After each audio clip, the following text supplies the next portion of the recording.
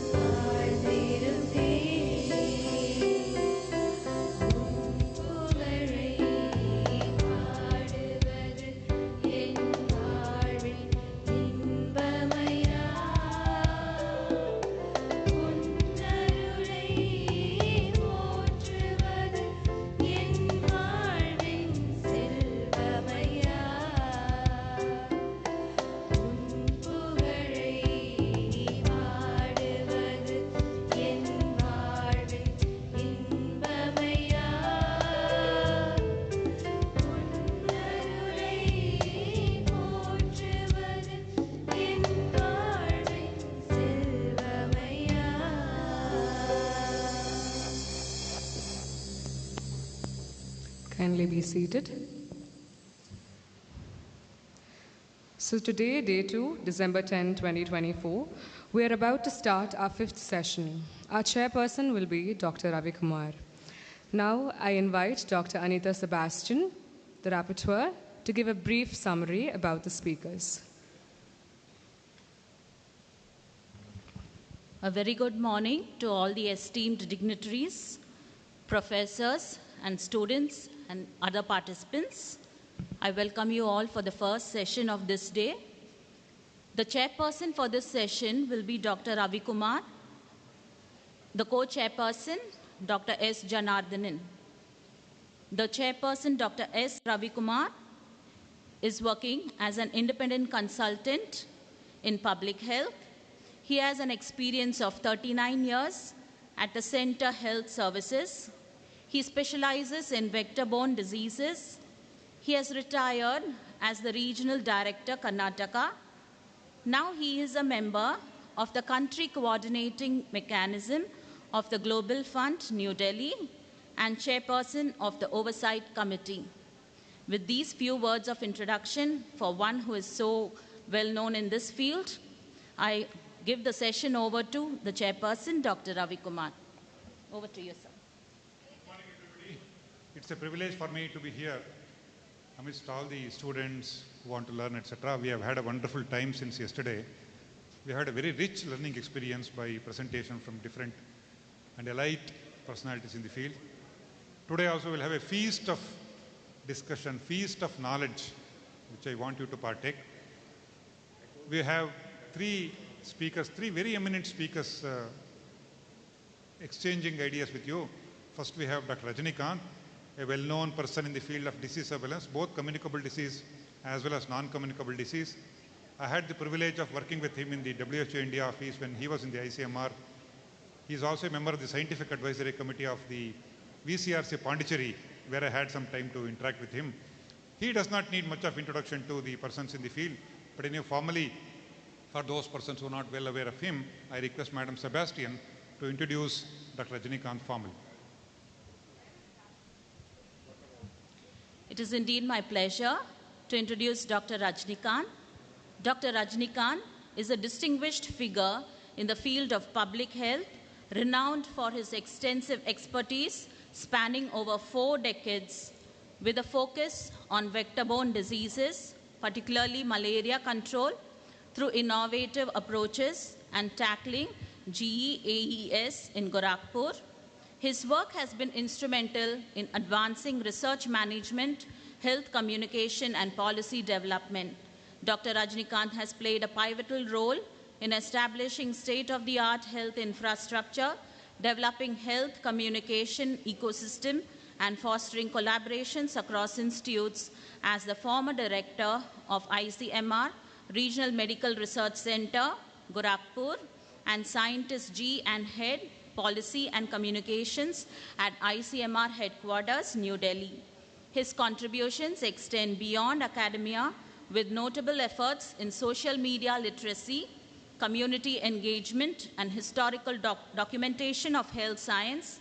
Dr. Kant's relentless commitment to public health is exemplified through his leadership in conducting TB prevalence survey, COVID zero surveys, vaccine interchangeability study, tackling stigma associated with COVID-19, and implementing innovative programs such as Mission Shakti for creating awareness among school children towards Gandhian way of life. Recognized with prestigious awards and accolades, Dr. Kant's legacy resonates throughout his profound impact on health policy, research, and community well-being. His visionary leadership and unwavering commitment have left an indelible mark, inspiring future generations of researchers and healthcare professionals. In the fight against vector-borne diseases, Dr. Rajnikant stands as a beacon of hope and progress. Through his pioneering work, published in national and international journals, he continues to shape the landscape of public health, safeguarding communities and transforming lives. We welcome you over, sir, to deliver your keynote address on vector-borne diseases, research priorities, and challenges. Welcome, sir.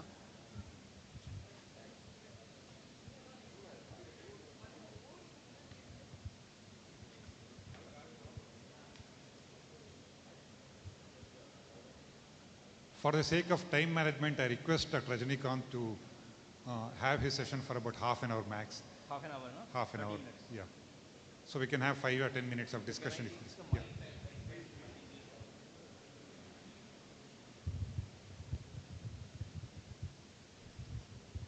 So thank you so much, Dr. Ravi Kumar, chairperson of this session, and the Absolute Human Care Foundation, Loyola College, for organizing this wonderful event, International Conference on the Vector-Borne Diseases.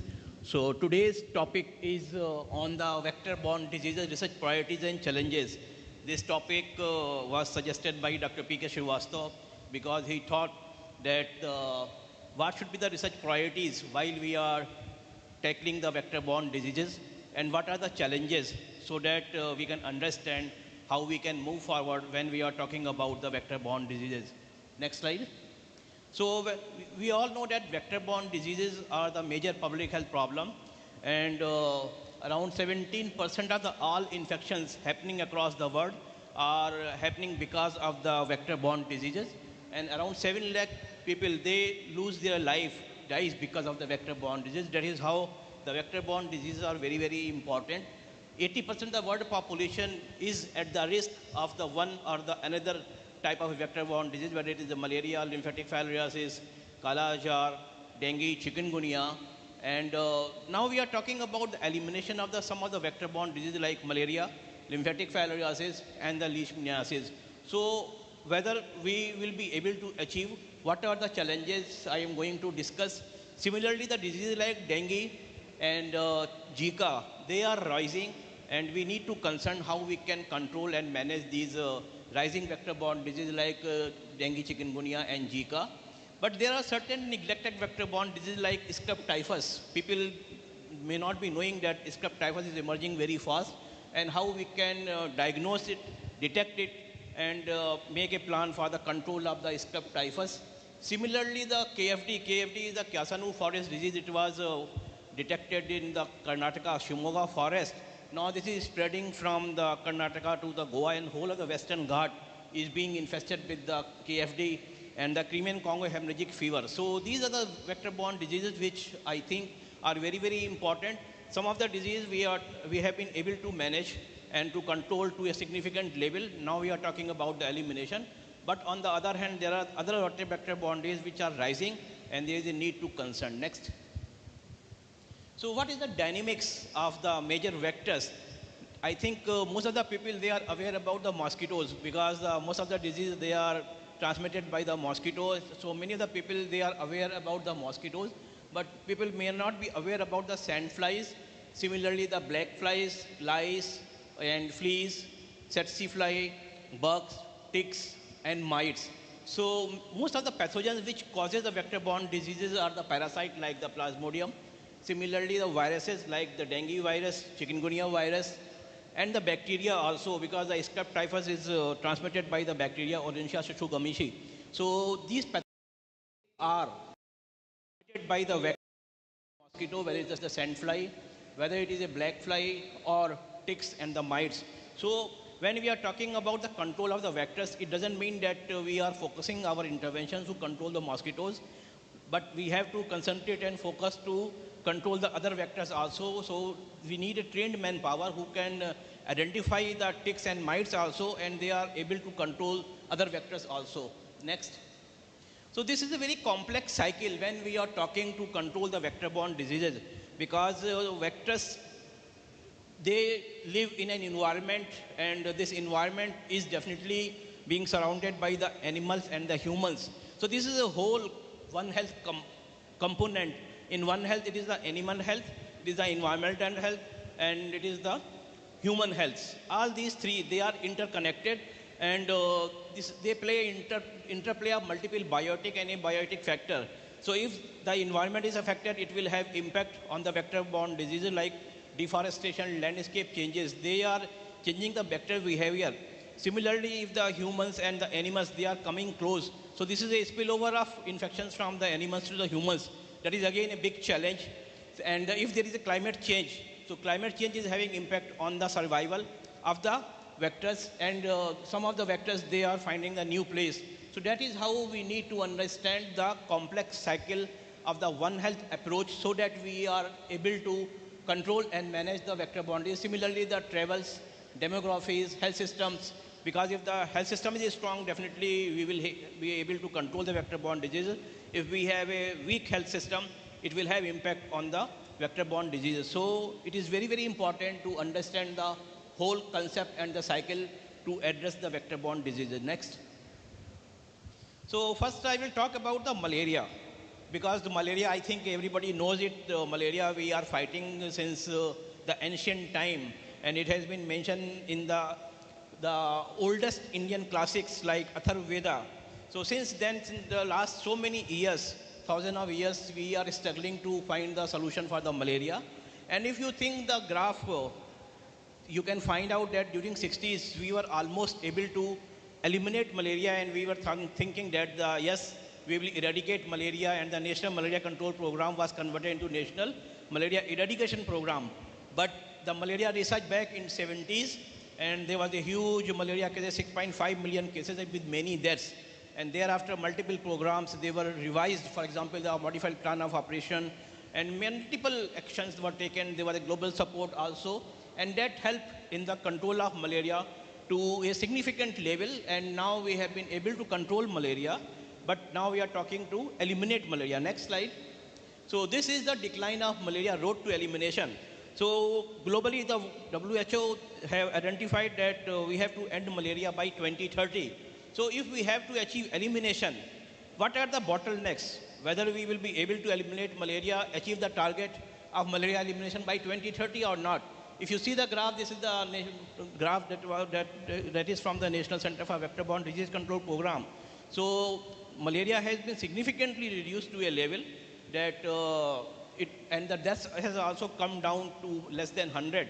But road towards elimination is not so easy, because some of the difficult areas, those who are working in the malaria, they know that the malaria hotspot, tribal dominated and forested area, 5% of the India, they support the 50% of the malaria cases. And these are the districts, they are the forested district, they are the tribal dominated district, whether it is Jharkhand, Chhattisgarh, Odisha, northeastern belts. So they are still struggling with the malaria. So if we have to eliminate malaria, definitely we have to focus and concentrate particularly on these areas, as well as there are certain areas I will discuss in the later slides how we can achieve the elimination, and if not possible, to a at least nearest level. Next slide.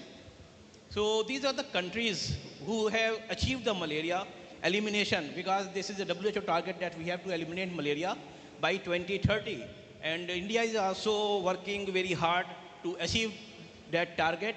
But the countries like UAE, Egypt, Kazakhstan, and Syrian Arab Republic, Armenia, Morocco, Turkmenistan, Georgia, Turkey, Iraq, Oman, Argentina, Kyrgyzstan, Uzbekistan, Tajikistan, China, Malaysia, even Sri Lanka and Maldives, around 25 countries, they have achieved elimination after 2000. So definitely most of the countries, they are trying hard. And in Southeast Asia, we are in the Southeast Asia, and most of the countries, they are, for example, Bhutan, India, they are trying their level best how they can achieve the elimination. Next. So this is the vision. This is the vision of the global technical strategy of malaria. So as per the GTS, there is a target that we have to achieve the reduction in the malaria mortality 40%, 75%, and 90% by 2030. And the malaria cases decline 40, 75, and 90% by 2030. And eliminate malaria at least from 10 countries, 20 countries, and 35 countries by 2030. And prevent the re-establishment. Suppose we have achieved the elimination, so we have to maintain that status that malaria is not reintroduced. For example, in Sri Lanka, they have eliminated malaria, so target is it should not have the resurgence of malaria. So achieving a success is very, very important, but once you have achieved any target, any achievement, to sustain that target is also becomes very, very difficult. So those who have achieved the elimination, they need to work hard so that there is no resurgence and reappearance of malaria. So there are three pillars. Three pillars means that they ensure universal access to malaria prevention, diagnosis, and treatment. It means that whatever tools we have currently, they should be available to the best possible extent so that if there is any symptom, they can be diagnosed and the immediate treatment can be given. Accelerate effort towards elimination and attain the malaria-free status, and transform malaria surveillance into a core intervention. So these are the three pillars which we have to achieve, not only India but the other countries, to achieve the target of malaria elimination by 2030. Next slide. But so I was talking about the malaria. So malaria, definitely we have achieved a significant decline in the malaria, and most of the countries, 25 countries, they have achieved elimination. Rest of the countries, they are working very hard, and the target is to achieve malaria elimination by 2030. But even then, the malaria has been controlled to a great extent. But this is the biggest problem of the dengue, the second vector-borne disease. And most of the countries, they are struggling to fight with the dengue. Even the country like India. In India, when I joined the ICMR, the malaria was the biggest issue. But over the years, malaria has become secondary and the dengue has become the primary issue. And if you see, before 1970, there were only 9 countries having the problem of the dengue. But over the years, now we are in 2024, so more than 100 countries, they are facing the problem of the dengue. And if you see the map, half of the world, they are having the problem of the dengue. So dengue is emerging very fast. Next slide. And this is the rising incidence of dengue in India also. And we are having all the 4 serotypes, DEN 1, DEN 2, DEN 3, and DEN 4. They are circulating in the population. And the biggest problem and the challenge is that we don't have any therapeutics, means that we don't have any drug for the treatment of the dengue.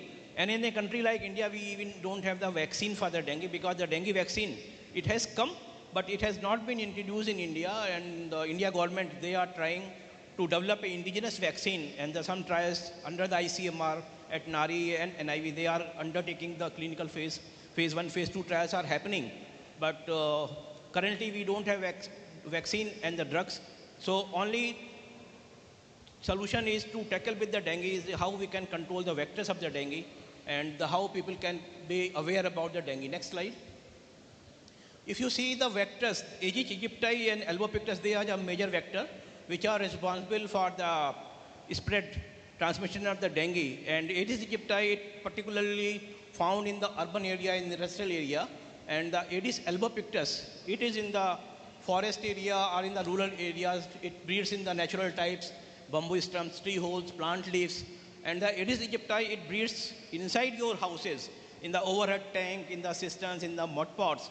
So for the control of the dengue, people participation, community awareness becomes very, very important, so that if you are storing water inside your house, try to clean it every week, try to cover it, and there should be bylaws so that the overhead tanks, they have a proper lid so that the mosquitoes cannot breed. So for the control of dengue, it is the people participation and the community awareness becomes very, very important if we want to control dengue. Next slide.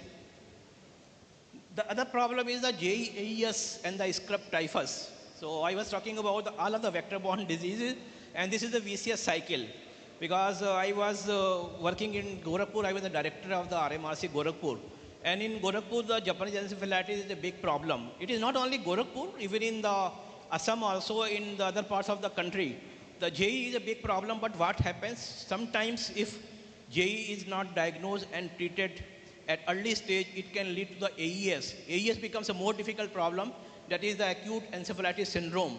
So in Gorakhpur, JE-AES has been a major issue, and the outbreaks used to happen during 2005 and 2010.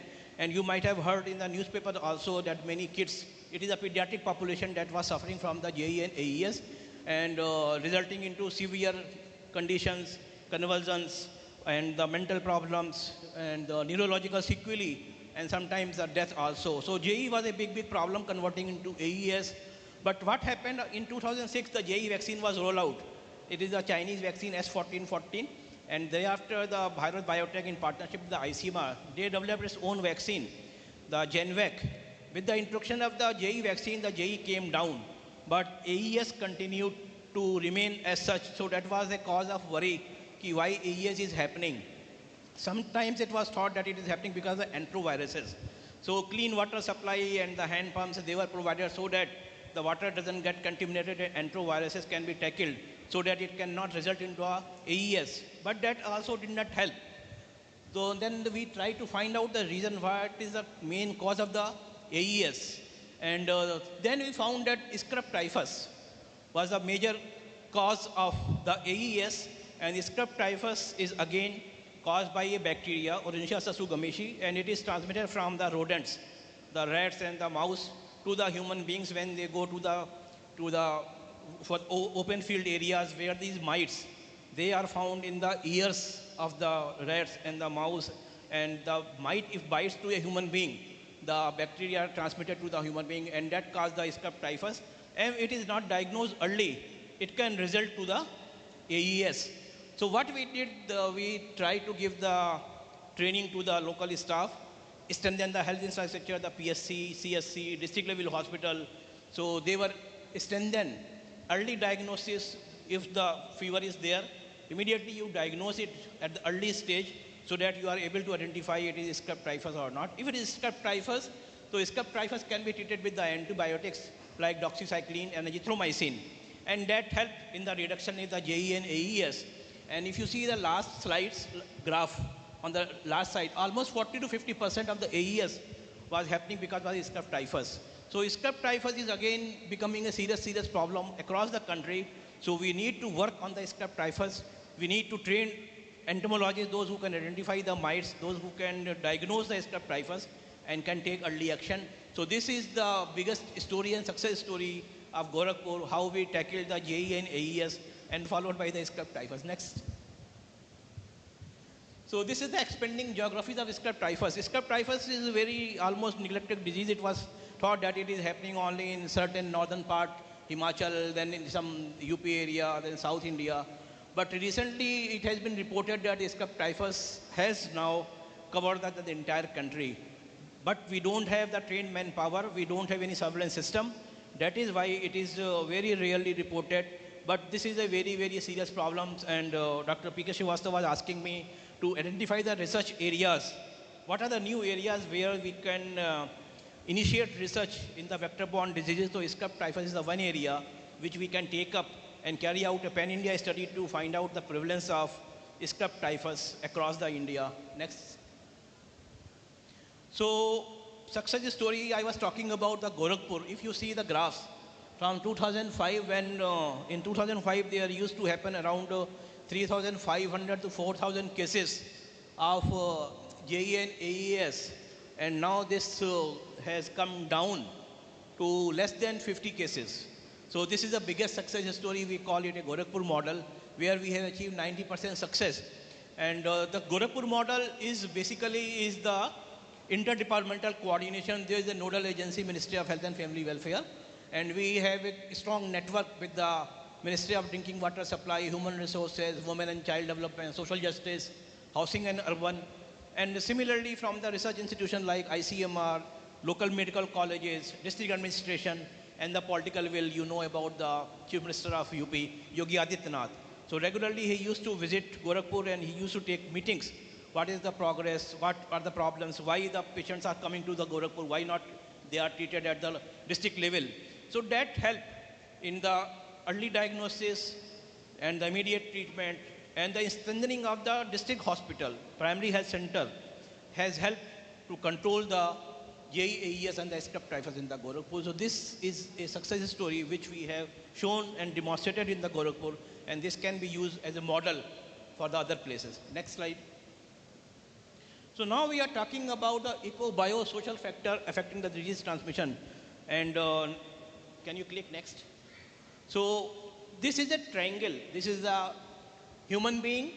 Human being, that we are all exposed to different kind of infections, including the vector-borne diseases. And there is a vector, I spoke about the vectors, maybe mosquito, maybe scrub typhus, means mites, maybe ticks, and maybe sandfly, maybe any other. So these are the vectors. And the pathogens, pathogens means it may be virus, it may be parasite, and it may be bacteria also. So all these things, human being, vectors, and the pathogens, they are all governed by the environment. So if there is any change in the environment, that will have a direct impact on the epidemiology of any of the vector-borne diseases, whether it is a malaria, whether it is a dengue, whether it is a chikungunya, or anything. So I will show you what is happening with our environment. Next slide. So this is the climate change and global warming. So we all know that the impact of climate change, we are talking about, recently there was a meeting happening in Baku, Azerbaijan. This was COP29, where everyone was discussing about the climate change. And if anything, climate change is having impact, the maximum impact of the climate change is happening on the vector-borne diseases. So there is an increase in the global surface temperature from 0.3 to 0.6 in last 100 years. And you people have also realized, those who are staying in Delhi, they might be thinking that earlier the winter used to start in September month. Now we are facing little bit of cold only in December. So this is the impact of the climate change. You might have seen the cloud burst, the excessive rainfall, the glaciers bursting. So many things are happening. So this is happening because of the climate change. The sea surface temperature is also rising because the sea temperature is also rising, and the sea level is also rising from 1.2 centimeter per decade. So sea level will rise. It will have impact on the coastal area. And it is expected by the IPCC, the Intergovernment Panel on Climate Change, that there will be an increase in the temperature from 2.0 to 4.5 by 2100, and sea level rise will be 18 to 59 centimeter. So these are really the threatening situation if we are dealing with the climate. We are talking about the environment, which will have direct impact on the vector-borne disease. The next slide.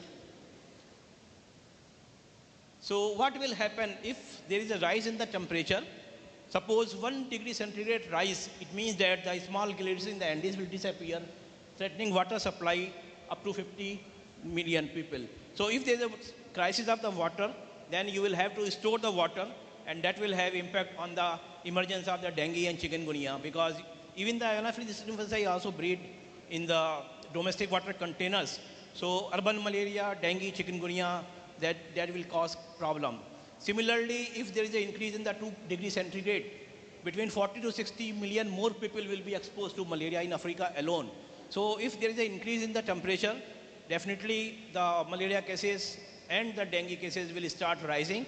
And the disease will also, suppose some of the areas which have able to eliminate or eradicate the disease, if there is a change in the environment, they will again become vulnerable to those infections. Next slide. So what will happen if the temperature rise? What will be the impact on the disease prevalence? So if the water temperature rises, larvae take shorter time to mature. Mosquito larvae, they breed in water. I think many of the people might be aware. So they will mature in less time, and the capacity to produce more offspring during the transmission period. So if 100 mosquitoes are emerged in a week time, so it will emerge in only 3 days time if there is an increase in the water temperature. In the warmer climate, adult female digest blood faster and feed more frequently, thus increasing the transmission intensity. With the increased temperature, epidemic potential increase, and the climate change represents 1 to 3% increase in the total population risk. So with the increase in the temperature and the sea level rise, there will be a chances of increase of 1 to 3% in the cases of the malaria and the other vector-borne disease. Next slide. So what is happening recently, we have seen there is a paradigm shift. And Dr. Srivastava, Dr. S.N. Sharma is also here, Dr. R.S. Sharma is here.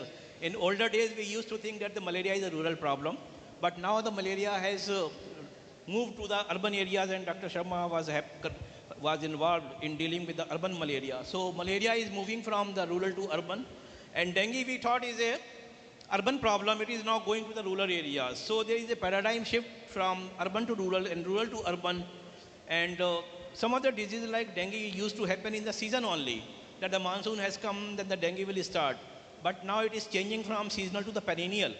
Whole of the year, you will face the problem of the dengue because of the climate change, because the favorable temperature is there, humidity is there, and rainfall is also happening, even in the January months, in the March months. So we cannot predict when the rain will not happen. Earlier, there will be 4 months, we call it a chaumasa. Only 4 months the monsoon will be there and the rains will be there. But now there is no time, because any time the rains may happen.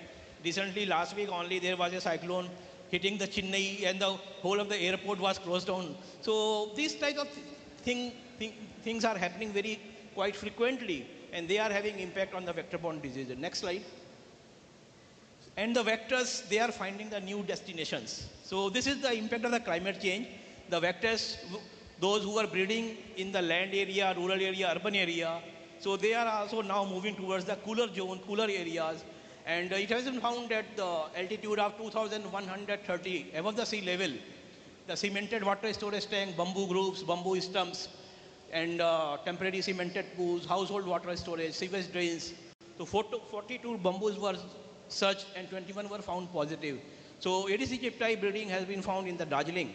So that is how such a beautiful place people used to go in the summer for the summer holidays. But now the Aedes aegypti has been reported breeding in the Darjeeling, in the high mountain areas, and the places like Bhutan and Nepal. And the Nepal, even the Bangladesh, they have recently seen an upsurge in the dengue problem. So dengue is becoming a serious problem. The other reason is the human migration, population growth, developmental activities, anthropogenic factor, and the climate change definitely. Because there are certain changes, deforestation, landscape changes, and coupled with the environmental. So invasion of high altitude is a concern regarding expansion and geographical boundaries of the vectors of the dengue and dengue hemorrhagic fever. So this is how the vector-borne diseases are being affected by climate and the environment, and definitely the people also, because we are changing our own lifestyle. Next. So this, I think Dr. P.K. Srivastava is going to give a talk on the integrated vector management, how we can control the vectors. So one, control measures will not have that much impact. So we need to work according to the situation. So source reduction involves the water level management, water margins, landfilling, channeling, draining. Health education is also very, very important, because we need to create awareness among the society so they are aware. So community needs to sensitize school children, they can play important role. Media is also very, very important. Personal protection, bed nets, LLIN, repellents, chemical control, insect growth regulator, adulticide, larvicides, bilateral oil, something fogging. And the biological control, fishes, biocides, genetic manipulation, and natural enemies. So instead of having the focus only on one control measures, we need to work on multiple control options, and we call it integrated vector management, where as per the situation, we can use the control measures and try to control the vector-borne disease. Next slide. 5 minutes. So if I have 5 minutes, I will try to finish it. So what are the research priorities? Dr. Srivastav was asking me to identify the research priorities for the vector-borne disease. The first priority is to understanding the drug resistance, because the insecticides and the drugs we are using, they have become resistant. For example, the chloroquine, we all know it. Chloroquine resistance started from Kamrup district in Assam and went up to the Africa. Similarly, there is a report of the resistance against the ACT also. So we need to understand the drug resistance. We need to understand the insecticide resistance. We need to know the vector behavior, exophilic and endophilic, because of deforestation. The vectors are changing. For example, Dirus is being replaced by the Culisvaris in the northeastern area. Social behavioral issues, sometimes the human behavior, particularly the tribals, they play an important role. We distributed the bed nets in the Jabalpur area, Mandla district, and those tribals, they are using these bed nets for the collection of the fishes. So human behavior also plays an important role. HRP2 deletion gene is very important, because HRP2 is being used for the detection of PF, RDT. So if deletion means they will miss the PF cases. Pan-India scrub typhus study, KFD prevalence in Western Ghat, because the Western Ghat, the KFD has started moving from Karnataka to the Goa. To whole of the Western Ghat is affected by the KFD. So there is a need to study the KFD also. Drug development and trials for the JE and dengue. We don't have currently any drug for the JE and dengue. Asymptomatic and subclinical malaria is again an area of research priorities where we can conduct the studies, because we are talking of the malaria elimination. Impact of climate change on vector-borne diseases, early warning system. And if we can create any disease models, that can be helpful. Next slide. So this, I was talking about the HRP2 deletion gene, because the RDTs, they are being used for the detection of the PF. So they are based on the histidine-rich protein HRP2 genes, antigens. But PF that don't express the HRP2 may escape the deletion by RDT. And if you see the more than 20% in Africa, and India 1 to 8%. So that is how the HRP2 deletion is causing a problem in the RDTs. We need to do some studies to find out the alternate solution. Next slide. So how to overcome the challenges? So there is a need to have a trained human resources. Besides the complexities in the technical issues like drug resistance, insecticide resistance, challenge of declining human resources in vector competencies is a big issue, because whether it is a NCBBDC or ICMR or state government, we are struggling with the competent trained manpower. Entomologists are extincting. So create skilled manpower through capacity building program, conducting new courses, certificate program. MPHE's Masters in Public Health Entomology was started in 5 centers. Now it has again reduced only to VCRC. So we are talking to start a certificate course, create awareness with focus on strategic communication, need for entomologists trained in mosquitoes, not only in mosquitoes, but also in the sandflies, ticks and mites, role of digital health, artificial intelligence, and availability of the effective intervention tools at places they are needed more. So these are the challenges if we want to control the vector-borne diseases and we want to achieve the elimination, we need to work on these of the challenges. Next slide.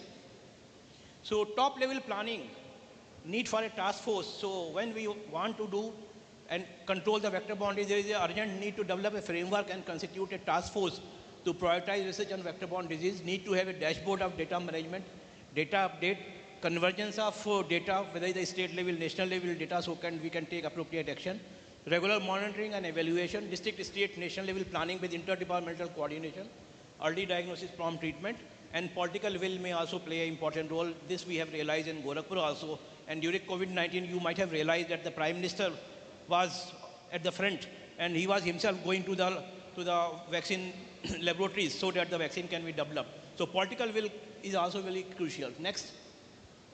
Cross-border is again a big issue because the cross-border multiple infection costs and other infection like India is having border with Nepal, Bhutan, Myanmar, Pakistan and other countries. So need to have a joint group for cross-border monitoring of population movement, joint surveillance and vector control, screening of population migrating from endemic to non-endemic areas, and monitoring at airport and seaport. So this is again a big area and challenge where we need to work, cross-borders. Next. So crux of the problem in rapidly changing global scenario, recent resolution on global vector control response, 17 to 30 adopted by WHO, member states, at the WHO World Health Assembly constitute a strategic step forward to strengthen vector control worldwide through increased capacity, improved surveillance, better coordination, and integrated action across sectors and diseases. If we can achieve all these, definitely we'll be able to control the vector-borne disease. Next. So, emerging public health threats, what are the problems?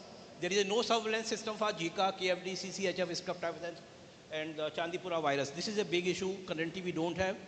Distribution of streptovirus is expanding. It's a serious public health concern. And the Chandipura virus has also become a public health problem. Cutaneous leishmaniasis atypical is expanding. And neglected vector-borne diseases are many which we need to work. And with the climate change, there will be more transmission windows for the other vectors. So these are the public health threats which we need to work. Next. So what is the way forward? So there is a need for a surveillance system for KFD, strep typhus, CCHF, Chandipura virus. Disease-specific climatic determinants need to be determined. Capacity building of health staff and IEC activities.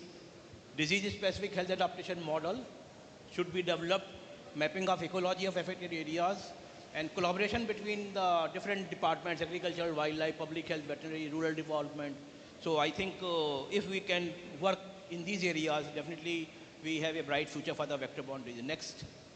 In conclusion, the control of mosquito-borne disease, it is essential that the measures used are affordable, sustainable, and they can continue to work. It doesn't mean that we have achieved one thing, but again, it has to be sustained. Sometimes the shortage of funds and shortage of in-country capacity is a problem which needs to be rectified. Coverage, implementation, and monitoring are the key element. Progress gained needs to be sustained. And the best practices and successful models like Kheda Malaria Project Gujarat, CCMP, which turned into a Daman program, MEDP Mandla, needs to be expanded and replicated. Next slide. So Gandhiji said, I will not congratulate you if you tell me that you have distributed 1,000 quinine pills. Go there with the spades and shovels, fill up stagnant pools, see to the drainage, see that their wells are properly dredged and their tank is not contaminated. You must teach them sanitation and hygiene, which alone can prevent malaria. So we need to work as a team, and one approach cannot find the solution. Next slide. I think that is all. Thank you so much.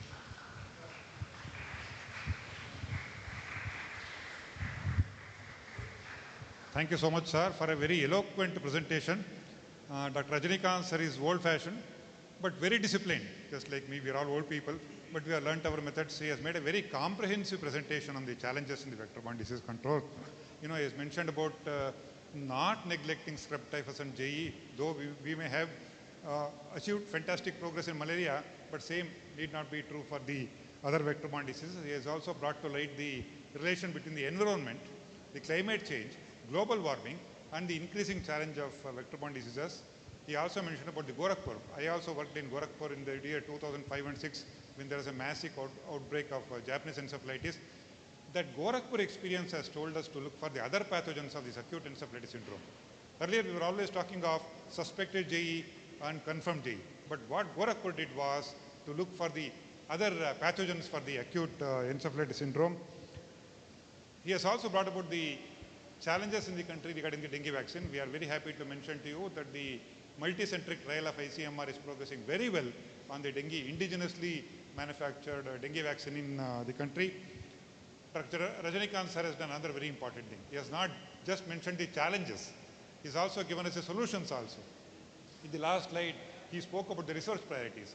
So young researchers of the Loyola College or any PhD students or all of that, they can pick up some of the points which were so very nicely described by you, sir. We are very much grateful to you, sir.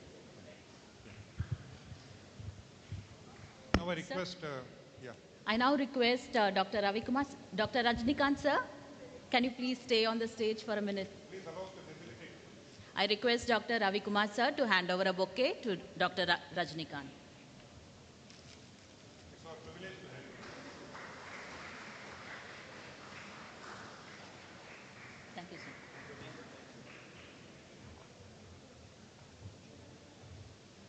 Next presentation, we would have the discussion at the end of the three presentations. I request Dr. R.S. Sharma to please start his presentation and request Madam Sebastian to formally introduce Dr. R.S. Sharma. It is indeed my pleasure to introduce the next eminent speaker amongst us, Dr. R.S. Sharma, former Additional Director, NCDC, Dr. R.S. Sharma is currently one of the directors of Absolute Human Care Foundation. Earlier, Dr. Sharma has worked in National Expert for Biopesticide with the United Nations Development Organization. Dr. Sharma was Director Grade Non-Medical Scientist at National Vector-Borne Disease Center, and he was a former Additional Director and Head of Department of Center of Medical Entomology and Vector Management, National Center for Disease Control, Government of India, Delhi. Dr. Sharma has total of 35 years experience in prevention and control of malaria and other vector-borne diseases in India. He has had several trainings in vector-borne diseases, and he has got several awards for his most beautiful research works.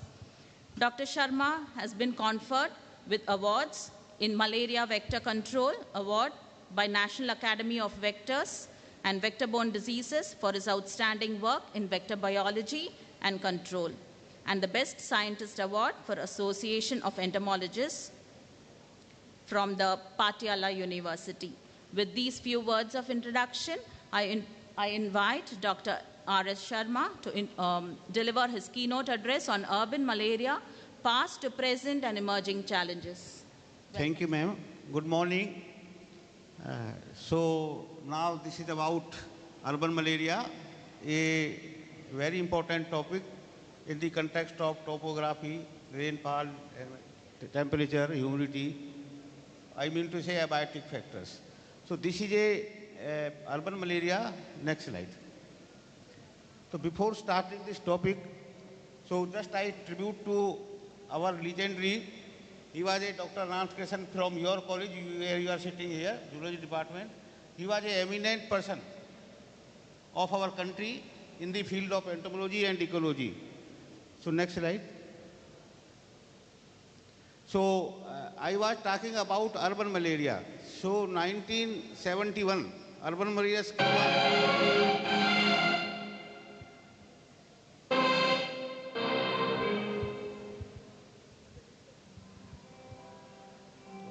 just tribute to Anant Krishnan.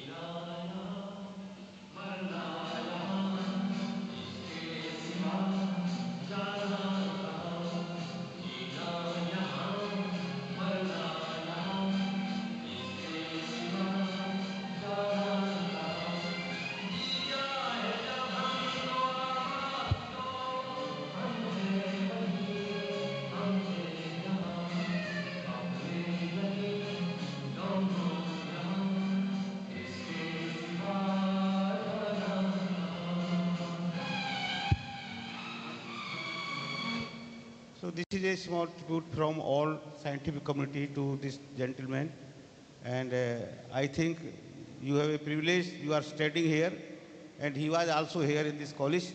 So thank you very much about this gentleman. Now this is a historical background of malaria. Actually, urban malaria was started in our country since 1901. There is a reference also. So Britishers, during Britishers period, this malaria was started. Rural malaria started after later on. So this is about the historical background. If somebody is interested, kindly just see how disease started from our country. So, and during British period, 1901, and after that, disease was first time detected in our Bombay city. Bombay city, previously now Bombay city is there. The disease was started from there. And first time in our, in whole world, Stephensi was incriminated in our country. This is just information my colleagues also. Anapathy Stephensi was incriminated in our country and 1904. So this is a historical aspect of this disease, and right side this is a resident dog. First time disease malaria was detected in resident dog 1917. This was during British period. So this was the small introduction about this disease and vectors also. So problem previously, even today, there are 131 towns in under urban malaria scheme, covering more than 140 million population. Only one town is a problematic town, that is Mumbai city, even today.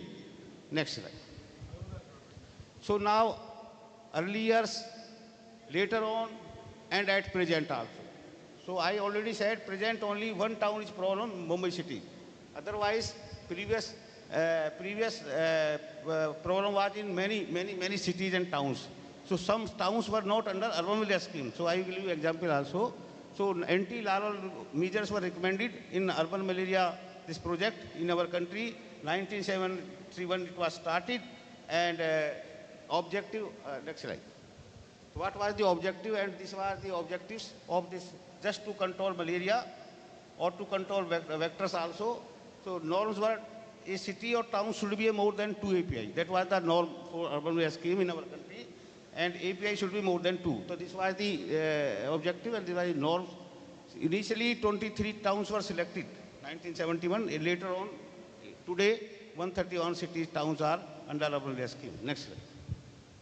So now what is the strategy? Strategy clearly mentioned in our official NVDCB documents: chemical control, biological control, and environmental control, and legislative control. I think legislative control, it was the India first time which introduced legislative control in Bombay city, 1925. Next slide. So these were sometimes back. There were these cities who falls under high risk areas. So that were identified, and mapping also that time. These were the cities. And Chennai city, this was a very problematic area, not for Tamil Nadu state, for country also. Otherwise, 70% of malaria cases of Tamil Nadu state contributed by this city, Chennai Corporation, where you are sitting. That is a problematic city. Nowadays, there is a drastic decline in malaria cases. Next slide. So now this is you can see since 2005 up to 2021, this is a malaria cases are there, falciparum cases are there, deaths are there. So this is a trend of disease under all the 131 towns under urban area scheme. You can ask after 2020, what is about 2021. So now government of India, they are not monitoring the disease on town basis. I am talking about central level. State, they are doing it. So after that, data is not available with government of India. So this is up to 21. And this is sad affair from my side, I will say, where this information is not available to anybody. So this is a trend. You can see journey started from 1 lakh cases, more than 1 lakh cases 2005, and 2001, 26,000 cases are there. The drastic decline in malaria cases under UMS towns. Next slide. Next slide. Okay. So now, which towns, cities were highly endemic? Chennai, Delhi, Kolkata, Ahmedabad, Mumbai. At present, there is no problem of falciparum or no problem of death in this above cities. Problem is only Mumbai. And deaths also we have mentioned 2005 to 2010. So these were the deaths, and maximum deaths were reported from Mumbai city. Next slide. And now, this is about etymology of Anopheles stephensi. Just see, and I will not explain it.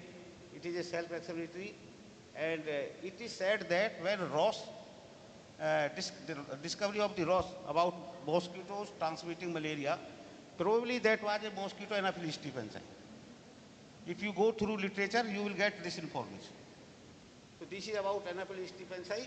Stephen was a scientist. On the name of the scientist, we call it stephensi. Next slide. So now this is a whole biology of stephensi. This is a container breeder like Aedes and everybody knows construction sites where curing tanks are there. Most preferred breeding place for Anopheles stephensi, and flight range of 1 to 3 kilometers. So this is a biology of this Anopheles stephensi, urban malaria vector transmitting disease in urban areas. Next slide. This is a policy of National Vector Origin Control Program, like under anti-larval measures. Left side, biolarvicide are there, mosquito larvicide oil is there. So these were the policy. Back slide. This is back slide.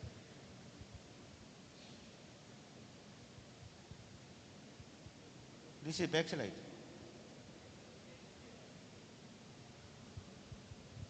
Previous slide.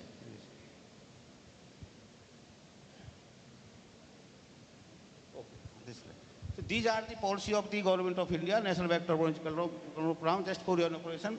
Now, rural areas, we are right side anti-adult vector measures. We are not doing anti-adult vector measures in urban areas. In rural areas, we are doing anti-adult measures through these insecticide, approved insecticide in the program. So yesterday there was a question from corporation. Suppose we want to use a larvicides, what are the recommendation of NVDCP? These are the recommendation of NVDCP about anti-larval measures. If rural area, anti-adult measures. So these are approved compounds. Next. Now, next is the biological control. This is very old measures in our country. Biological control, Gambusia affinis, Posilier reticulata, we are using in the program. And now new biologicides are also available in the country program, urban areas. Next slide. Now, this is the most important part of, and we have a proud in our country about we are talking vector-borne disease. Legislative measures are not available in any country at global level. This is the country where bylaws are available, building construction activities, there are bylaws, and model civic bylaws. So these are simple things. Mosquito-proof tanks must be there like Bombay and other cities also. But problem is like the left side. Even government buildings, there is no approach to detect the mosquito breeding, like left side the photograph is there. Otherwise, ladder is there. That is good. Mosquito-proof tank is there. So these are the simple things to prevent the control of mosquito-borne disease in urban areas as well as rural areas also. Next. Now somebody asked environmental control. How we can do environmental control? I think this is outbreak malaria in Gujarat, Ahmedabad city, and just see so many deaths were there. Morbidity no problem, motility is a problem. So that time what they did, there was some breeding places nearby this locality. And what did they? Simply salinization of water. Just see first slide, second slide, and third slide. Intervention was simply gradient of this water collection, and they prevent the disease in that particular localities in Ahmedabad city. Next slide. This is your city, Chennai city. Just see, previously 75% of malaria cases contributed by Chennai city to all states. 75% cases only corporation area. And slowly now at present 2023, 45% cases contributed by Chennai city to Tamil Nadu state. And now simply just see 230 cases are reported. So that's a few cases are there in your here city. So we can, there is a possibility of elimination of disease in urban areas also. Next slide. This was not a urban area. This is a Mangalore city. And I was just to inform you about what were the risk factors in this Karnataka state. And I think this data is 1991 to 2008. There are two peaks of malaria due to construction activities, Konkan railway projects, IT projects, petroleum projects. How this urbanization or these projects can play a role in the very important role in transmission of urban malaria. So this city was without any malaria worker. No single worker was available. This area was under malaria control scheme. And corporation, there was no single field worker. So how you can control? Very difficult situation in that time. Let us see now. Position is very good at present in Bangalore city. Next slide. This is a Goa city. Goa, there was a problem of migration of labor from highly endemic areas to Goa due to construction activities. Just see 2,000 malaria cases, and now just see at present what are the malaria cases. This is a recent 2024, 375 malaria cases and 132 falciparum cases, 0 deaths. And just see deaths, 11, 12, 15. So this is a historical aspect, past and present about Goa city, Goa urban areas. Next. This is Delhi. This is more than 50 years data. We have monitored more than 50 years data. And they are just see peak. During Asian Games, there was more than 1 lakh cases in the city. And at present, 2024, 269 malaria cases are there. Past and just present, I have mentioned in this slide. So this is about national capital region of Delhi. Next. This is about Mumbai. This city always in problem. At present also, last year, 7,000 cases reported against 3,000 cases 2022. You just see since 2006. There was an outbreak 2010, there was an outbreak 1926, there was an outbreak 1901, and at present, again, there was a problem of malaria in the city, and this is financial capital of our country. Next slide. Now, this is my last portion, and this is a emerging challenge. What is challenge? Now, first one, urbanization and population. Every city, so much urbanization is going on, any city just see, and population growth also increasing day by day from rural areas to urban areas. So what is the problem? What is the risk? Simply they are creating mosquito-related conditions, and we call it man-made malaria. So this man-made malaria, these are the risk factors: urbanization and population growth. Second, this is again biggest challenge: multi-story buildings, spatial growth, and particularly this slide from Bombay. You cannot go to the building places how we control. Like left side, they are lift, big lift. So there are so many building places in Bombay city, very difficult to control. Next slide. Now, multi-story buildings, 60 story, 70 story, 40 story. So the construction, huge construction activities, and apart from this construction activities, parallel cities are there.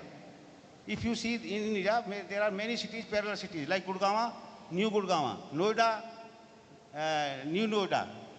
So many cities, just like I'm not aware of Chennai, but parallel cities are there, and mosquito conditions are there, and even what is the total health staff for prevention and control of vector-borne disease, including malaria, that is not there. Next slide. This is haphazard growth. So many slums, like Dharavi in Mumbai, in Chennai also, in Delhi also, mostly these big cities, there are so many urban slums without any surveillance, without vector surveillance or disease surveillance. Next slide. So this is the last challenge, drinking water supply. If you have a shortage of water supply, like Chennai, positively storage practice will be very high. If a city or any area, storage practices, no regular water supply, you will get storage practice very high. You will get very high number of Aedes mosquitoes, very high number of Anopheles mosquitoes. Next slide. So let us join, and we hope that elimination of urban malaria by 2030. So we pray to God. Why we pray to God? Because abiotic factors are not in our control. Temperature, rainfall, humidity, you cannot control. You can control mosquito, you can control virus, you can control any living organism. But abiotic factors, you cannot do anything. So we pray to God to eliminate malaria from our country, from rural and urban both, 2030. Thank you very much.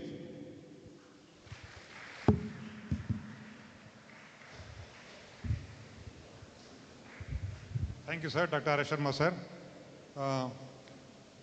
The good quality of Dr. R. Sharma is that he is a doyen in the field of urban malaria scheme. He spent his entire life, entire service in the work in the urban malaria service. So he's brought about the major challenges that are being faced in the urban areas in terms of accessibility, movement of people, the development of projects, giving rise to increasing situation. And he has ended the presentation telling that it is not just in our hands. And a very high level of concerted activity is required for control in the urban areas. Thank you very much, sir, for a very illustrated presentation.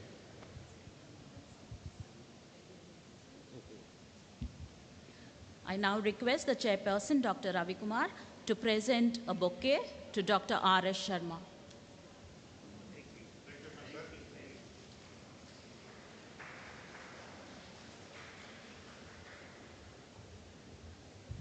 Now we have with us another very eminent person in the field of these vector-borne diseases, Dr. S.N. Sharma. He will be talking to you in the next regarding topic. I request Madam Sebastian to introduce Dr. S.N. Sharma. Again, it is my honor to introduce the next speaker, Dr. S.N. Sharma. Dr. S.N. Sharma, Joint Director of National Center for Vector-Borne Diseases Control and Senior Consultant, National Center for Disease Control, Delhi, is an eminent medical entomologist and vector control expert in the field of vector-borne diseases. He has been nodal officer and looked after national programs targeted for elimination, that is malaria, lymphatic filariasis, Kala Azar, and also handled other vector-borne diseases. After his super retirement on 30th June 2017, he worked as consultant in GFATM project of the National Vector-Borne Diseases Control for 1 year. He was also working as senior consultant at the National Center for Disease Control, New Delhi, for the last 6 years. He possesses more than 41 years of experience in the field of medical entomology and vector control. Recently, he has published training modules on vector biology and its control in the Journal of Communicable Diseases. Another training module on ticks, mites, and flies borne diseases is also under print in JOCD. He has guided 9 PhD students, 4 DPH, and 3 MPH students.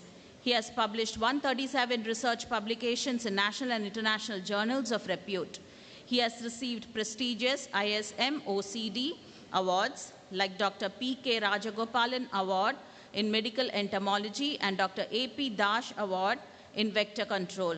He is the member of Vector Control Working Group Rollback Malaria, Geneva, expert member of Technical Committee of Government of India on the use of insecticides. He is also presently Secretary of ISMOCD and the Managing Editor of Journal of Communicable Diseases for the last 10 years. He has also worked as advisor in the CHRIMA project of Public Health Foundation of India on climate change and its impact on VBDs from 2021 to 2024. With these few words of introduction to so eminent a person, I welcome Dr. S.N. Sharma to deliver his keynote address on entomological monitoring and challenges.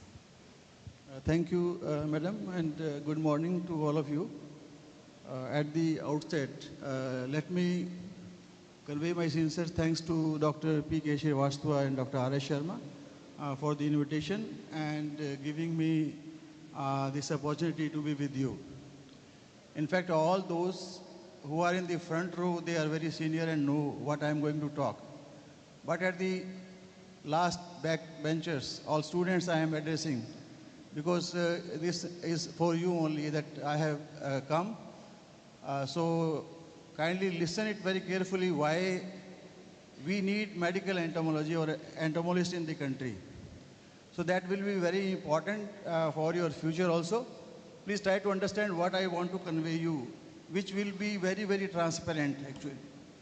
So first of all, let us understand why actually we need entomological monitoring and even the medical entomologist in public health. Do we seriously need them? And if yes, why? If no, then again why? Because essentially, if you look at the public health program in the country, since our independence, there is a long history of involvement of this entomological component in public health. It has been an integral part of the public health program in the whole country. So all you have been listening about the disease as well as transmission dynamics as other factors involved in it. But why actually this entomological monitoring as well as what are the challenges we face at present? So I'll be talking about that. Next please. Next slide. So in simple way, what is entomological monitoring?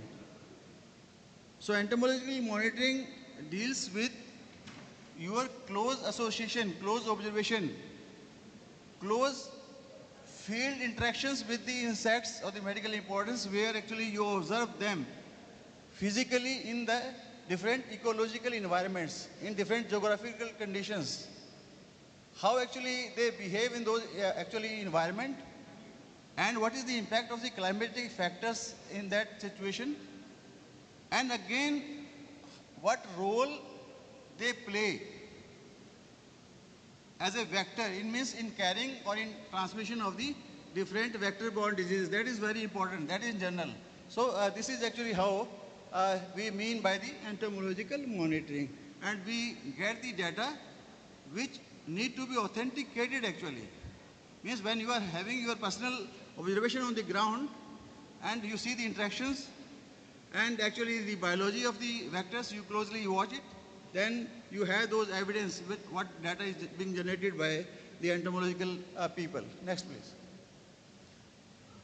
Now, entomological monitoring, in fact, if you see, although there can be different kind of entomological monitoring, what is your target actually? What is your objective when you are going to monitor or when you are going to undertake the entomological actually surveillance system in the different areas? It can be short term, it can be long term, it can be immediate during the outbreak situation. So you are to fix your target actually why you want to have that component in place, entomological monitoring, right? So of course we need to have or understand the occurrence and distribution of the vectors in time and space. Of course, we already know actually what are the epidemiological system over there, what are the ecological niche in different, that understanding also you will get.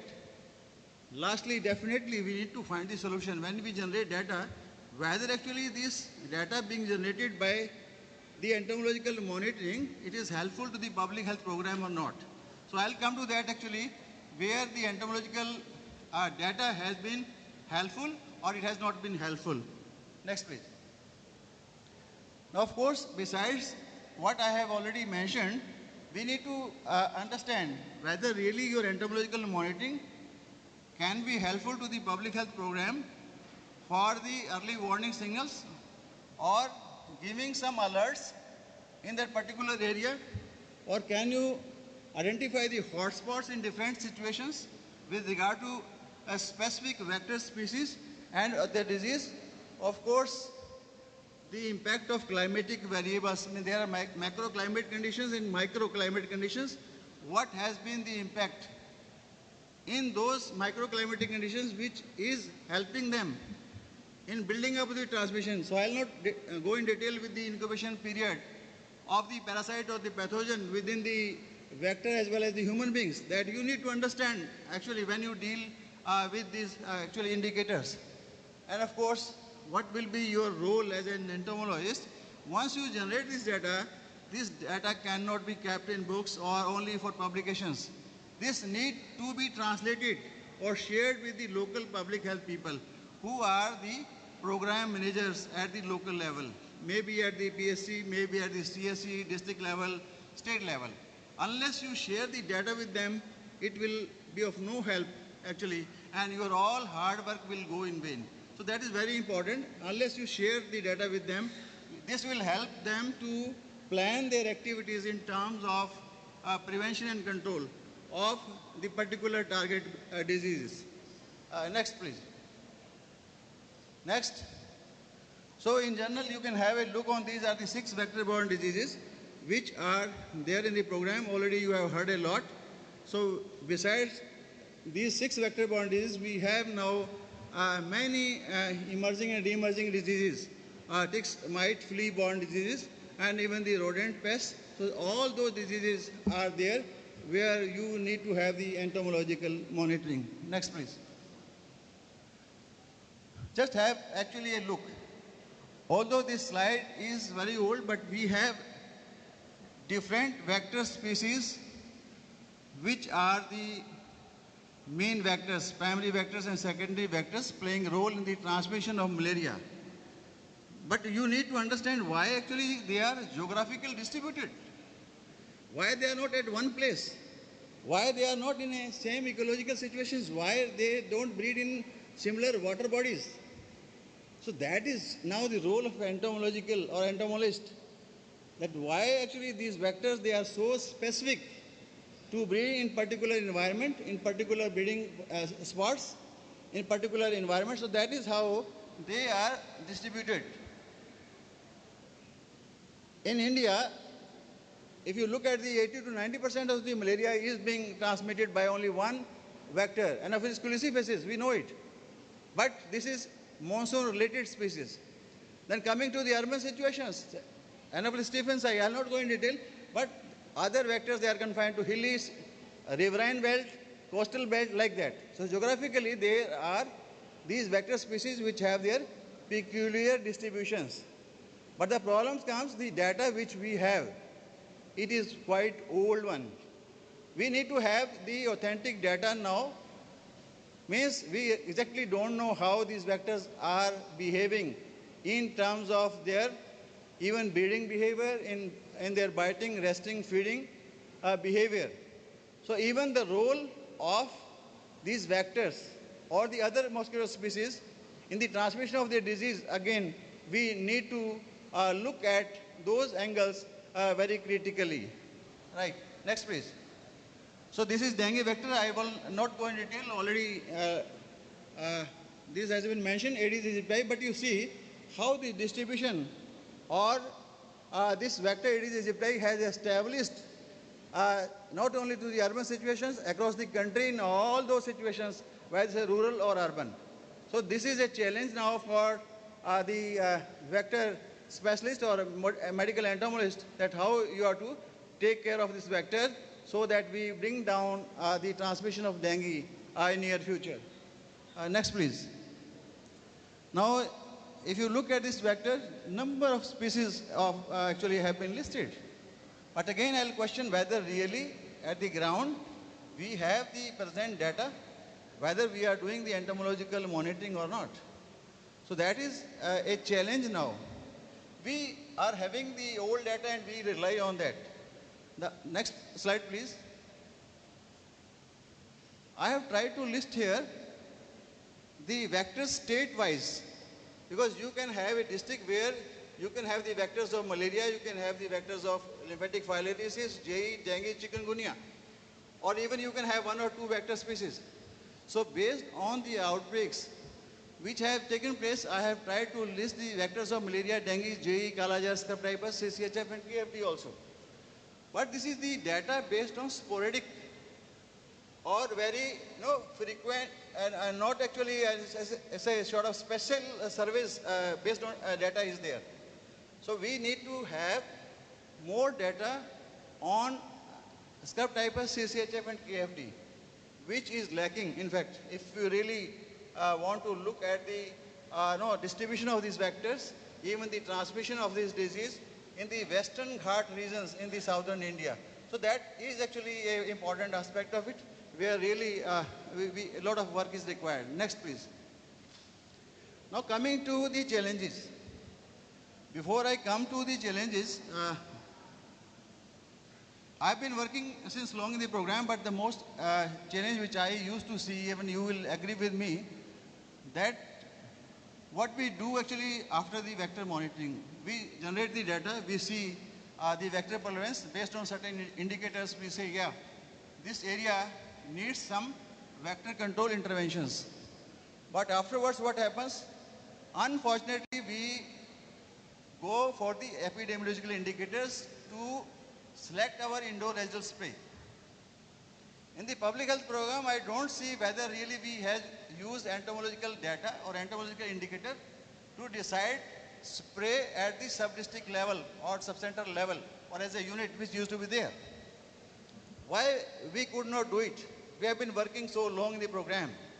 There have been certain challenges because, again I'll say fault lies with us, because we do not have, first of all, the human resource across the whole country where we could generate the data for a whole year or for several years, which can tell you, because we can have some sampling of the data or sample size survey or sample size monitoring of the vectors in certain situations. So that is one aspect of it. But again, I'm coming to the IRS operations for the vector control, but when you take API as an indicator for selecting a subcenter for spray, why you are not taking entomological component? But during spray and post-spray, again monitoring of the entomological is required. You see that aspect. Why epidemiological impact is not monitored? But when it comes, they say due to the disease management it has come. I don't want to raise the issue with regard to the coverage and compliance of the IRS, because this is not my subject here to talk, but definitely the crucial role remains with the data collection and accuracy. Whatever data has been generated, we have been having, I'll come to those, many entomological zones at the state level, zonal entomologist, even at the state level, state entomologist. At the center level, we have entomologist, state level also, state entomologist. So now these data being generated by them, whether it has been validated properly, when it was collected, when it was used, again there are question marks. That actually I wanted to highlight here. But now again, whether really we have some important monitoring tools. We are totally dependent on our hand compression, this suction tube or aspirator tube and all that. And even the indicators are more or less same. We need to go above that. Because insect collectors, having the qualification of 8th and 10th, they can now be trained and do these activities. So once you are qualified, postgraduate, then of course you need to think about that at the molecular level. Next please. These are the entomological zones across the country where I have listed. Across the country we have actually these zones, but the situation is such, we don't have the human resource over there. Next please. These are the entomological units which are there, 35 in the whole country. Then ICMR is having their own units. Then of course the integrated disease surveillance program, they have some entomological component over there. And then of course the NCDC branches are also having actually this component of entomological monitoring in that place. It is there or not, that is not a question. But this component is existing over there. Next please. Now what are the technical limitations? Because the traditional trapping and counting methods are often labor, because we have been putting a lot of hard work. Morning collections, evening collections, then of course dissections, then of course putting the traps, window traps, then of course the light traps. It is not a simple job for an entomologist to actually undertake certain surveillance. But whether really we need to switch over to certain advanced techniques or not. Now the advanced surveillance tools are available. Let us think of that. Next please. Now coming to the climate change. Yes, now this is again a big challenge coming to the entomologist, particularly for the entomological monitoring. In a given situations, how again the vector is behaving. Those who were feeding or resting inside, they have gone out, they are feeding outside, resting outside. What has compelled them to behave like this? And secondly, what will be the intervention tool now you are thinking of? Because when you use IRS failed. Because the vectors remain outside, they feed outside, even they transmit disease outside. And even long-lasting insecticide use also is of no use, because you are using it in those situations. What is the solutions in the outdoor field situations when actually the malaria transmission or any other vector-borne disease can be, you can get that disease. So we need to integrate the entomological data with the new artificial intelligence tools which are available now.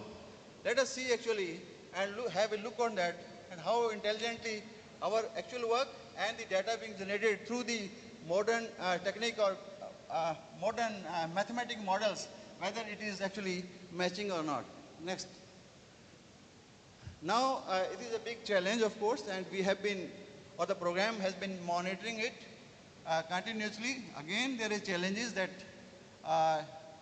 whether really we are having those WHO test kits for the adult as well as for the larval testing. Yesterday we were having some oral presentations, so young people, they are doing a lot of work on that.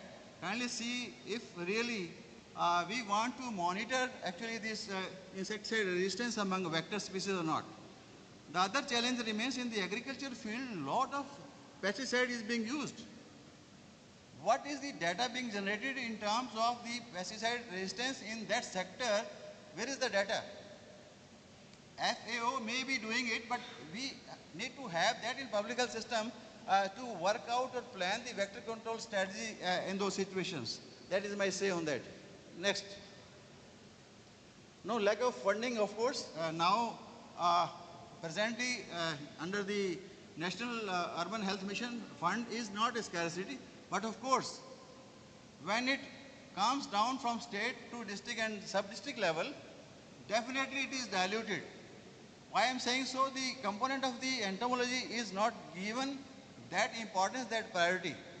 And those funds which are available for even vector control, they are being diverted or used. So that remains a challenge, in fact, when you are working in the field situation. Next, please.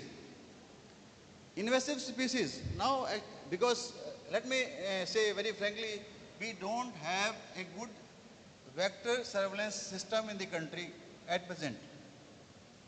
We don't have the data networking pool in the whole country presently with regard to the vector species in terms of their biology behavior.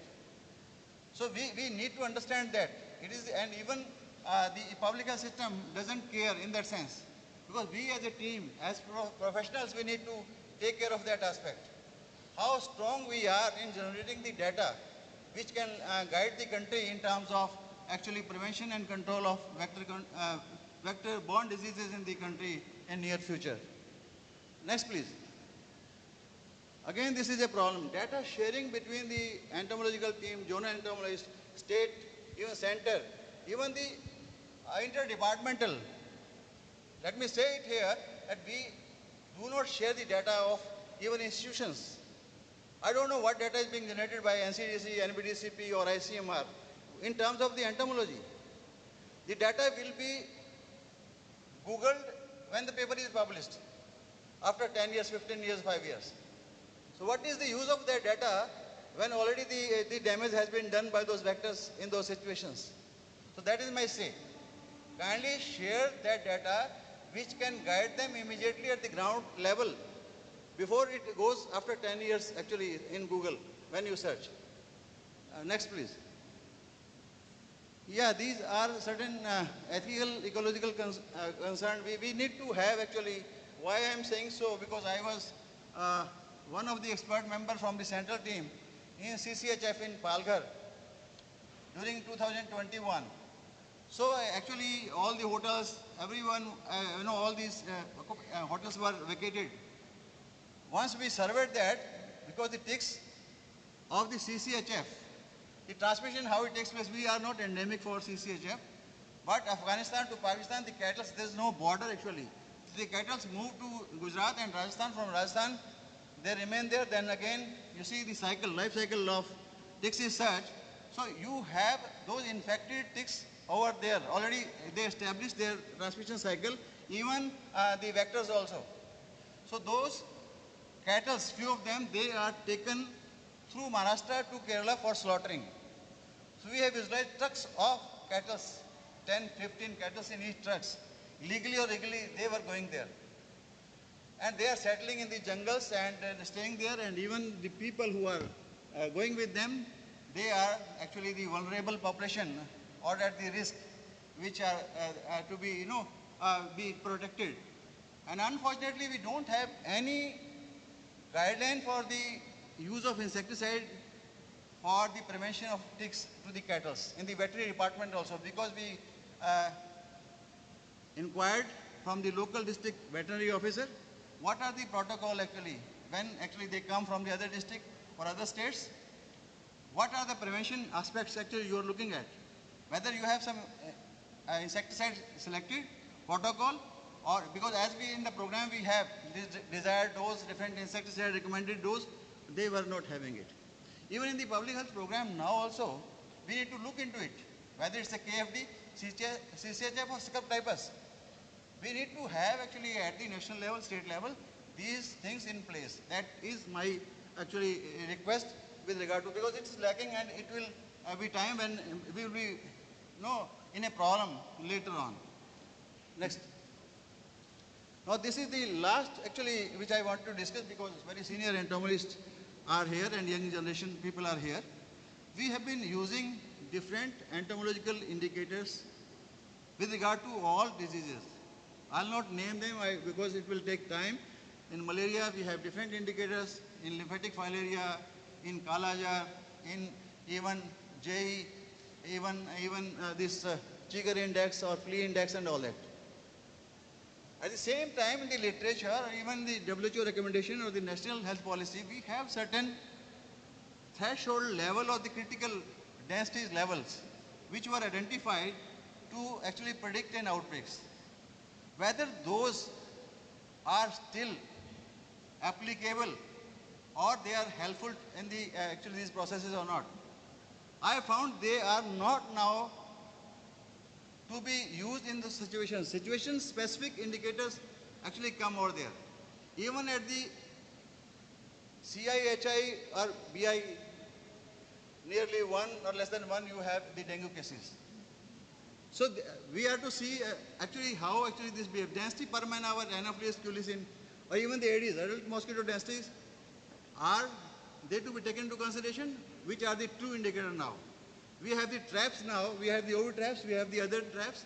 Even the AI-based drone, actually, this surveillance system, the tools which have come, and they identify up to genus and species levels. So all those things we have to see, and these are again a challenge, in fact, now for the medical entomologist. We need to look and standardize to help the program now.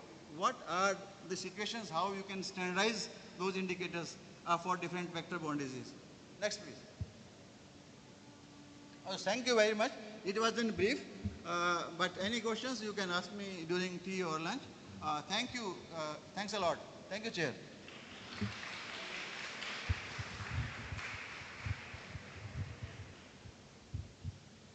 Thank you, S.N. Sharma sir. He has made a very practical and a very effective presentation on the role of public health entomology. He has mentioned that when we have the dream of elimination of vector-borne diseases, it is not at all possible without appropriate support by the public health entomologist. Not only that, the existing public health entomology and the persons working in the field, they also have to adopt better and better techniques so that whatever information they generate, they are practical and they can be used. He has also mentioned about the appropriate use of the information at present, not at some time in the future. He has also mentioned number of challenges, but he has also given solutions to a number of those problems as to how NHM can support in having the entomologists and strengthening their capacities and all that. So I once again would like to thank Dr. S.N. Sharma for a wonderful presentation. I'm sure it has been extremely useful to the students of this Loyola College. I now request the chairperson, Dr. Ravi Kumar, to present a bouquet to Dr. S.N. Sharma. It's my privilege to presentate.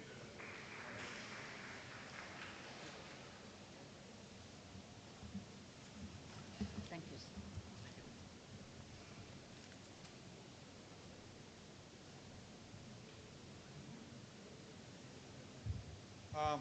What I have tried to do is I have to sum up the presentation when they had been done. Being disciplined, we have also restricted the time which was given to us. So we do have about 5 or 10 minutes. And since yesterday I am seeing that there has been no participation from the audience. Unfortunately, none of the ring researchers are, maybe they're not paying enough attention to the lectures or I don't know what. So if there are any further questions to the at least 2 presenters which are here, they are very welcome.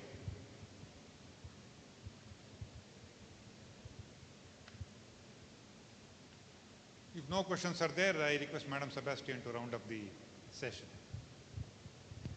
A heartfelt gratitude to you, Dr. Ravi Kumar sir, for chairing this session and offering your valuable inputs. I request Dr. Nallamuthu to present a memento to Dr. Ravi Kumar as a token of our appreciation.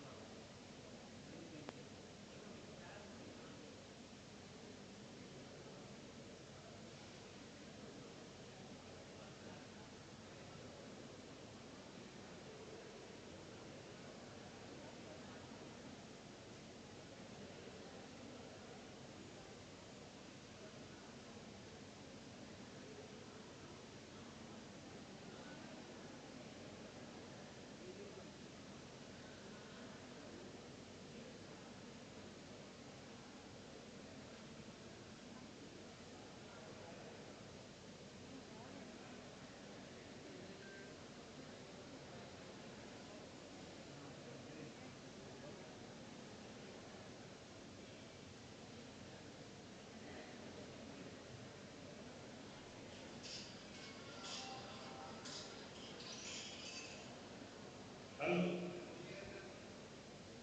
नहीं आ रहा ना सही नहीं आ रहा पहले आया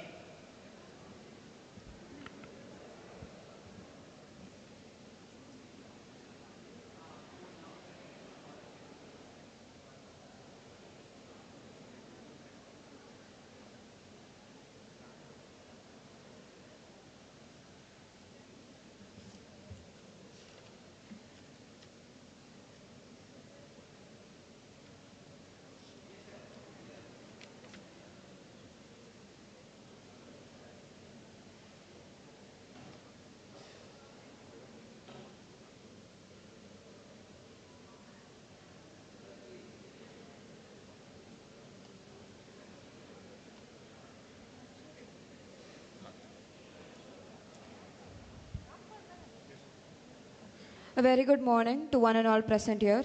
It's my delight to host the keynote session today. Now I'd like to call our esteemed rapporteur, Dr. Ranilda Sophie, to introduce the keynote speaker, Dr. B.N. Nagpal.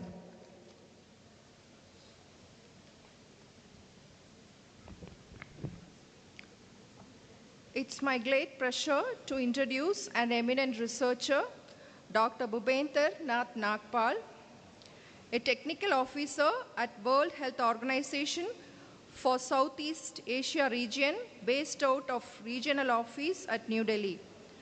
With 40 years of overall experience as entomologist and superannuated scientist G from ICMR, National Institute of Malarial Research, he has specialized in mosquito taxonomy, vector ecology, vector biology, and GIS for control of vector-borne diseases.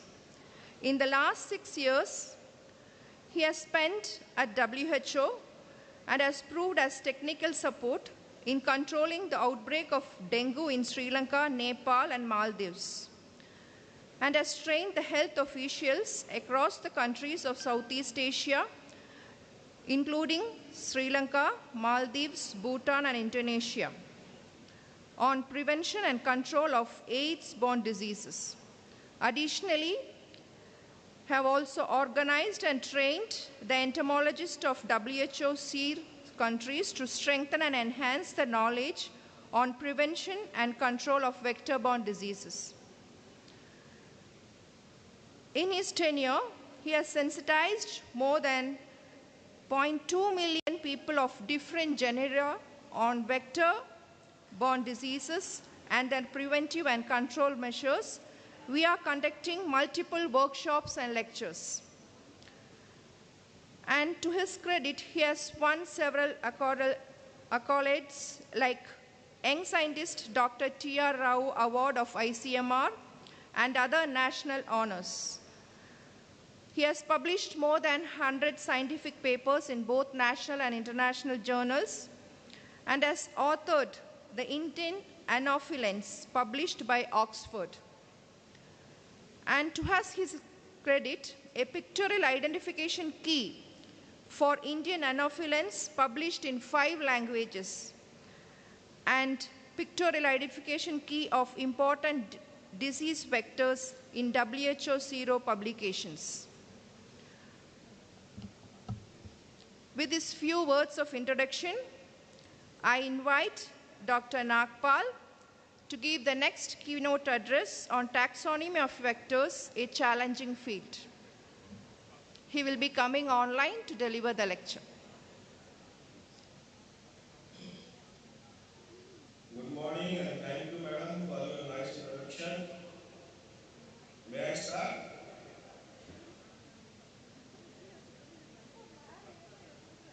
May I start?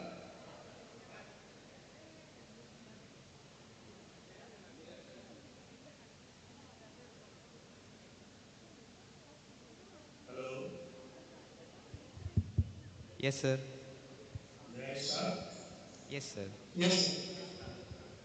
You can start, sir. You can start. Yeah, thank you.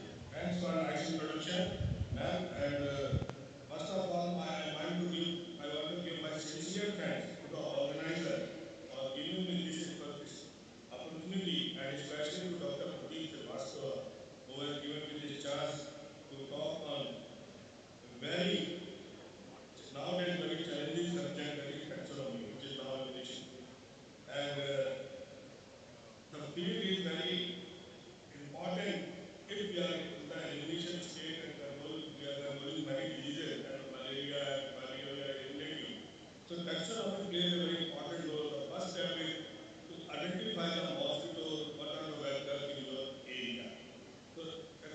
start from there.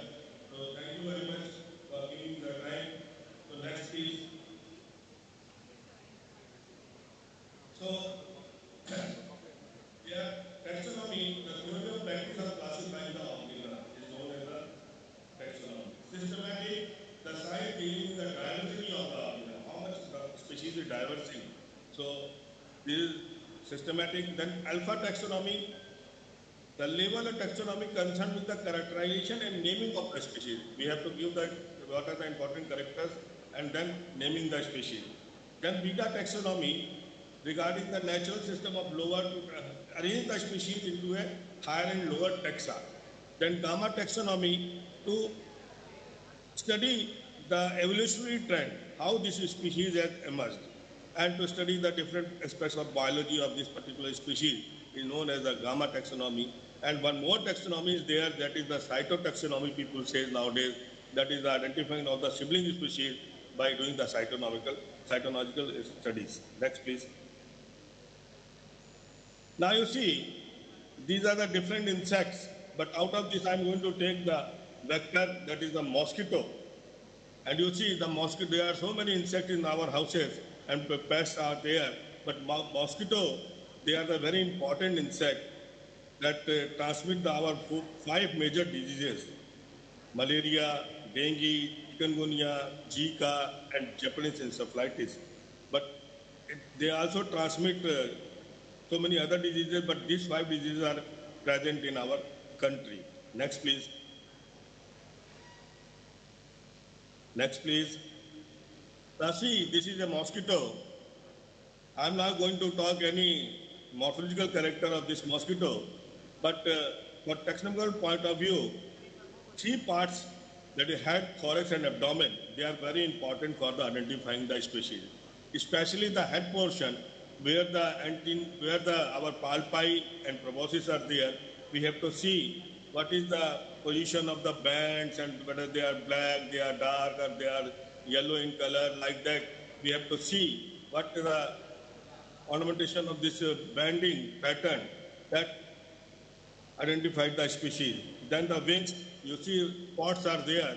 The position of these spots, and sometimes the wings are completely dark in some of the species, and somewhere these spots are present in Anopheles and the spots are absent in the Culicin, and but Mansonia, they have the big scales. So like that, wings are very important for the identifying the species. And then the legs, where the tarsal segments, they play a very important role in the identification of the mosquito. I'm not going into detail, but these are the major characters of the mosquito or vector by which we can identify the species. Next, please. And vector mosquito, they belong to order Diptera, superfamily Culiquidia, and family Culicini, Anophelini, and Toxerincatni. These are the characters by the main character to identify the mosquitoes. They are having the needle shape of proboscis. Every insect is not a mosquito, but mosquito is an insect. But how to identify mosquito? By presence of the long piercing proboscis. Next, please. Now I'm going to tell you, this is very important from taxonomy work if you are going to do in the field. It's very important to know the local names of the mosquito or in which part of the country you are going to do the work. So it is very important. If you are going to Rudra, they call Kask. If you are going to Odisha, they call Mosa. If you are going to Andhra Pradesh, they are calling Damlo. Because when you enter the village, if you don't know the local name of the mosquito, they are not allowing you to enter their houses. In Odisha, they are not allowing you the cattle shed with the shoes. So if you know the local name of, we are here for the Mosa Dharibo, then they allow. So this taxonomy starts from there, where we should know what is the local name of the mosquito. Next, please. Again, you see, this was the different, but if you go in an area after 20 kilometers, the history of mosquito, first of all, I will tell you. The mosquito is not very, vectors are not very new, but they are in Sutta Samhita, in 12 kind of destroying this insect they told us, and they are the Samudra, the mosquito which are on the coastal belt. They called were Samudra at that time. Hasti Maska, the mosquito which are very big in size, they called it Hasti Maska Krishna. Now we can compare this mosquito with the Krishna, that is the Aedes mosquito. Parvata mosquito, that the mosquito which were very towards the foothill side, that is our minimus, fluviatilis and other insects which are in the foothills area, they are given the name Parvata, and the Parimandala, the mosquito which are in the villages area. So they are called now just like our Culistipecies, which is a major vector of our rural area. They are given the name at that time. So history of mosquito, the taxonomy started not now, but it started very long back. So this was the name they have given at that time of the mosquitoes. Next, please. Now you see, if you enter into an area, after each 20 kilometer, the name of the mosquito changes. I am giving the example of here of Odisha. You see, 6 names are there in Odisha. If you go Balangir, they have different names. Sundargarh, they call Bandi. The Behrampur, they call Damlo. Puri, they call Mosa. Then Fulbani, they call Musandi. Mayurbhanj, they call Sikrani. So these kinds of different type of names are there. These names are very important for the field work. So taxonomy, the naming of the species, if you know the name, it's very, then only you can do the field work. Next, please. Now this is the, at present, how many mosquitoes? More than 3,000 species and 41 genus are recorded from all over the world, and 412 species under 12 genus from recorded from the India. Next, please. Now, why this mosquito, these vectors are important? I'm taking here only the mosquito as a vector. I'm not covering the kalas or the sand fly, but you see, they are transmitting the 5 major diseases, that are malaria, you know, to 2.5 billion cases and more than 100 deaths every year. From 2015 or 10 onwards, you are getting this data. Then dengue, more than 100 epidemics have been reported, and you see every year the number of cases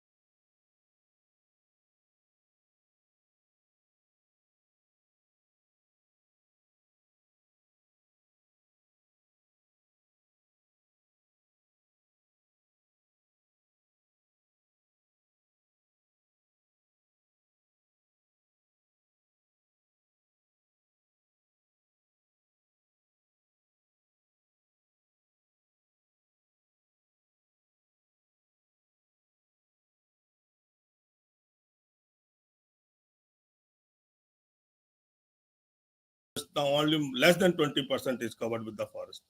So pipe water supply, this I already told, everywhere, whether it's a rural area or urban area, we are getting power pipe water supply for 1 hour or 2 hours, or somewhere half an hour. Sometimes we won't get the water, so people they started the storing the water, and now the species Aedes and Stephens eye we are getting everywhere. I will show some example to you. And this is the problem with the pipe water supply, the construction of toilets under SBM. This is one of the new thing has been come under the Swachh Bharat mission. More than 11 crores of these toilets were constructed. Yes, please. Now ecological system. Now you see this is, yeah. Hello. Now you see what happens before ecological change. This because of the ecological changes, the ecological succession is occurring in the species. So earlier, if we say northeastern region, minimus and fluviatilis was the vector. Now fluviatilis and Culis species playing the role. Minimus is disappearing from that area. In Odisha, Sandicus and fluviatilis was the major vector in the 1950s, 60s, up to 60s. But now annularis and Culis species they are playing the major role in the area. In same in Tamil fluviatilis now replacing Culis was replacing the fluviatilis in Tamil Nadu. In Kerala, this minimus is replacing by the fluviatilis. So this is happening everywhere. And vector disappearance, you see, minimus is disappeared, reappeared in the UP, that is our Terai belt. Then minimus extra geographical distribution was in the Odisha. Now, sorry, in the northeastern region in Assam, this also they are disappearing.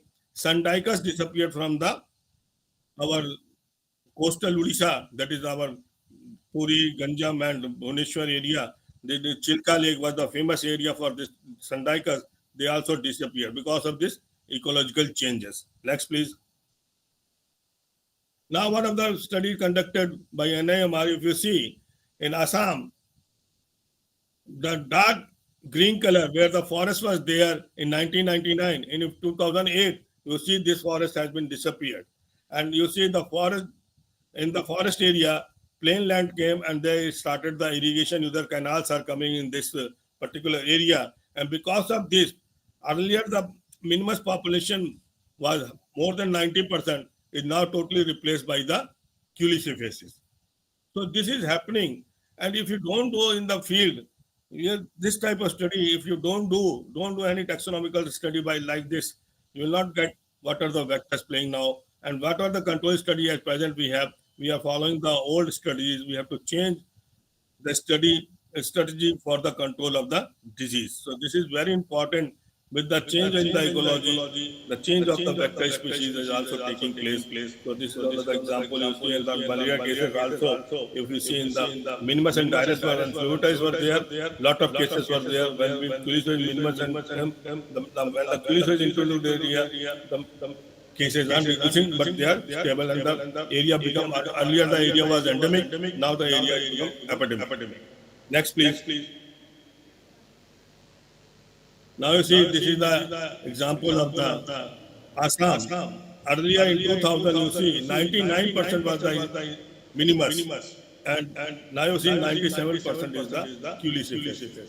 So this much change is there. So this change only we can record when we go in the field and collect the mosquito and do the study, taxonomical studies.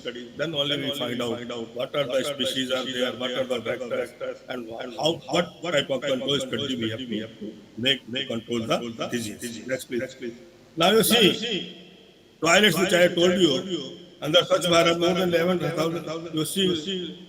Tanks they have prepared, and in this tank you see open tanks.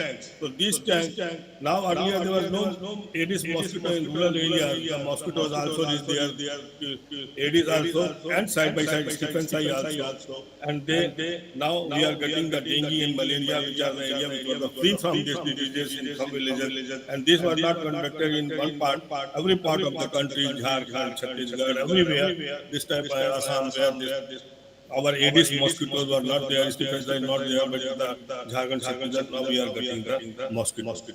So this is type of ecological changes. They are changing the species composition, and we are getting the entering into new type of not new type of mosquito, but we are getting the mosquito which were not earlier there, and now we are getting the disease also there. Next, please. So what are the other challenges?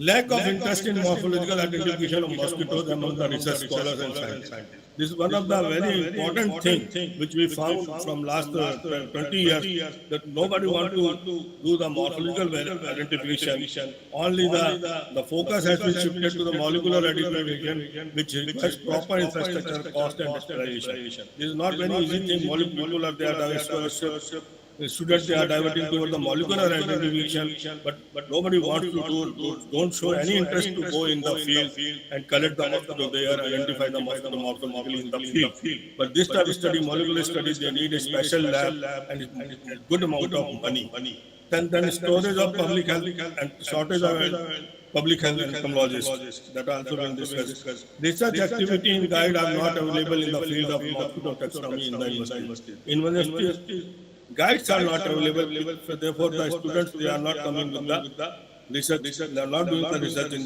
the mosquito taxonomy on the vector. Then mosquito taxonomy is missing curriculum. There is no chapter.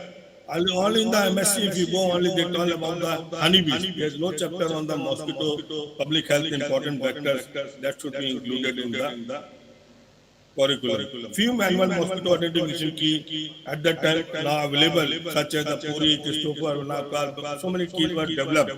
Comprehensive digital keys are now prepared, which create the interest in the student to come and do the work on taxonomy. Next, please. So computer-based identification key, this was developed by NIM, our National Institute of Malaria Research Center, when we were there, and now it is available. So there are 4 modules. Module 1, where the person, he doesn't know about the mosquito. Whatever the question is asking by the computer, you have to give the answer and then enter the answer to the form to the computer. You will at the last get the list of the what are the character you have given, and the computer identify the species that this is a particular mosquito.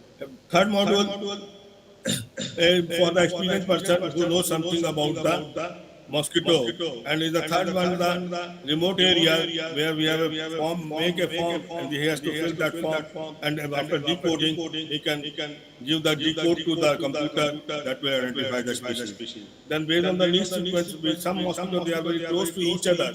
So by getting the group, just like subpictus and dicus because they are very close. Minimus aconitus morona, they are very close. The Synthonism tuliciform is Atkini and Bengal and Bariensis, they are very close each other. So some groups are there.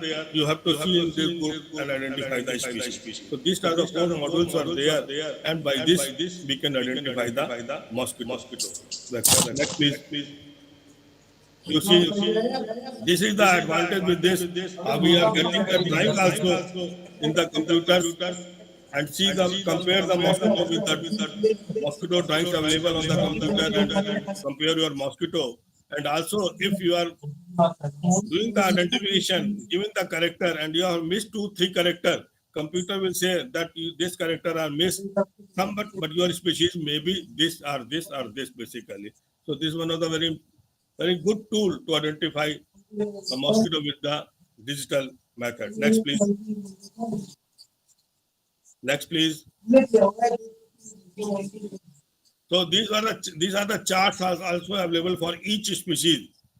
What is the biology, how to identify the species, everything is available in NIMR, and everywhere you will get these things. So things are available, but we have to create the interest into the students and the staff to go in the field and collect the mosquito and identify the mosquito by morphological methods and do the taxonomical work. Next, please. So these are the keys available and published. These are 5 languages keys are there to identify all the 58 species of. So first it was published in the English form, and then the ICMR, being this thing as a very important document, they converted into the 4 main languages. This work was done by Dr. Rajnikant, who was earlier in the ICMR. At that time, he converted this key into 5 languages. Now it is available everywhere. So you can get also, if somebody wants not English, some local languages, they can get this key. Next, please. Next, please. So future, this is my last slide maybe. So the future of taxonomy, expert in mosquito taxonomy are dismissing, therefore focus should be given to training the staff and young generation in mosquito taxonomy. This is very important because all the older person of the taxonomy, we are not getting them. So on the young generation, we have to give the rigorous training on the taxonomy and the vectors, their biology, everything, so they can do the taxonomical work. Although literature and software are available for mosquito identification, new tools such as the artificial intelligence should be used in the mosquito identification. The study should be introduced at the university level. Honestly, studies should survey, but this is very important. Longitudinal studies should be conducted by the research institutes or by the programs or by the university to come out with what are the species in that area. Longitudinal and regular studies are needed to get a better control and to, as we are in the elimination phase, it is very important to know every area what are the species and what are the vector species, not for the only malaria, any species for the dengue, chikungunya, Zika and malaria, every type of mosquito we have to collect regularly in the forestry study, not for the malaria only, Anaphylaxis, but it is for the each and every mosquito. Research on mosquito taxonomy should be enhanced. So this is very important. So this is my last slide. So next, please. So thank you very much. As we know, taxonomy, the queen of sciences. So whatever the science we do without taxonomy, we cannot do because it is a queen. The queen is everywhere. Without the queen, we can do anything. So this is very important. And thank you so much for giving that opportunity and also listening to my topic. Thank you so much.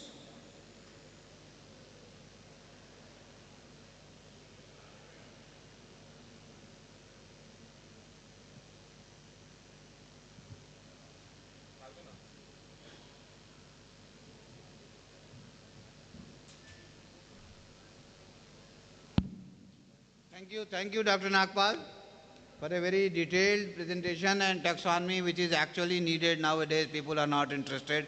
That is the biggest challenge which we wanted to focus and bring it to the mind of the students, young generation, that taxonomy, nobody wants to go study. Everybody wants quickly to go for some operational research or some technology or innovations.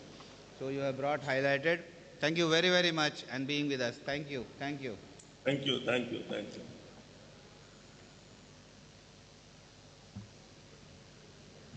We will be having the tea break now. Kindly join after 10 minutes.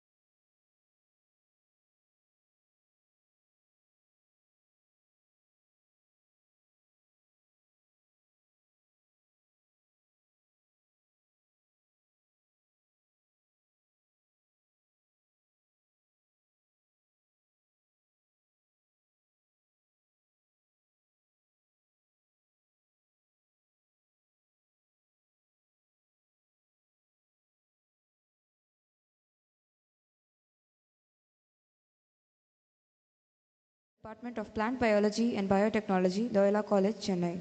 Co-Chair, Dr. L. Shakila, Assistant Professor in the Department of Zoology, Ethiraj College for Women, Chennai. And the Rapporteur, Dr. Renilda Sophie, Assistant Professor in the Department of Advanced Zoology and Biotechnology, Loyola College, Chennai. Now I request Dr. Renilda Sophie to introduce the Chairperson and Co-Chair.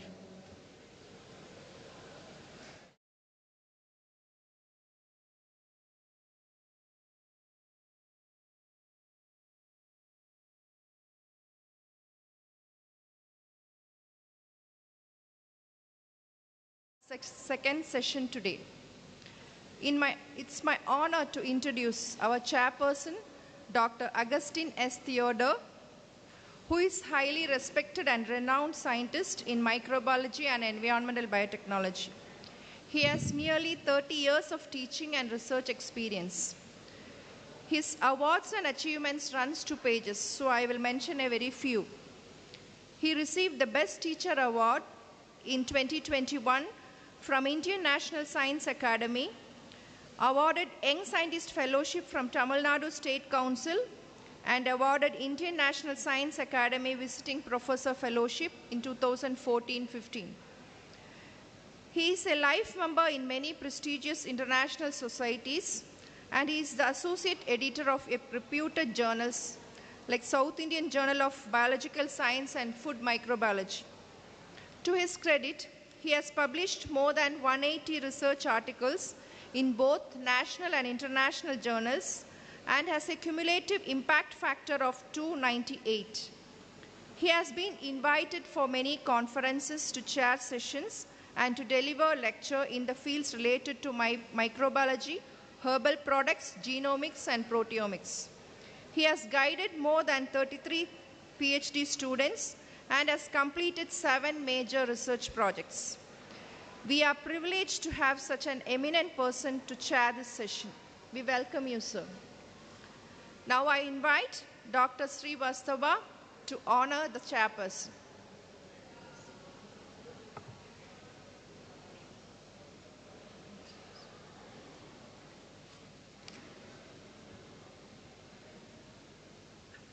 Yes.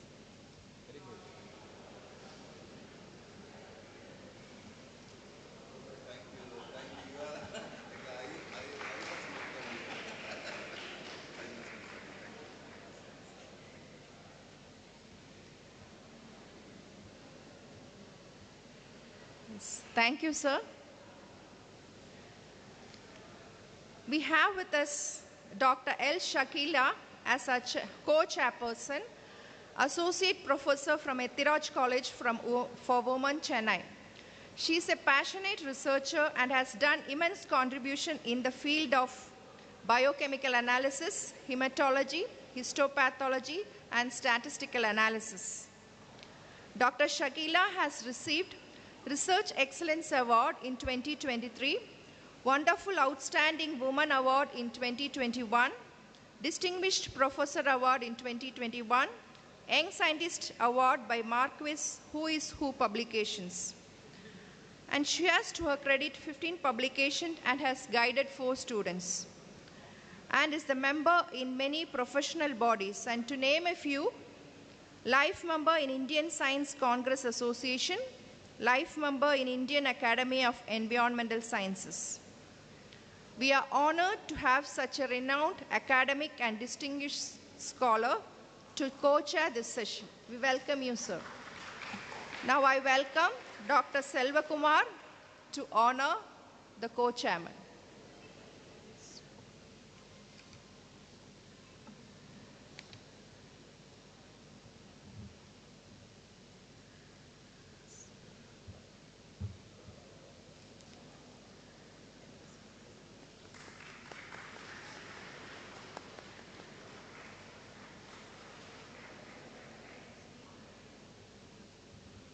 Thank you, sir. Yes, I welcome the chairman to share a few words.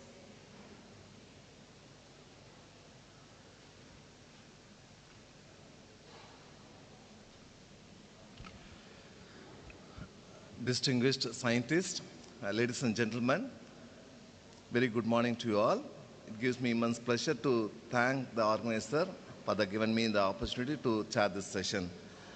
In this session, there are two topics. One is on zoonotic and vector-borne diseases in armed forces. When I see the armed forces, okay, it was so impressive. Okay, those are the persons who are guarding the country from the various enemies. Okay, so when the persons are guarding the country, they are prone to a lot of diseases, vector-borne diseases. How we can protect? Okay, definitely this session will be thought-provoking for everyone. Definitely it will be more useful for even I am eagerly waiting to listen to this topic. Second topic is challenges and vector-borne diseases control. Okay, how the disease control can be done. Okay, so I think the speaker also mentioned some suspense. Okay, so sir will be telling more information during his talk. Definitely, along with the audience, I am also eager to waiting for listening the details of this seminar. I welcome the first speaker to give away the keynote address on zoonotic and vector-borne diseases in armed forces.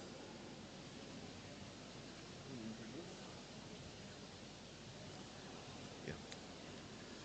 Thank you. Now I'd like to call our esteemed rapporteur, Dr. Renilda Sophie, to introduce the keynote speaker, Dr. Reena Tilak, who will be coming online.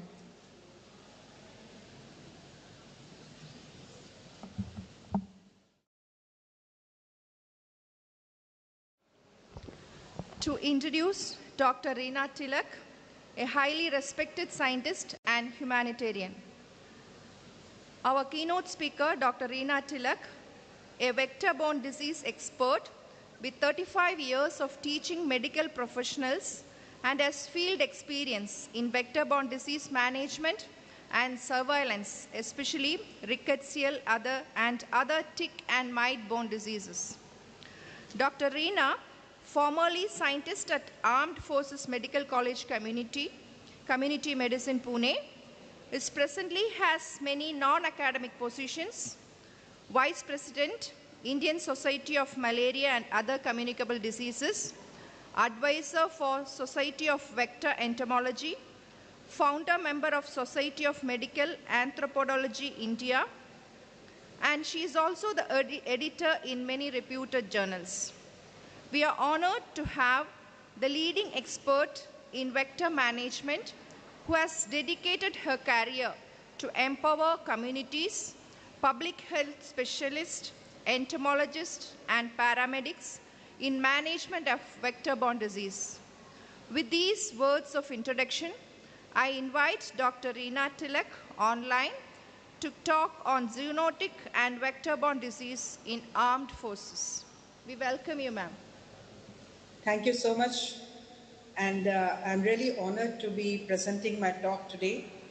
First of all, let me thank Dr. P.K. Srivastava for giving me this opportunity to deliver this talk, which is very close to my heart. And respected chairpersons, distinguished members of the audience, and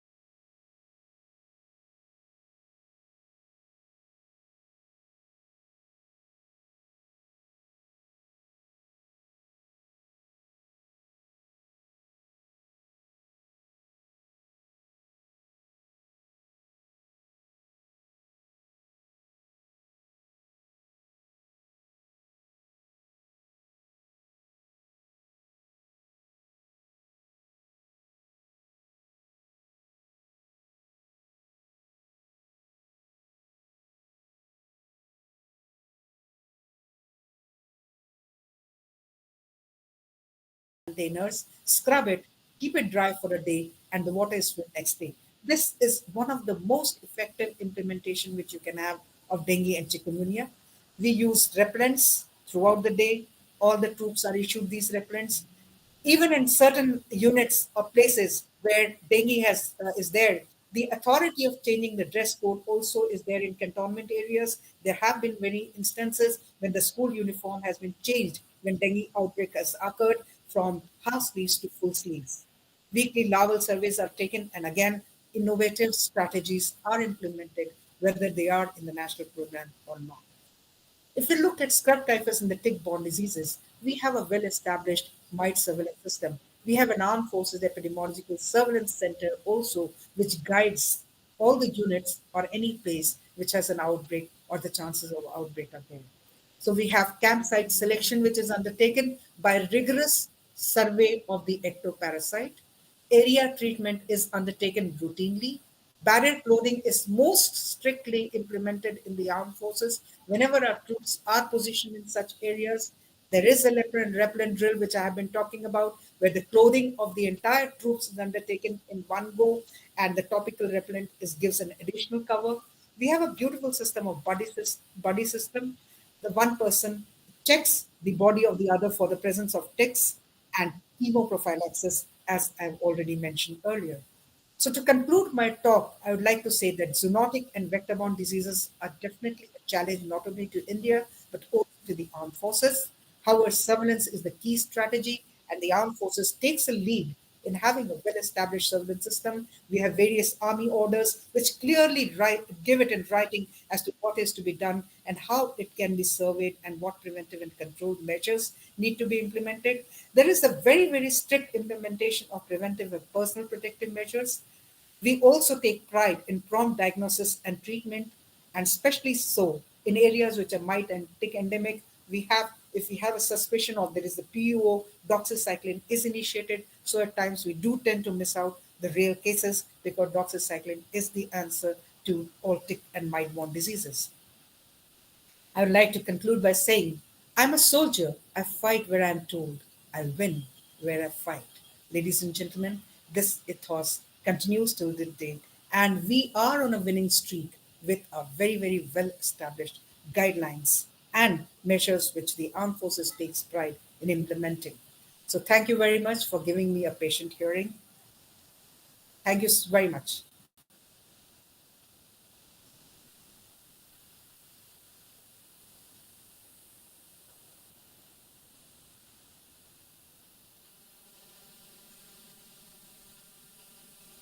Hello,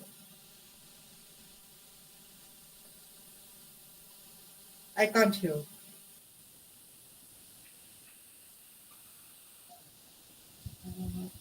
I can't hear. Sound is not audible.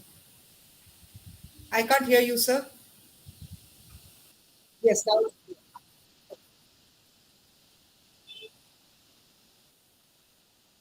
thank you so much, sir.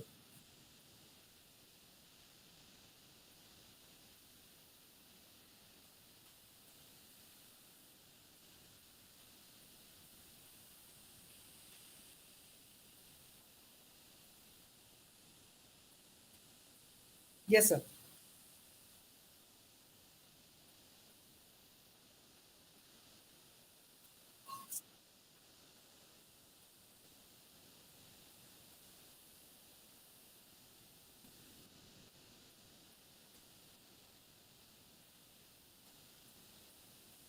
Uh,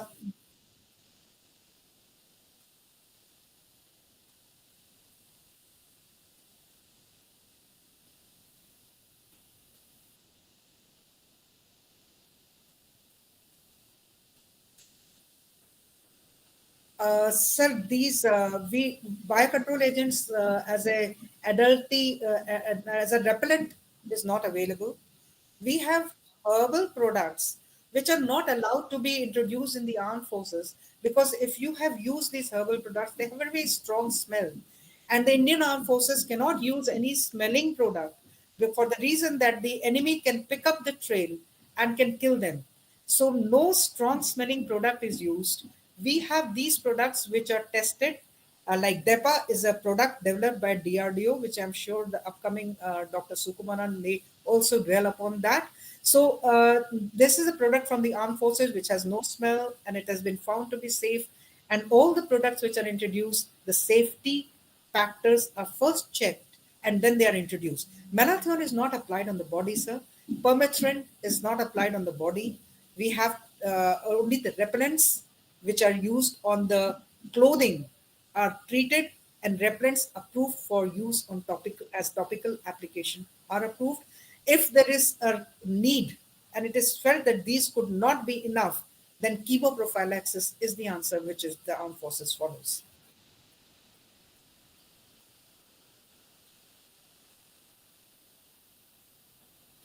Thank you so much, sir. I will take your leave. Yes, sir.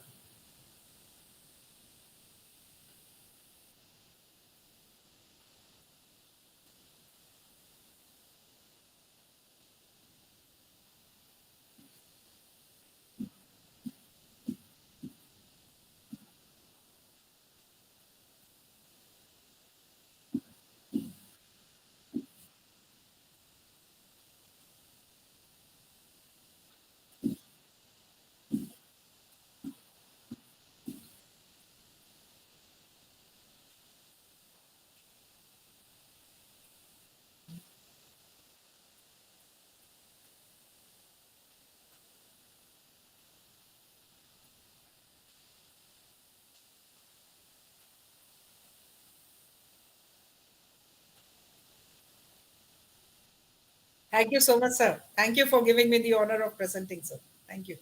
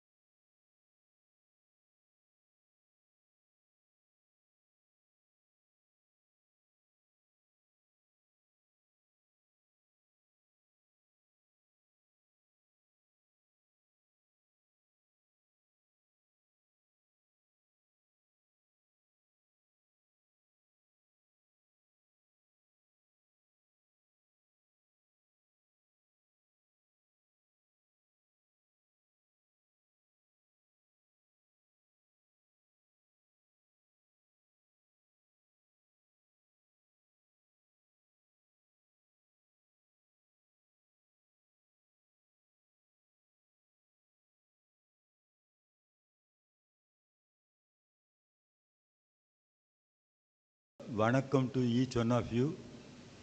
Why I am calling you each one as a friend means we can tell something to the father, something can be told to our mother. Being a friend, we are able to freely communicate each other's and get an opinion. This is my idea. Now, everybody was giving the challenges in the vector-borne diseases. All right. Now, in the program, everybody was telling.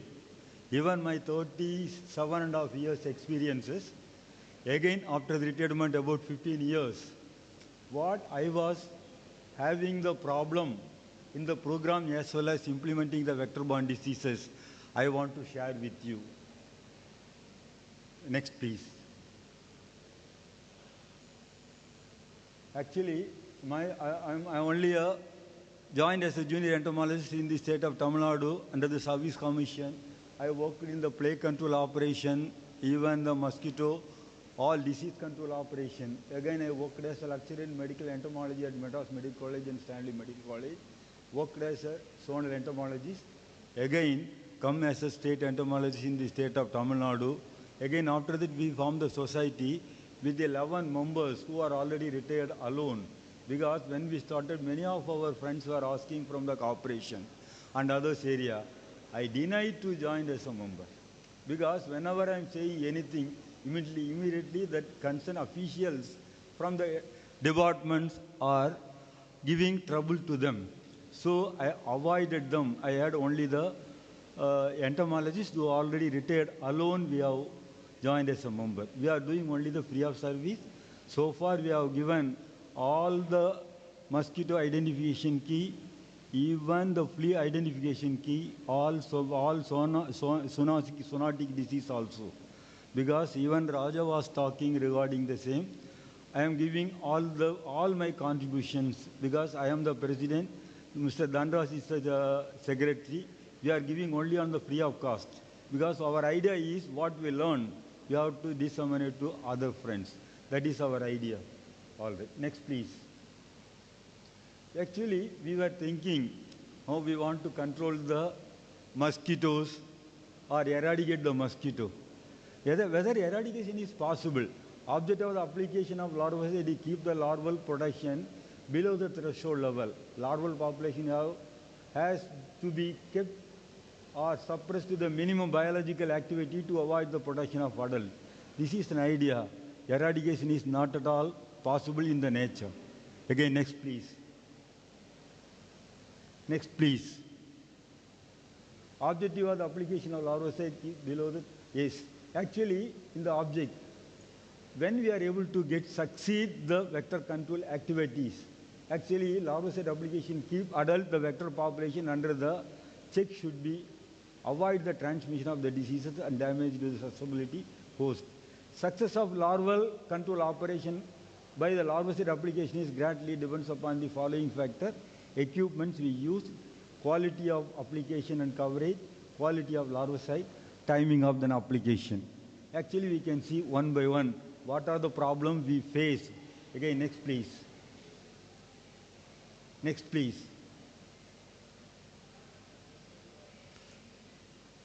Actually, now we can start with hand compression sprayer. Now, because what we are doing, what is the difference between the public health pest control and the pest control? Because many of the persons, even our own persons are having the difficulties to understand. Because the pest control, the control of disease, control of vector will be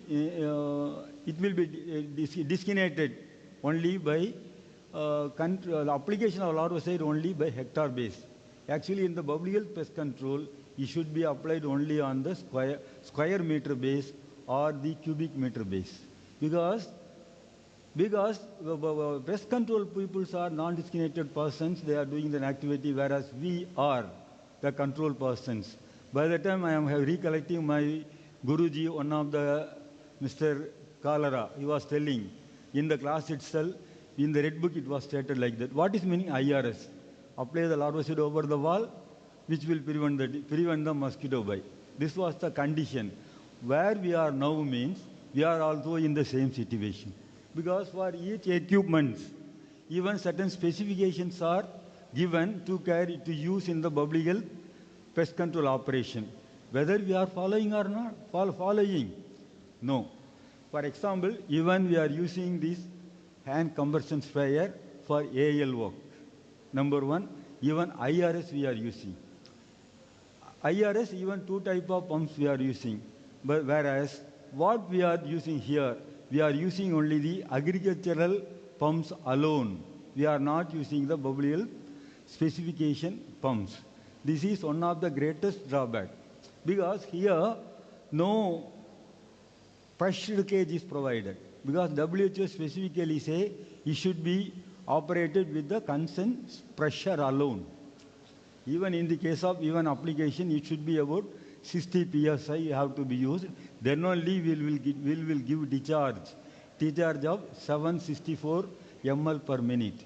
Even you are alternating, what was the problem mean? No? Even the effect of pressure. The pressure change, what else can be happen? Even low pressure produce the longer particles. Bigger particle it may be. Again, the low pressure create the narrow and fun angle. Again, the pressure may alter the flow rate. Again, the increase 4 times of pressure will increase 2 times of discharge rate. Because we are not at all having anything. We are merely doing what our masters are doing. We are also not aware, we are not applying the scientific method for which we were appointed. Even our people also, they are giving more importance only for entomological surveillance. The control part is neglected in the neglect disease control program. Even they are giving more surveillance and all, no doubt. But whether are we are giving importance in the control measures? It is zero. No training is given properly, how the same have to be, what these pumps have to be purchased. This was the condition. Again, please, next please. The specification must be clearly given by the WHO guidelines, again, edition ISB 98, 92, 4, 15, 13, 82 and bar World Health Organization. It is clearly giving the specification. But we are forgetting the same. Again, hand combustion failure. As what is the strain is applied the fluid? Because, again, move to next, please. Next, please. Again, here, even once you are doing the larval control, what may be the distance have to be maintained? The distance from the nostril surface must be 45 centimeter. Width of the application of amplitude is 75 centimeter. Overlapping two application swath is 5 centimeter. Again, the minimum height of swath is 75 centimeter. Free exit gas liquid force is 55 psi. Again, 58 psi. Area, even here, how much area we have to do means, even we have to 500 square meter. Again, here interesting one, in 1 square meter, how many square meter have to be applied within a minute? Because we have to do at least 38 square meters. How the 38 square meters can be? Because all these parameters you are following, then only you are able to get you are able to apply 38 square meter. Because for 38 square meter, how many linear meters have to be means? 38 meters, again by this swath is 75, at least you have to do about 50 linear meter. Per minute, we have to increase the launch speed only up to 50 linear meter only, then only we are able to achieve this. Whether we are doing, our persons are doing, anybody is watching the same? No. That is also another reason. Again, you see here what is the velocity per time means 1.2 seconds for each movement is mandatory. Because here, what we are seeing, Mastur will be coming and doing the anti-larval work, he will apply the larvicide alone. Whether we are any doing supervision, that is the lacuna here. Please, next. Again, this is the pressure gauge. This is absolutely zero, what we are using in our country by all the states. All the states. Because this is a pressure gauge, this is a monitoring gauge to maintain the 700 kFC is fitted, working pressure clearly identified. What I was telling, no, even the application may be increased or if the speed is reduced, pressure is increased, large nozzle is used. Again, whenever this application may be increased means we are increasing the pressure, reducing the pressure, increasing the pressure, large nozzle you are using, definitely our application will be altered. Again, the application rate may be reduced if the speed is increased or pressure is reduced or smaller nozzle is noticed. Actually here, as per the international standard, there are 6 nozzles are here. One started with 354, another which ends with 1354 ml per minute. Actually, we are supposed to use only 764 or 754 ml per minute nozzle alone have to be used. Because what we are purchasing from the shop, which is an agricultural use pump we are using. By the way, better way, by luck only we are succeeding in the program. Next, please. Another pump also knapsack hand compression sprayer. Again, it is also an agricultural pump, even which will be used only the nozzle is 754 ml per square minute per minute is fitted, then only this pump can be used to use the biolarvicide and all. Because we are using? Not at all. Those only because when we are meeting the specific instruments we are not using means we are unable to get the better result. Next, please. Here you can area here width of the amplitude. Here, whereas in this hand conversion sprayer which was 75 centimeter, whereas here 100 centimeter. Because automatically this velocity is altered. There it was 1.2, here it was 1.58. Because since the swath increases, the velocity time also increases. Because now the same Mastur is going, he is doing the hand conversion sprayer, he is doing the knapsack sprayer also. This is the condition, because these are mandatory to the entomologist how to be given training, because when we were joined the program, I am saluting my guru, Mr. Muruganandam. He was my initial guru. Subsequently, our P.K. Rajagopal sir was my final guru. He only told, whatever the wrong, never become the right. Wrong is wrong. Better to correct it. Don't argue for the same. This is our idea and goal. Please, next, please. Next, please. Actually, our walking speed can be, even if we are increasing the walking speed, everything will be altered. Travel per minute, because we are walking at the rate of 1 kilometer per hour. Your application will be 16 meters, because it will be giving the 46 ml per square meter. You see, automatically it will decrease. Even the walking rate increase, this means for every kilometer speed, the discharge will be altered. Because the same have to be monitored even in the IRS, AL and fogging also. These things have to be given importance. Next, please. Again, here, larvicide, it is approval, because larvicide recommended by the NVBDCP. It is a greatest surprise. I am fighting with the department, diblurbenzone 100 milligram in 100 liters of water. Even 100 liters of water means, per hectare means, application dosage must be 10 ml per square meter. If you are using the hand compression sprayer for this application, you have to apply 76 linear meter per minute, whether it is possible or not. Because it is not at all being, because we are practically experienced persons, all the application must be only 20 ml per square meter. If per hectare, it should be 200 ml. Fortunately, for the past even more than 12 years, this is being followed. This is also one of our challenge for the programmers. Next, please. Next, please. Again, here, even now we are using the biolarvicide, OP compound and all.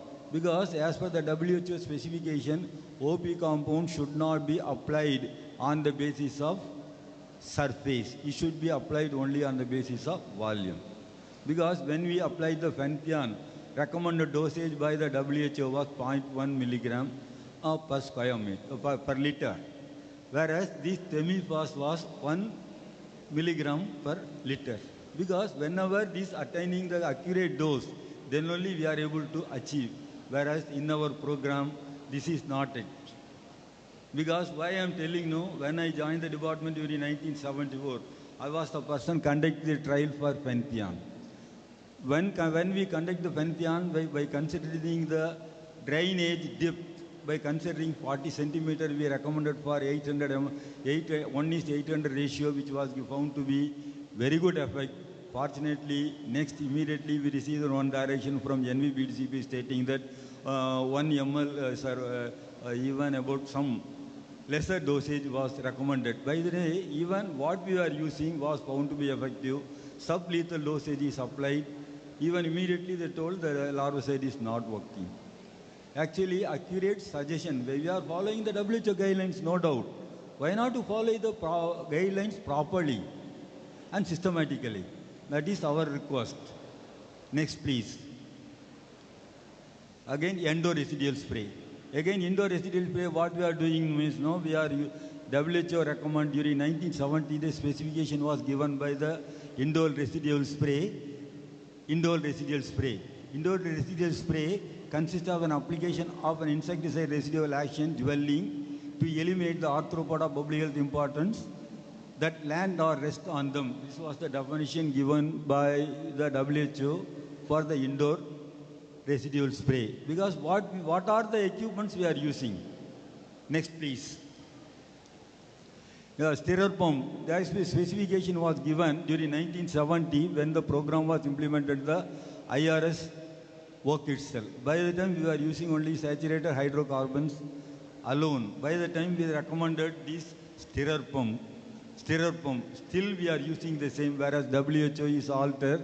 Now we are using the synthetic pyrethroid.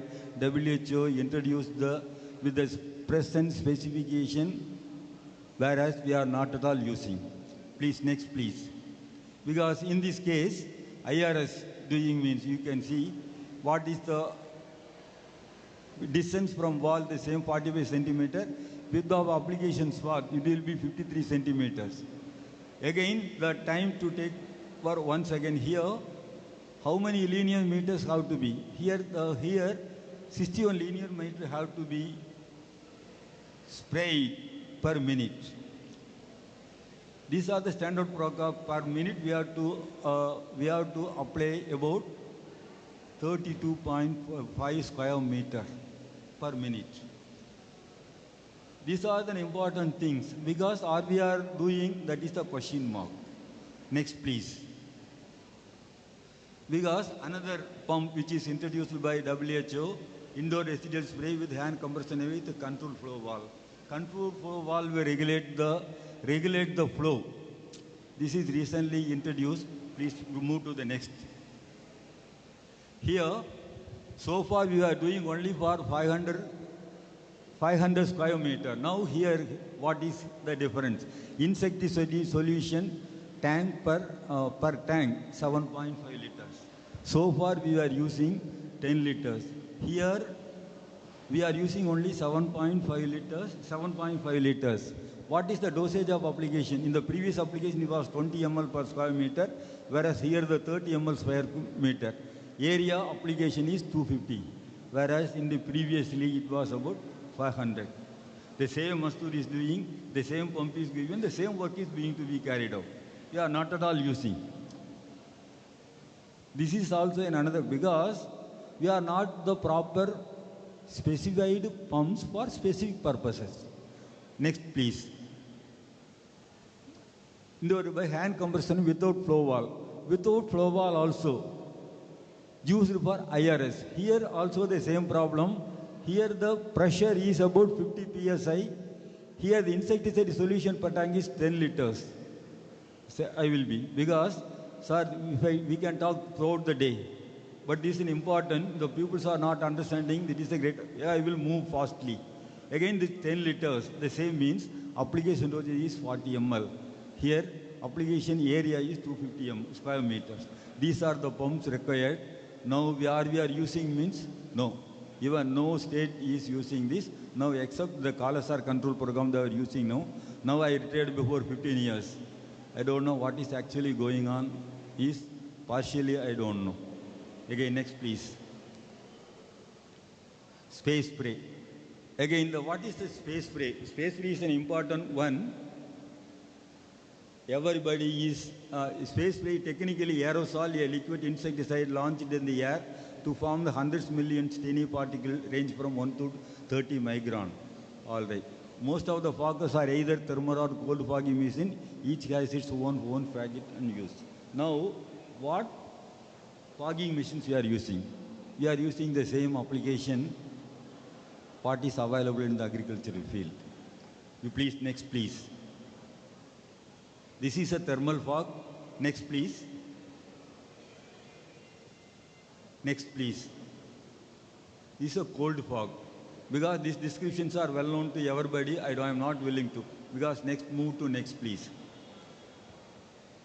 Again, here, the fogging can be classified according to the droplet size. It can be classified as a vapor, smoke and fumes, aerosol and fog, mist, fine spray, medium spray, coarse spray.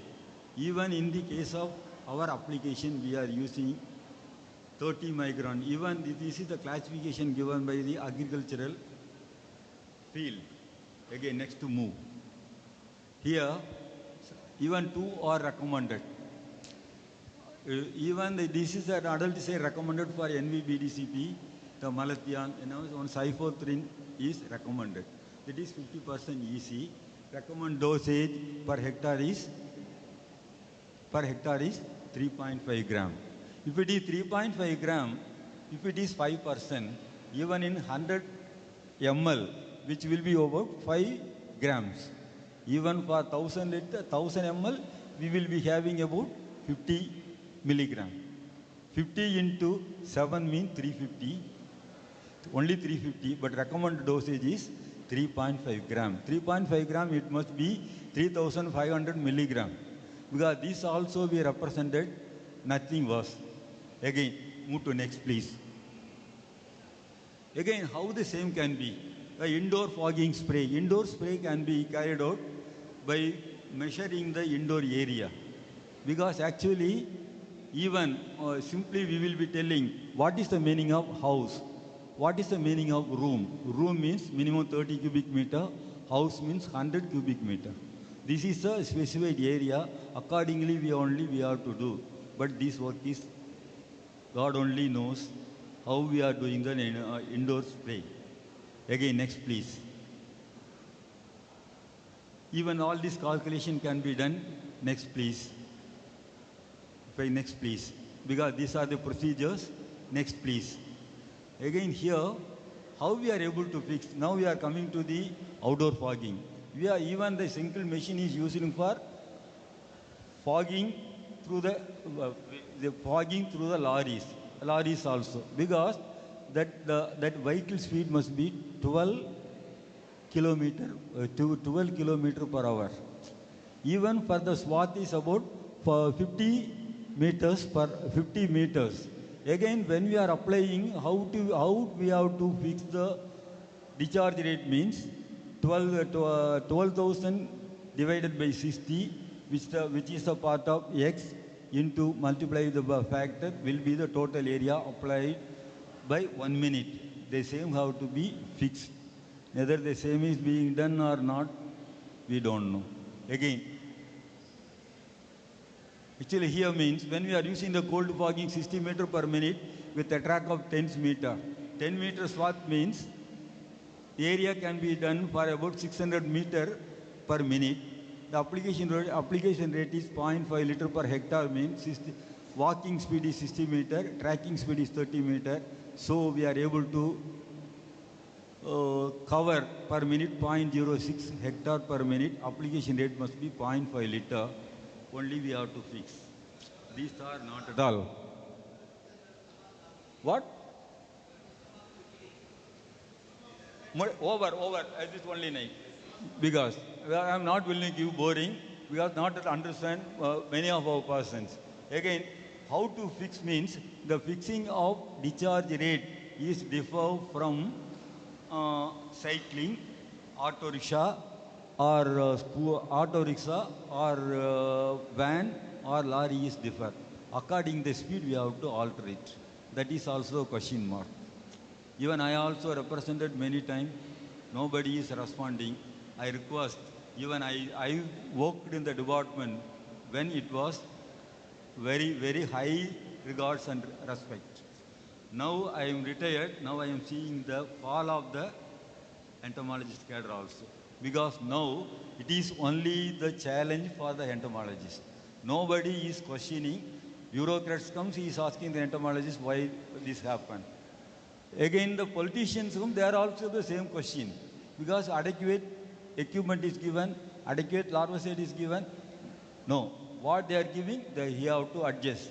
In such a way, our program is going on. I am praying the Almighty Lord, you bless us to receive as quickly as possible to carry out the better vector control measures. Thank you. Because if I am hurting anybody, please kindly excuse me. Because I learned whatever I learned from P.K. Rajagopal sir, the wrong cannot become the right one. Always wrong is wrong. Wrong have to be corrected. Thank you. Sorry for the inconveniences and your patience. Thank you, sir.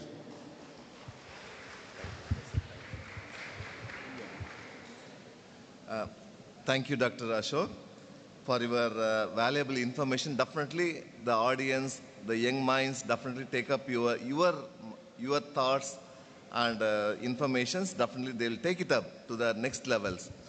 Thank you for your time. Dear audience, we have been listening to two wonderful talks. One is on zoonotic and vector-borne diseases in the armed forces by Reena Tilak. And second one is on challenges in the vector-borne disease control. And we are exposed to a lot of instruments and other informations. So with this, I thank both the speakers, Dr. Reena Tilak and Dr. Ashok, for their talk. I thank the audience for your wonderful listening. And now I welcome Dr. Shakila, the co-chairperson, to conclude the session. Dear friends, because I was yesterday talking with Raja of Zoology Department, I am giving all 450 BBTs, which are prepared by us. We are going to give it on free of cost. For all the zoonotic disease control BBTs also I am providing, because I am giving as quickly as possible. When the persons are nearing to be, can be approached. I am only in Ambattur. If we are giving on pen drive, I am giving the copy of all, which may be useful. Previously, wherever I go, I was giving only on all the BBTs. Now this time I failed. Since I was not well, I was not in the position to do it. Thank you. Thank you, sir. Now I request the chairman to give a memento to our speaker.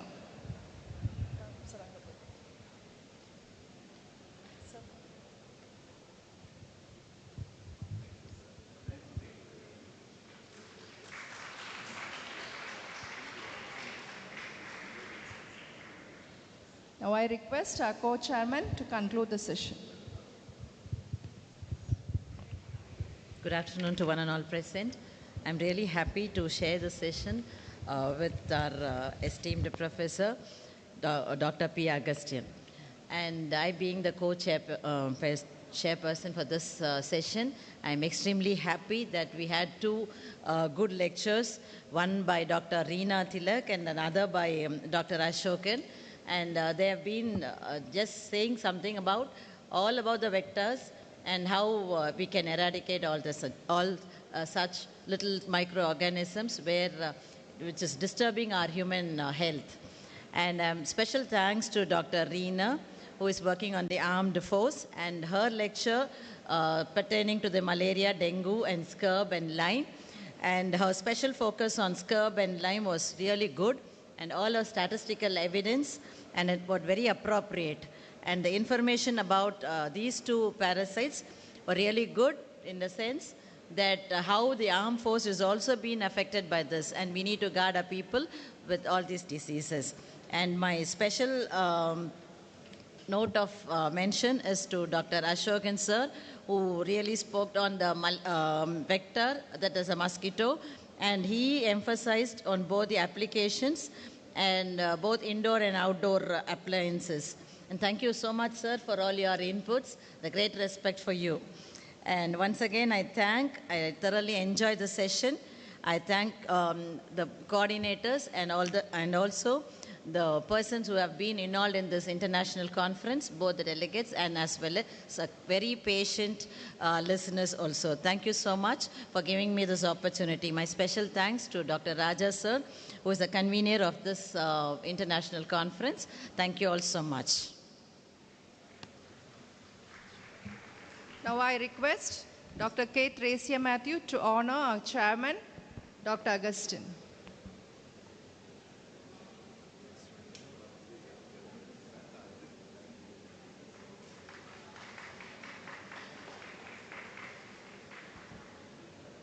Now I request Dr. Shakila to receive the memento from Dr. K. Tracia Matthews. Yeah, you come.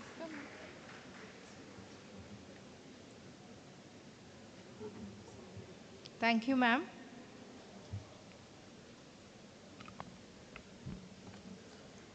Thank you to the Chief Guest, Chairperson, Co-Chair, Rapporteur, and last but not the least, heartfelt thanks to all the participants. Your presence played a crucial role in making the session a resounding success. Dear participants, kindly proceed to the men's hostel for lunch.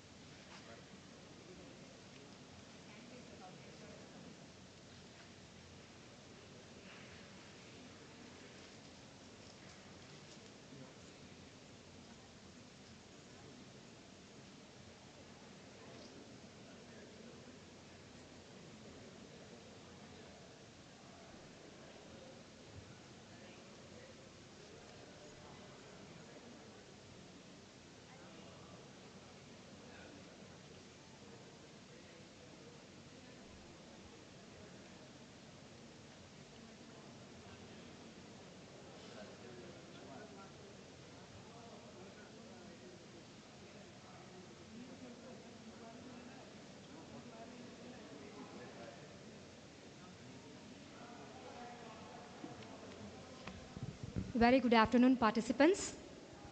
Hope you all are very enthusiastic for the last session.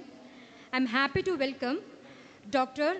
S. Janardhanan sir, Head of the Department of University of Madras, Zoology Department, and sir will be presenting a topic related to molecular tools for identification of vectors. Hope you will enjoy his speech. Thank you.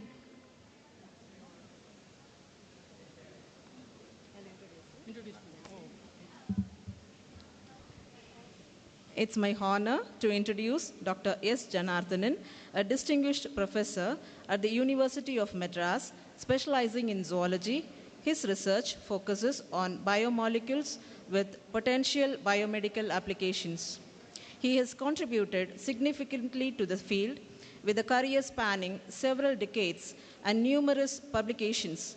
Dr. Janardhanan plays a pivotal role in the Department of Zoology at Madras University, where he continues to advance scientific knowledge and mentor students in his area of expertise. Sir is a life member of the Entomology Academy of India and an active member of esteemed organizations like the Association for the Advancement of Entomology, the Entomological Society of India, and the Association for the Promotion of DNA Fingerprinting and Associated DNA Technologies. Dr. S. Janardhanan has successfully completed 10 funded research projects supported by prestigious organizations including UGC, the National Center for Nanoscience and Nanotechnology, University of Madras, UGC CPEPA, UGC UPE Phase 2 program, and DST. His significant achievements include receiving the Scheme for Young Scientists Award from the Department of Science and Technology, Government of India, and 2 prestigious overseas associateships from the Department of Biotechnology in 2000 and 2006. In 2020, he was honored as a Fellow of Academy of Sciences, Chennai, and became a member of the Research Advisory Committee at the Central Sericultural Research and Training Institute, Mysore. Sir's dedication and expertise continue to make a profound impact in the field of entomology and molecular biology. With this brief introduction, I request Dr. Janardhanan sir to deliver his keynote address on molecular tools for identification of vectors. Over to you, sir.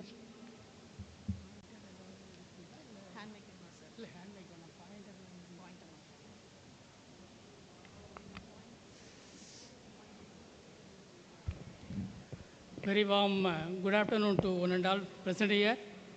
Yes. That's fine. At the outset, I would like to express my sincere gratitude to Dr. Raja, who is the convener for this conference, and his team for consented to me the one of the speakers for this international conference, which is very specifically designed on vector-borne diseases. And initially, I thought that as per the request of Dr. Raja, we were actually planning for discussing about the DNA barcoding technique, especially for identification of mosquito species. But I thought this was deliberated in the last conference in the same hall. I thought it would be better or ideal to discuss with you on various molecular tools that has been employed for a long period of time, at least in the last few decades, especially to study the diversity of organisms, including insects, as well as that can be applied to any of the animal or plant species, including the vectors of disease-causing vectors from the order Insecta. So I will be discussing with you about at least about 7-8 different tools which are normally employed in such a situations in order to decipher the diversity which is existing within individuals of population of a species. So any species for that matter, including mosquitoes or any other organisms, what is the intra-specific variation which exists among the individuals of a population, which is really very, very important in order to assess the genetic structure of these populations, which is again a paramount importance in the case of vectors, the disease-causing potential of these vector species. So let me start with one by one, and if you have any clarification, you can stop me at any point of time so that I'm very happy to clarify with you. Next slide, please. Molecular markers, as you are all aware that these are the very useful tools which has been normally developed, detailed linkage map of the species. Developing a linkage map is an essential parameter in order to study the population genetic structure of any organisms. These markers and the molecular maps which could be able to develop through these markers, which provide a lot of information. Of course, these three important informations are very essential. One is the structure of the genome of a species. We know what is the genetic makeup or the genome makeup of an organism, which really is very much useful in order to study the potentiality of any of the organisms in a known niche or a ecosystem. And secondly, the evolutionary relatedness of the species within a family, how far they are evolutionarily related. I told you this is the individuals within the population of a species, how evolutionary they are all related. What is a kind of genetic relationship which really governs in terms of evolution of the individuals of a species, which could be very easily deciphered by employing these molecular tools. Thirdly, sequence rearrangement during evolution, how the sequences with reference to, of course, the intervening sequences, not the functional regions, non-functional regions, which are also very much important in order to decipher the heterogeneity among the populations of any individual species, so that it will be much useful to decide upon the evolutionary significance of these organisms. So, in such a way that these three important parameters, which really decided by the molecular tools which are used in such kind of studies. Next slide, please. And if you see the different type of markers which are being employed at least in the last 40, 50 years, to start with the enzymes, allozymes or isozymes, whatever it is. In insects, normally we use esterases as the marker enzymes. These marker enzymes, which are very easily prone to the variations with reference to the environment.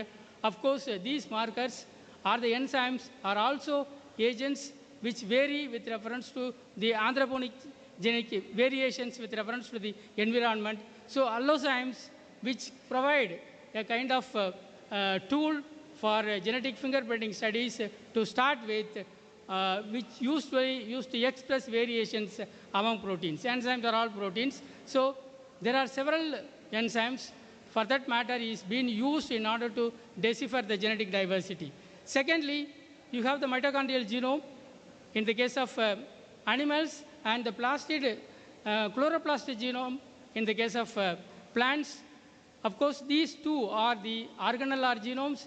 Organellar genome also to some extent help, though primarily employed to identify the species through barcode, but to some extent also these markers are used in order to decipher variations within the individuals of a population. But these two, mitochondrial genome as well as the chloroplast genome, they are all maternally inherited. So we normally expect that there will not be any variations among the genome of the organellar DNA. So in a way, these two are very recently excluded to study the genetic variations existing among the individuals of a population of a species. And so in the last 15, 20 years, these DNA molecules are used for deciphering species delineation. And RAPD is the first and foremost marker, which are said to be a kind of a dominant marker, random amplified polymorphic DNA, and which has been used by way of isolating the total genome organisms with the help of the primers, which are again said to be a kind of a synthetic primers, very short oligonucleotide primers, how these oligonucleotide primers can be used to see the variations among the individuals of a population using genome as a material is also a subject matter of study. as a molecular tool. And you have the RFLP. Later, there is a development of random fragment length polymorphisms, wherein which the DNA, the genomic material which is isolated from the organisms, are digested with restriction enzymes, and these restriction digested enzymes are then performed through southern blotting analysis using specific kind of markers, what are called as the probes. So southern hybridization is carried out. These hybridization which again reveal what is the variation which exists among the individuals of a population is a kind of evolutionarily considered as one of the important molecular marker or tool which is being used. And you have the later development as AFLPs, amplified fragment length polymorphisms, where again it is based on PCR, where the DNA is amplified. Amplified DNA are ligated with known kind of primers or the linkers, and then the large quantum of fragments are generated through this AFLP analysis, which will helpful later on to delineate the variations among even closely related individuals of a population in a species. And you have microsatellites, mini satellites, and simple sequence repeats. There are several such kind of satellite-like tandem repeat molecular markers came into existence very recently in the last 15-20 years, and people are relying very much on these markers in order to decipher the genetic diversity existing within the population of a species. Next slide, please. And these, among the various markers so far that we have seen, they are classified into two different categories, broad categories. One is a codominant marker and the dominant markers. Codominant markers, again, we classify enzymes, isozymes or allozymes on one side, microsatellites on the other side. So these two are said to be what is a kind of codominant markers. And in these two markers, the situation with reference to isozymes or allozymes, the variability which is produced by these enzymes are very, very low. As a result of which, they are not considered to be the ideal markers for genetic fingerprinting studies or molecular marker studies. So very recently, people are not using such a kind of allozymes or isozymes for such a kind of genetic linearity studies.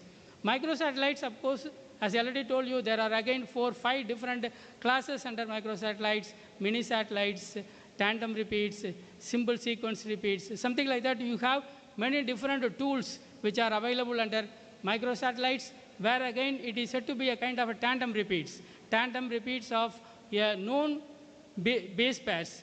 From 2 base pairs up to 20 or 30 base pairs, there will be a kind of tandem repeats. These base pairs are repeated several times. When it is the two base pairs which will be repeated several times over the region of the genome here and there, and it will vary up to 30 or 40 number of such repeats. So these repeats, based on the number of the sequences which get repeated over the genome, is a very good tool which produces a kind of a high resolution marker analysis, and people even now use these microsatellites and related techniques for genetic delineation.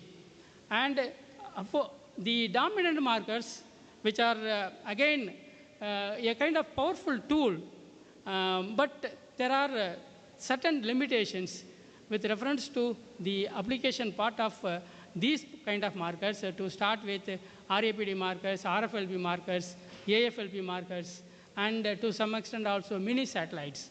And these are the dominant markers, but the analysis methods are not as powerful as the codominant marker, especially the microsatellite markers. So this is the basis of employing different tools for molecular marker studies. Next slide, please. Isozymes, as I already told you, and this is no longer being valid, as the diversity which is produced by such markers are very, very negligible or a minimum. Next slide, please.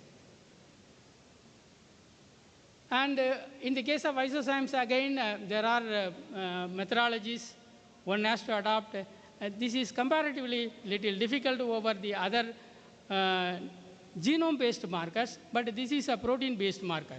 This is the only protein-based marker, enzyme or the proteins. So it is a protein-based marker, isolation is a little difficult. You have to be very carefully maintain the samples at 0 degrees, sub-0 degrees temperature. So you cannot also store it for a long period of time for repeated use. So it is based on the proteins. The sample handling, sample preparations are always very difficult. And once the sample is isolated, you have to subject these sample to electrophoresis. After electrophoresis, you will be able to stain this with a specific group of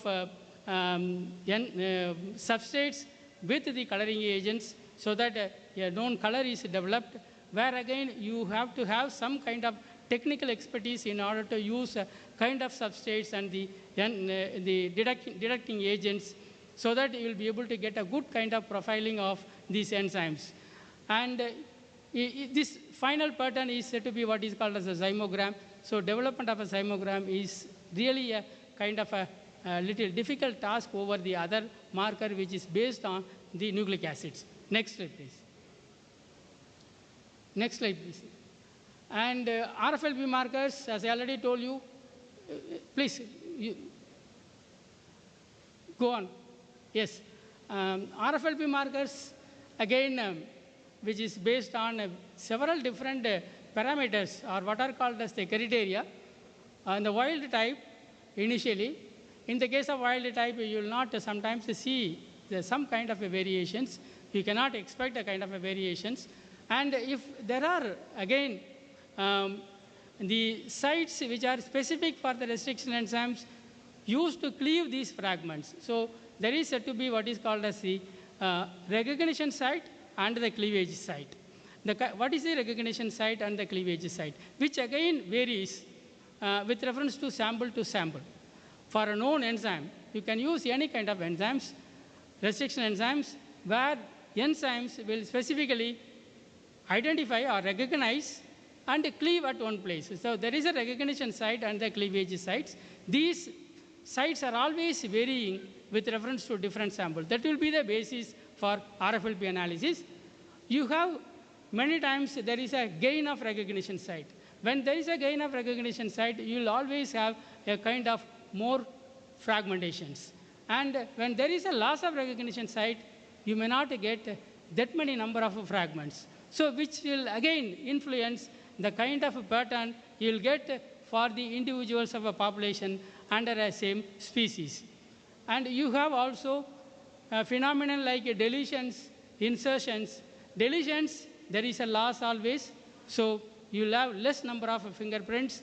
And insertion, sometimes if there are additional recognition sequences for the restriction enzymes, you have more number of fragments. So these are all the various parameters, something like a deletion of hybridization site and duplication of the hybridization site. So these are all the various parameters which again influence how the enzyme is going to act on its recognition site as well as the cleavage sites on the genome of the organism, as a result of which the fingerprinting will always be a kind of a problem, and you should be able to be very, very careful when you isolate the genetic material from the individuals of a population of any species before you subject to RFLP analysis. Next slide, please. And these RFLPs, again, in this particular situation, you see there are 2 sites, recognition sites, then it will produce 3 number of fragments. When there are 3 sites, it will produce 4 number of fragments. So based on the type of recognition, sites over the genome, this is again, you are going to use genome as a material. That will be the starting material. Genome, in the case of insects, mosquitoes, they are very large, megabases in size, and you may not have a very clear-cut fragmentation of the genomic material. You digest the enzyme, and then you run it in agarose gel electrophoresis. Then it is being transferred to a membrane. From the membrane, you have to select a loci in which could be used as a marker. So use that as a marker or a probe, then you perform what is called as a southern hybridization technique. And this technique will now yield you a kind of a fragment length polymorphic pattern after southern hybridization. So it is again a kind of 2-3 techniques you have to employ in order to generate a kind of variations with reference to genomic material which are subjected to what is called as RFLP analysis. Next, please. And this is again a kind of a fingerprint which will be varying. That is what it is been indicated or exhibited in the slide. Next, please. And RFLP, of course, which behaves like the other Mendelian traits, which follows the Mendelian trait. If you carefully analyze the data, you could be able to see the kind of variations which is following Mendelian trait. But the Mendelian trait is not going to be helpful at all for situations like you are going to screen various individuals of a population in a particular species, say for example, Aedes or Anopheles, whatever the genus it is, under species again. It is not genus, it's species. In one particular species, you have n number of individuals in the populations, and you'll be able to always see a kind of variations, which is, in that case, it's not so much important whether it is following Mendelian trait or not, and you'll be able to see what kind of variations which is producing among the individuals. That is really very important in order to study the potential of these particular species in a known locality or the ecosystem. Next, please. Restriction sites can reveal polymorphism between genotypes. So genotypic variations, if it is definitely there, then it should reveal a kind of variations among the different genotypes. Next, please.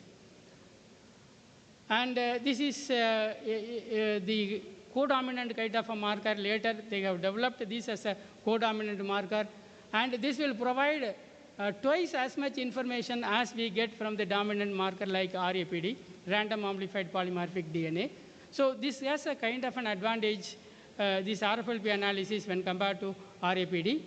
And they can also, there are cDNA clones which are already available. And this is again another story for any organism. For that matter, you can create a kind of cDNA library, genomic libraries. These libraries can serve as the source for the selection of a probe, and this probe will be used as a marker in order to decipher the variations among the individuals of a population. So the libraries that you possess for the organism in which you are going to study RFLP, which is again very important. Next, please.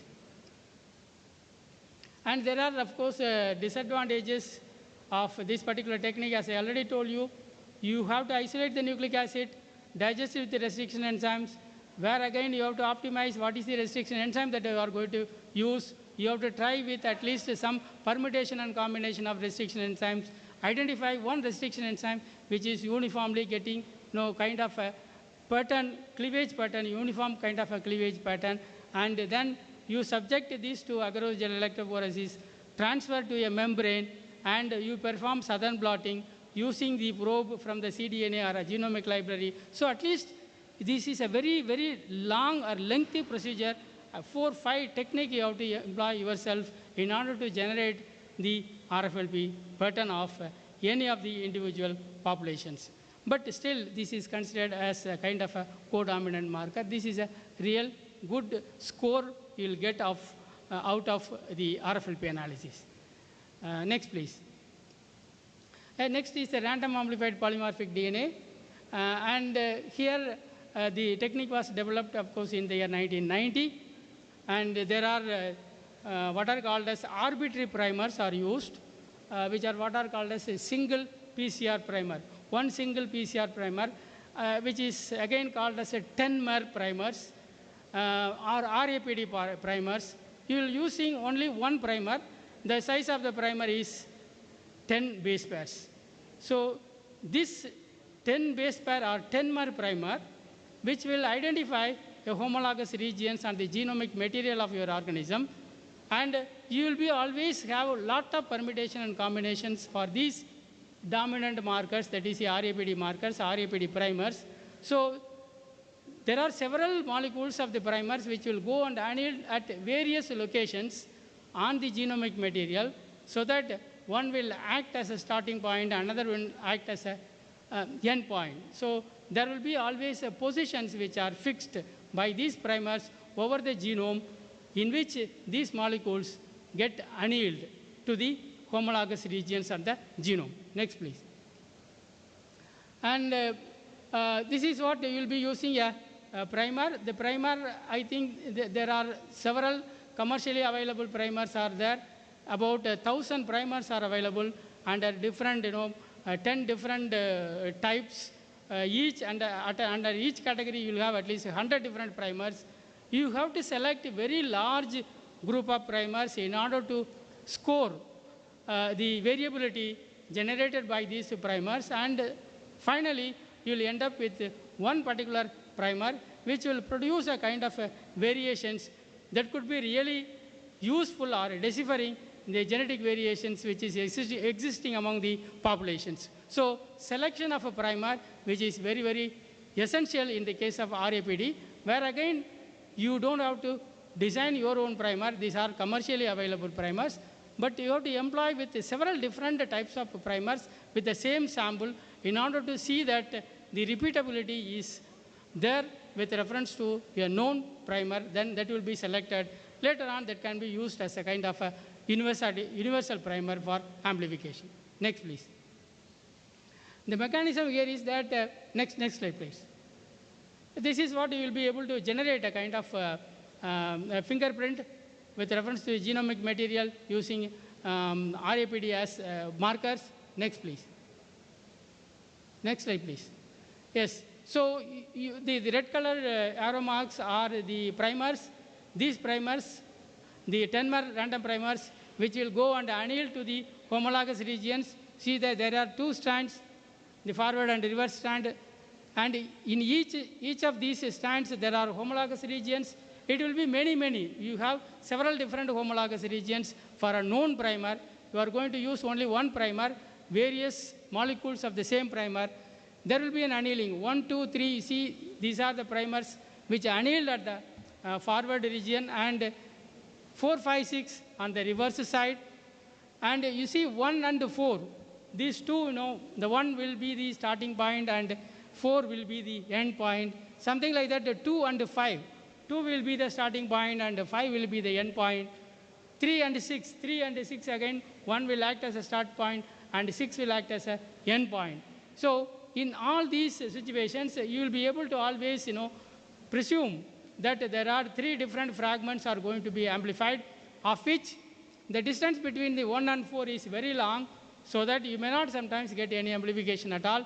But the distance is very conducive in the case of 2 sets of the primer, that is 2 and 5, 3 and 6, as a result of which you got some amplifications. So you have the formation of the product 1 and product 2. And this is for one sample of any known individual of a population, and the other individual can also be subjected with the same set of primer.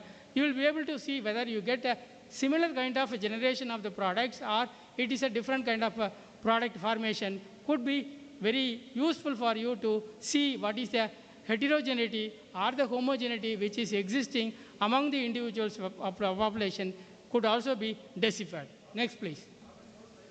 Sir, you'd like to finish quickly? I'll do it. So I just started now only. I have several slides, but anyway, I'll try to complete it. Yes. When you like to finish the talk? 2-3 minutes. Okay. And then you have... No, we have started only somewhere around 2:45 only. 2:45 only we have started. As this is the lead lecture, you cannot say you complete it within 15-20 minutes. Anyway, I will try to complete it. That I understand. Right. So here again, you have what is called as the nucleotide substitution. And if there are nucleotide substitutions, which is indicated here as a yellow colored marking, when nucleotide substitution is there, there will not be any binding of your primer over the regions, so that there will not be any amplification at all. So that really makes you kind of a variations within individuals of a population. Next, please. Again, if there are any deletions which takes place at that point of time, where the primer could be able to go and anneal, then that deletions will make, there will not be any amplification at that particular point of time. Okay, next, please.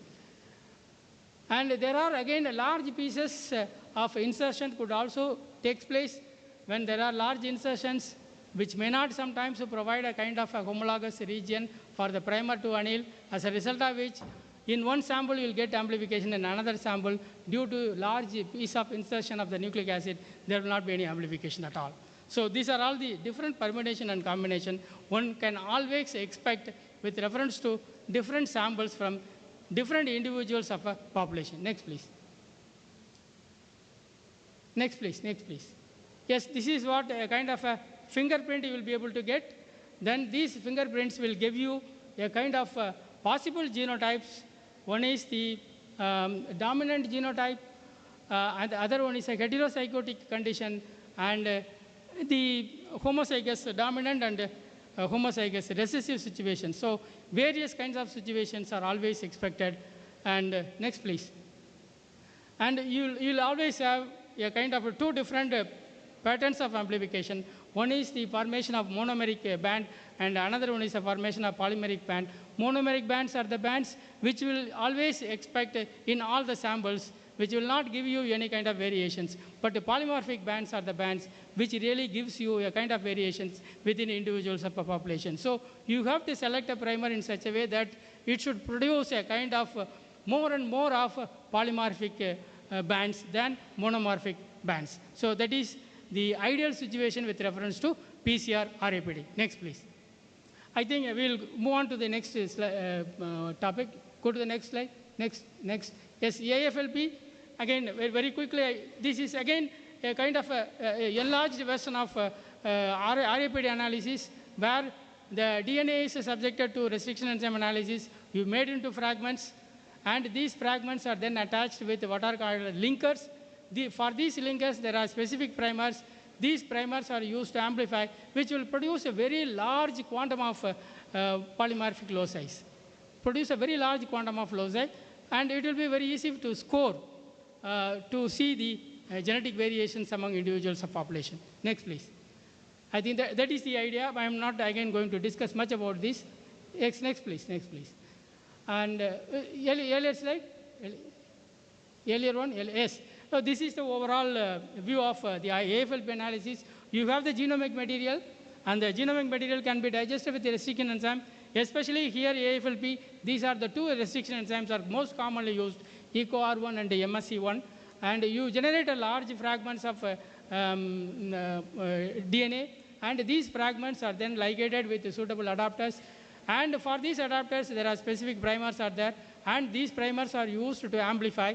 That will generate a lot of fragmentations. You see that at the end, the fragmentation which is generated, which will give you the real picture of genetic variations among individuals of population. That's it. Next, please. Next. I think this you can skip. You can skip this. Go to the next slide. Next slide, please. Yes, a microsatellite. This is again called as an VNTR, variable number tandem repeats. Where again I told you, next slide please. Next, yes, earlier one, yes. You have kind of CA which is repeated, two nucleotide bases which are repeated several times. This is at one location. In a different location also the same pattern is repeated. How many times it is repeated is also fixed. 10 times if it is repeated, the same 10 times it will be repeated. So over the genome of the organism, these repeats will be uniform throughout the genome, which can be used or tapped as a kind of a marker tool for developing kind of variations among the individuals of a population. The two can be sometimes 3, 4, 6. It will vary up to 60 or 50 number of such repeats will be there. And this will be repeated over the entire genome of the organism, as a result of which that particular characteristic feature, what is called as a tandem repeats, which are spread across over the genome of the organism, used as a tool for microsatellite or mini satellite or variable number tandem repeats or SSR markers. So these are all the different kind of markers, which is again based on how many times base pairs are repeated over the genome of the organism is calculated. Next, please. Yes, I think that is all.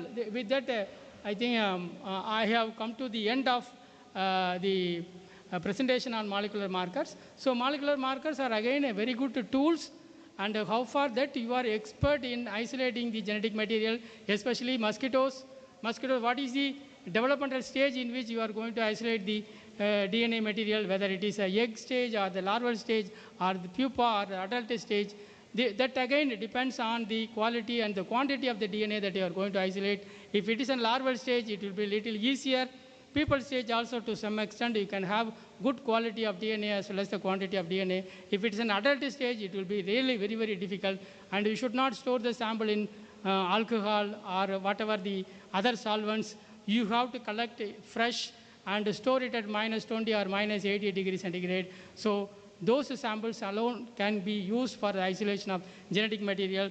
And if it is an adult, this is really very, very difficult. So one who is having a kind of expertise in molecular biology, starting from the isolation of genetic material up to the design of the primers for specific molecular marker analysis, and your expertise in scoring and identification and employing some of the bioinformatic tools in order to generate a kind of a phylogram or a dendrogram in order to see what is the variation which is going to be generated, is again the individual's expertise on handling various molecular biological techniques. And I think with this, I'll stop here. If you have any specific clarification, I'll be happy to answer you. Thank you.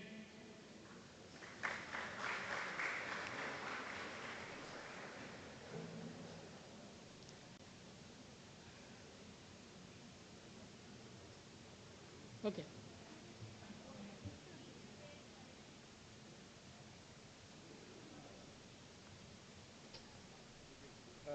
Thank you very much, Professor Janardhanan. Actually, the molecular tools are the need of the hours. And in fact, the new generation who is coming up, not only in the academics or research, but in the program also it is required very much. And globally the people are after these techniques also. Thank you very much. This was a wonderful presentation from your side. We are really grateful to you. Any ceremony? Thank you, sir. I request Dr. S.N. Sharma to present a memento to Dr. S. Janardhanan, sir.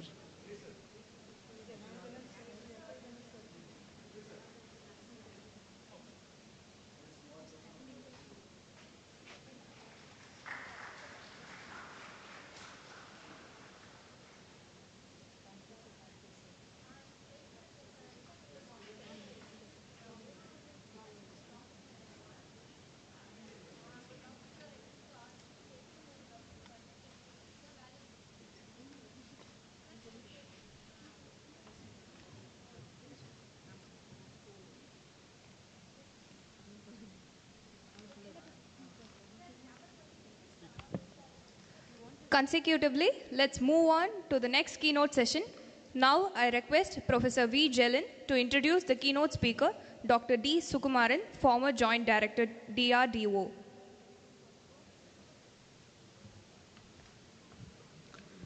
It's my privilege to introduce Dr. D. Sukumaran, a prominent scientist, retired as Joint Director from Defense Research and Development Establishment, a key institution within India's Defense Research and Development Organization, DRDO.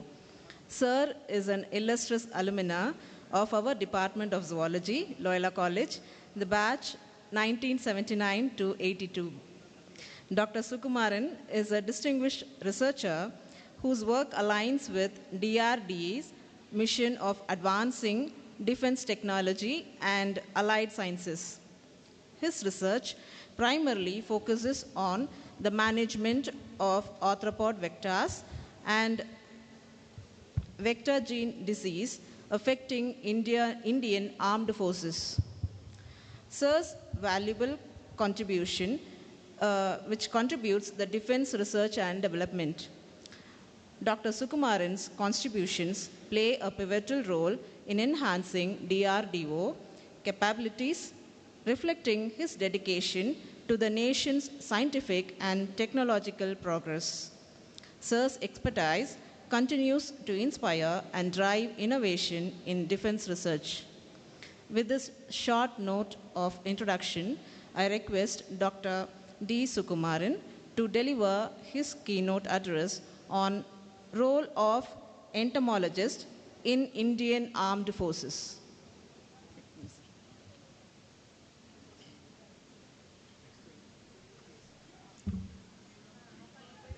First of all, good afternoon, everyone. And I would like to thank Absolute Human Care Foundation, Dr. R.K. Srivastava sir, for offering me opportunity to share my expertise in this. And I am the alumni of this college. I am very proud to stand here. I am a 7982 BSc I did from same Zoology Department. Now I am, after my long journey in my research, I want to share my experiences. This lecture is mainly for all your students. Kindly stick to my lecture. You will be benefited. This is for your benefit only. I have prepared a big lecture. I am sure you will be enjoyed. And I thank Reverend Father Principal also for giving me opportunity, and Zoology Department, especially the Organizing Secretary Raja. So let me go to the first lecture. So basically I'm a medical entomologist. I joined in 1987 in DRDO after I retired in 21. And I was heading the Department of Vector Management. And right from there I did a long study. Next slide. So I'll tell a brief history about it because I want to tell what is DRDO. Many of you may not be knowing what is DRDO and what they are doing. My idea is to show you the way. This is a motto of Loyola is lucid lux extra. Let your light shine. You see on the top it is written there. So we have to show our light to the juniors and future candidates. So the DRDO is a primary agency under the Department of Defense Research and Development in the Ministry of Defense, and it is charged with the military research and development. Under the administration of former Prime Minister Pandit Jawaharlal, it was formed in 1958 by the merger of Technical Development Establishment and Directorate Technical Development Production and of the Indian Ordnance Force with the Defense Science. Subsequently, DRDO was formed in 1979 and Service Group A with administration and thing. Next slide. So if you see the evolution of the DRDO, kindly concentrate on my slides, you will be benefited. This for all your students' benefit only. And it started in 1958, and the budget is, because DRDO is mainly here, we are here to do the research for all the three forces, Army, Navy, Air Force. So we are doing, because we have to indigenize many products. Instead of buying many products from other countries, we are doing all research. So this research started in 1958, and we grew like that. Our budget, it is in 2020, it is 19,000 crore. And you must be knowing, my boss is Dr. APJ Abdul Kalam.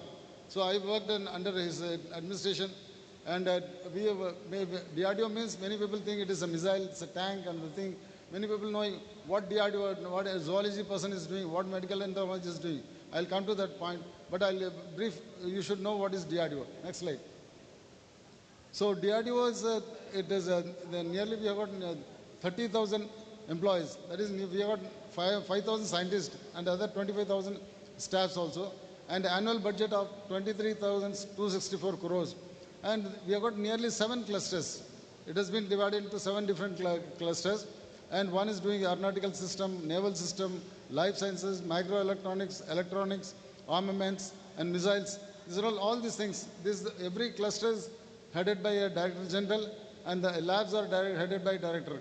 If you see, if you are interested for future application DRDO, these are the 2 websites. You can see regularly posts are coming. You can apply and you can get. And one main requirement nowadays is DEET. You have to clear the GATE exam. You have to clear. Then only you can get into the DRDO. It is a very requirement. GATE score is very, very important. Next slide. So if I tell the areas of missiles, I told you that missiles, propulsion, everything, aeronautical system like fighter aircrafts, airborne surveillance system, etc., armaments, combat rocket, artillery, ammunitions, launchers, naval systems, sonar system, like that. We are all working on different varieties. Next slide. Next. So even the electronics, communication, radars, electronic warfare system, microelectronics, and our groups fit into the life science. Life science, what we are doing, one is biodefense, NBC detection, life support system, personal selection system, nuclear medicine, high altitude agro-animal technology, nutrition food technology. And here, as entomology comes along the biodefense and NBC detection. Now, next slide. And if you see, there are nearly 52 labs over there. Now it is reduced to 49, and it is distributed in all lower India. all the 7 stars, I put one life science lay, one DR is there, and another in Delhi, 2 labs, DIPR and DPAS, and Gwalior, where I was working in DRD Gwalior. Other one is a double, it is in Bangalore, and Mysore DFRL and DRL Tejpur. Now the entomology work is everything is now shifted to DRL Tejpur. No, after my retirement, that entomology work was stopped in DRL because of their categorization, and they are shifting the targets, and now they have reduced the labs. So now it is gone only in Tejpur lab only. Next slide. So the aim of the life science laboratories is to improve the safety and efficiency of the man behind weapon, because the man behind weapon is very, very important. Without him, nothing can be done.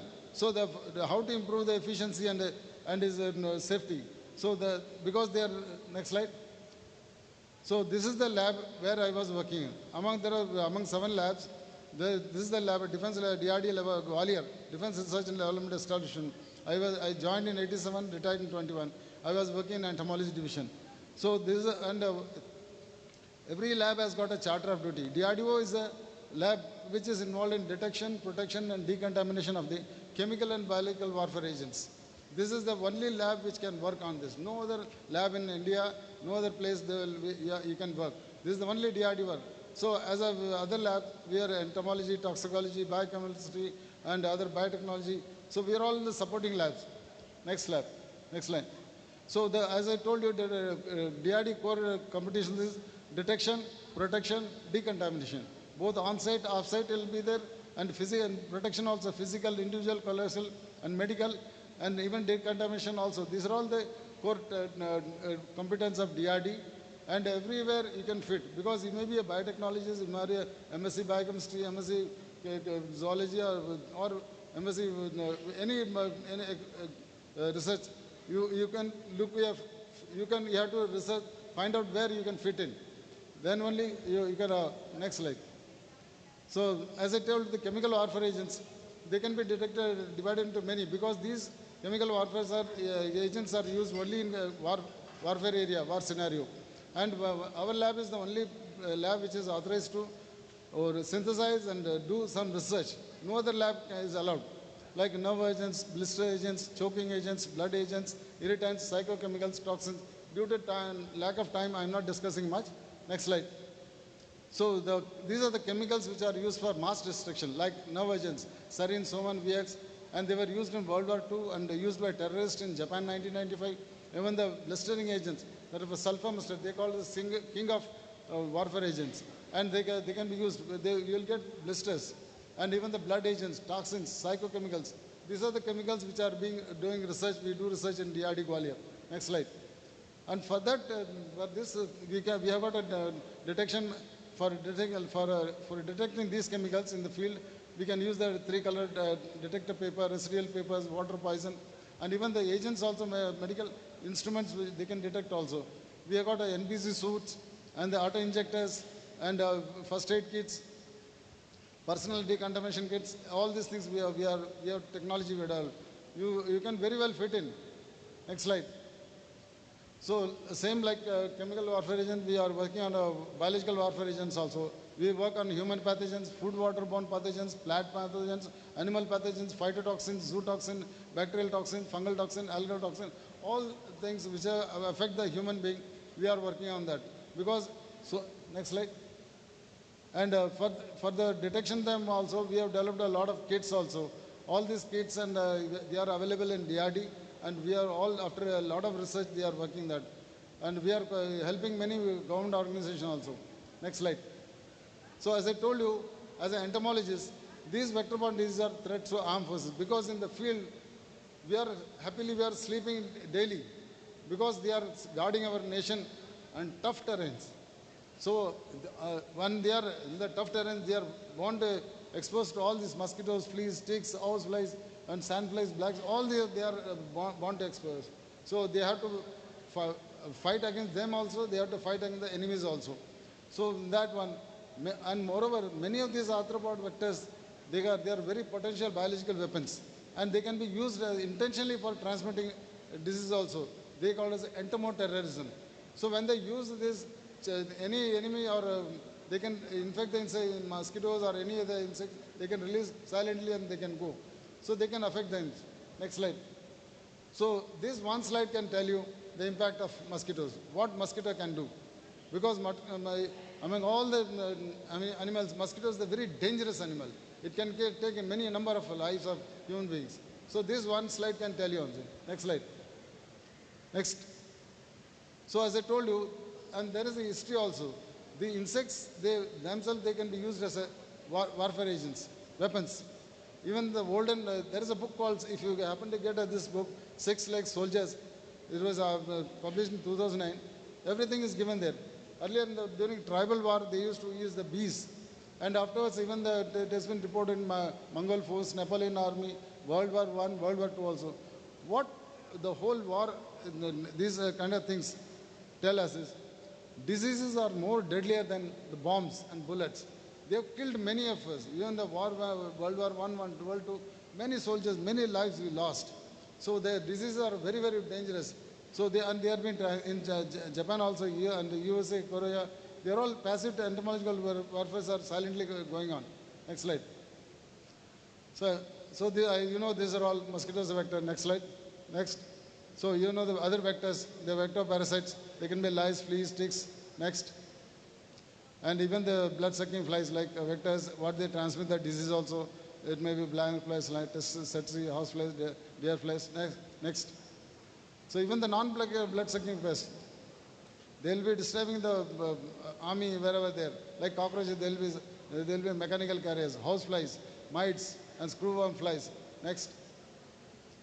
And as I told you, a global estimate shows that malaria stands in the top on the vector-borne diseases when compared to other diseases. And if you see the different regions, and the different diseases will be dominating, like that in America and Africa, some other diseases they will be dominating, but on the whole, on the world, malaria stands the highest killing. Next. So in short, what we did in DRD Gwalior, in my service and even my seniors also, and this one compound called diethyl phenyl estimate, it's a multi-insect repellent. I'll tell briefly about this. This is developed by DRD Gwalior, and of course it's originated from VCRC, and the whole technology was given to DRD and we promoted it. And now this diethyl phenyl estimate is introduced into the Indian Armed Forces. They are buying every year. Nearly 3 lakh cans they are buying. Technology has been transferred, and nearly 5 crores, more than 5 crores every year they are purchasing. And other one is insecticidal paint. This is a multi-insecticidal paint. So this, once you paint the insecticide paint, 2 years there will be any crawling insect, it will die. And now after when I took over as head of the department, the Mark II has been initiated, and now it is in the trials. It is going on there, I think, in the VCRC and the other labs. After my retirement, still I am following it, because at some product it has to come to it should see the light. So, and the other one is the attracticide. It is for dengue mosquito, wool care for woolen garments, rat X for killing the rats, because rats were a problem in Navy. So Navy, they want rats should die immediately. They should not die and go and die in the duct. So for that also we developed, and these are the many products for our vector management. Next. During our service, Director General Armed Forces, they wanted a surveillance on the border areas. Pakistan border, northern Pakistan border area, and even the other side also. They said they want to know what other vectors are available in the Pakistan border area. So where other civilians cannot go. So we took a project on 2003 to 2008. We covered all the completely Pakistan border area, and here Hathigarh, Masimpur, there's even northeast side also. We did complete 5-year service, and we give a very good, and many new species are reported, and everything has been given to the Indian Army. Next. During my service also, I did in 2006 and 2007, I did the same mosquito surveillance for Gwalior, Madhya Pradesh, Maharashtra Railway Air Force Station, and Indian Air Force Station, Agra. So for they wanted some small studies I did, and based on my studies, they could control more effectively in that one. So next slide. So after my retirement, they wanted me to do the work. I said, I'm retired, I cannot do. But we managed to get a project from DRDO, nearly some 9.92 lakhs. So from January 23, first to May 24, I was there in Sulur, Coimbatore Air Force Station.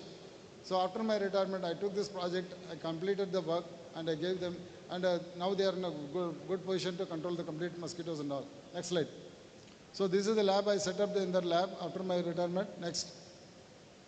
So this is another lab I told you, Defense Research Laboratory, Tejpur. It is initially mandated for storage outdoor, but now they are working on effectively on for mosquito control, not vector control and other things. So next. So the Charter of Duty is development of technologies and product enhanced combat efficient soldiers jungle operations to develop facilities for testing technologies, products, high altitude humid action in Arunachal Pradesh, to capture, coordinate, derive DRDO labs to meet all the requirements of soldiers, CAF in Arunachal Pradesh, to develop and deploy products, technology requirement of CAFI in any region.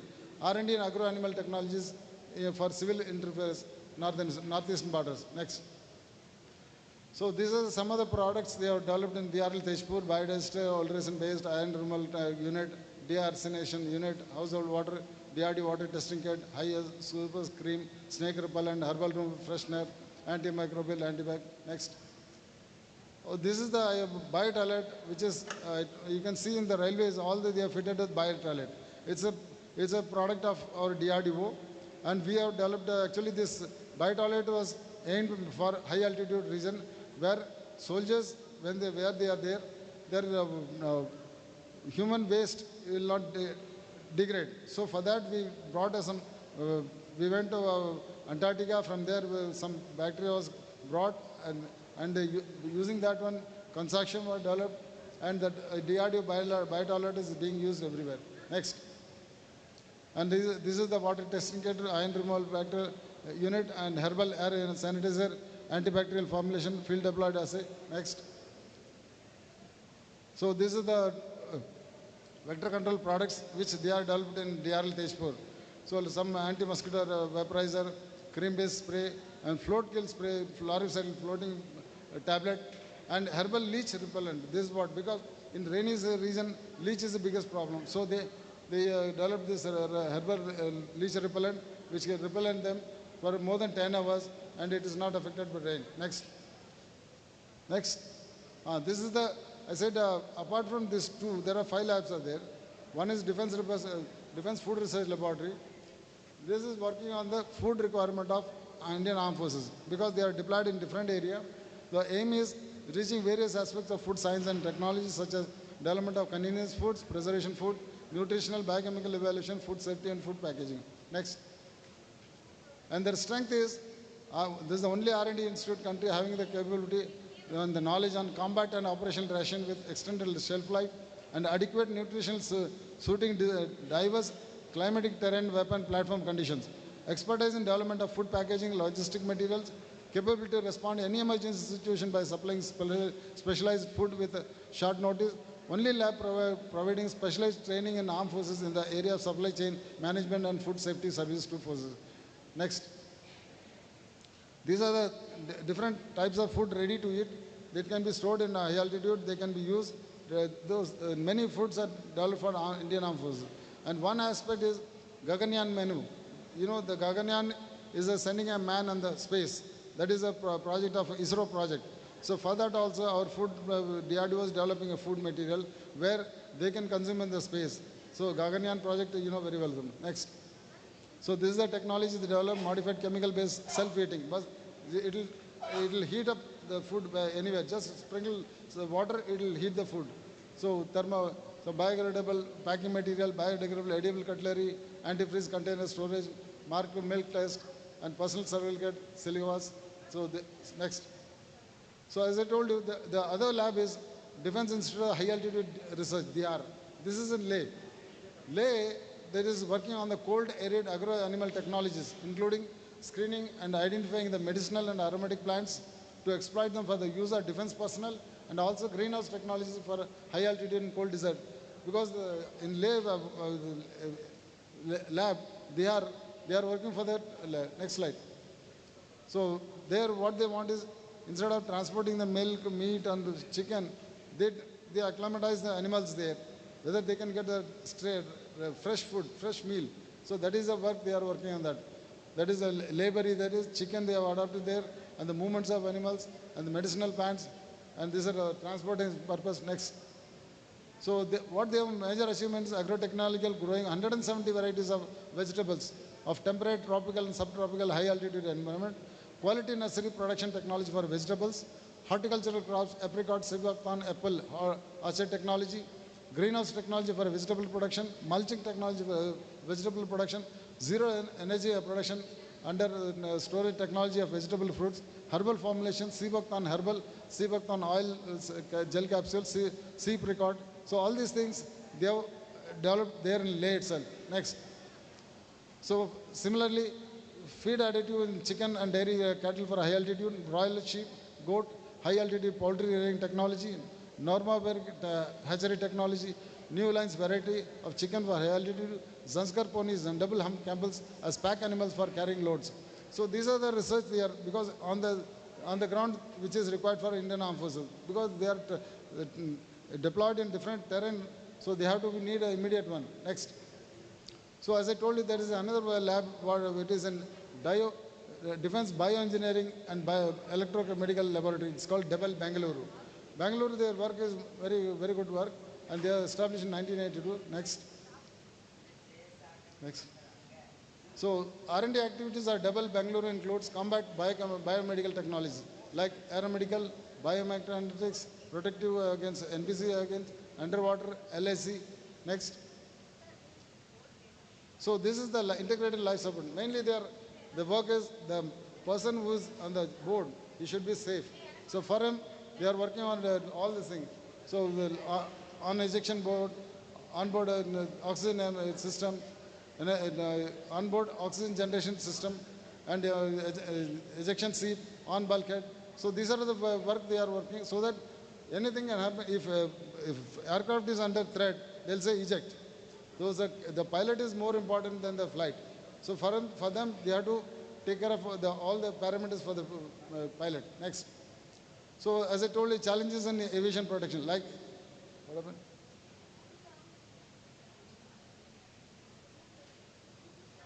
Apache. Huh? Connect.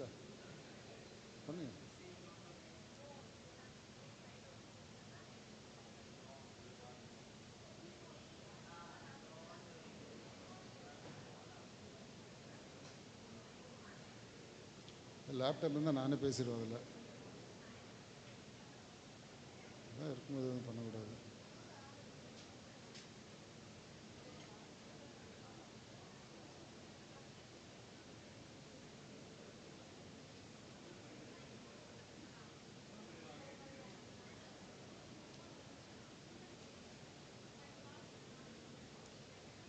Go. Wait. Okay, double. Fine. So challenge in aviation protections, G maneuvering, para jumping, endurance, and rapid compression, fire hazard, wind blast. These are all the problems they face pilot. So for that they have to do a research. Next. So naval operation also, DC operation, emergency escape, hypothermia, decompression sickness, arterial. So all these areas are, you can get somewhere, you can fit in your future. If you want, you can get in. All the technologies are. Next. So challenges on ground also, HAPO, high altitude problems there, heat stress, LAC, fire hazard, intense solar radiations, high temperature, desert area. So all human, wherever the soldier is there, they face all these problems. For that, all DRDO is working on that. Next. So evolution of technology they have made. As I told you, even Gaganyal also till even 24, they have developed all the technologies for telemedicine system, wearable RPN, oxygen care, and Gaganyaan, all the things for EXO, for space. So we are equally part in ISRO. Next. So this is another lab is called Defense Institute of Physiological and Allied Sciences in DIPAS in Delhi is there. They are also working on their human stress condition, human decompression chamber and multi-crew pneumatic chamber, multi-crew human climatic chambers. They'll put under tight chamber so that they'll put them under stress. They'll study what is the effect, how long they can tolerate. So next. So similarly, they've got different, all these studies also, the physiological monitoring system, pulmonary assistance system. So next. So there is one more lab is there, that is called Defense Institute of Psychological Research.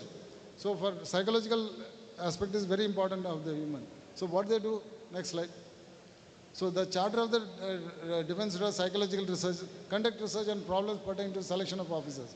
Whenever they select the officers, so that is they have to do the research, and they based on standardized test of intelligence, aptitude and personality, they select them, training the accessories to monitor and evaluate the selection system, and to conduct research in physiological warfare, ideological conviction, motivation, attitude, morale, leadership, and job satisfaction and organizational climate.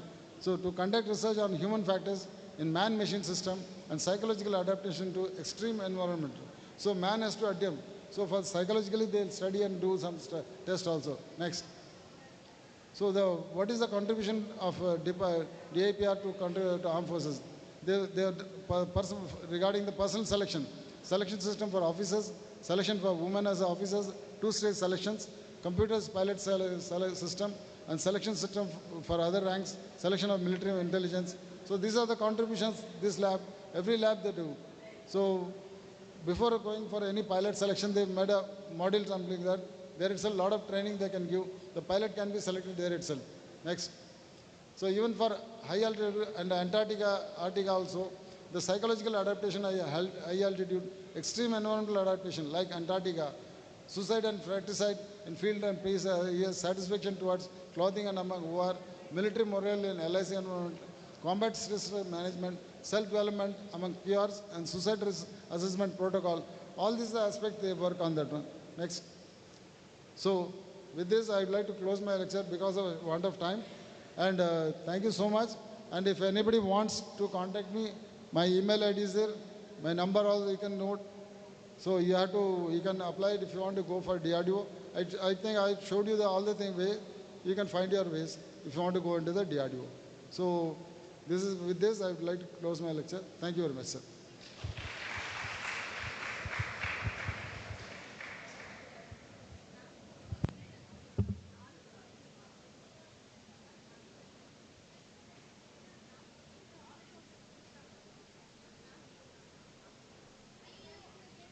Yeah, thank you, Dr. Sukumar. It was really a wonderful experience. The way you started your career and the achievement you made is really a sort of way forward for the students who are to build up their careers. Thank you very much, in fact. So I'll request the organizers to carry forward this ceremony. Thank you, sir. I request Dr. D. Leelavati to present a memento to Dr. D. Sukumaran.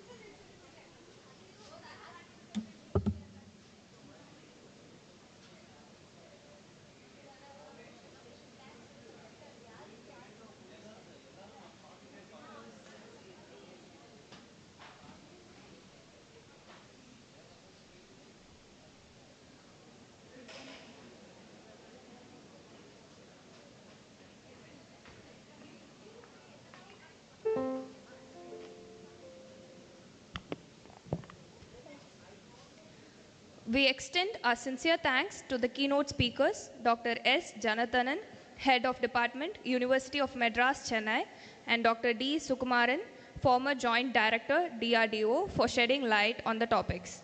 We are grateful to the Chairperson, Dr. S. N. Sharma, and co-chair Dr. D. Leelavati for their expertise, and rapporteur Professor V. Jelen for providing guidance. Thank you. We will have the valedictory shortly.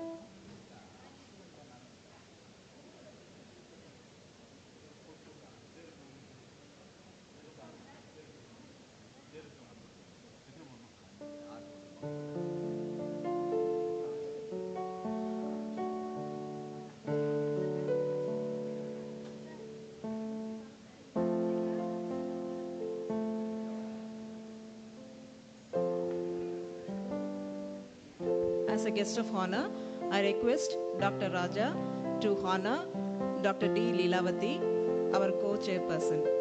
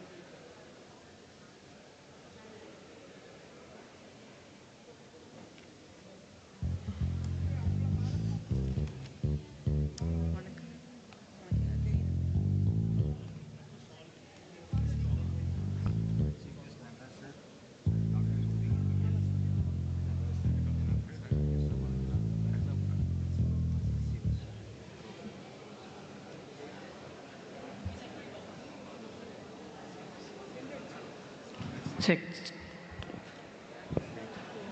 I request all participants to kindly maintain silence.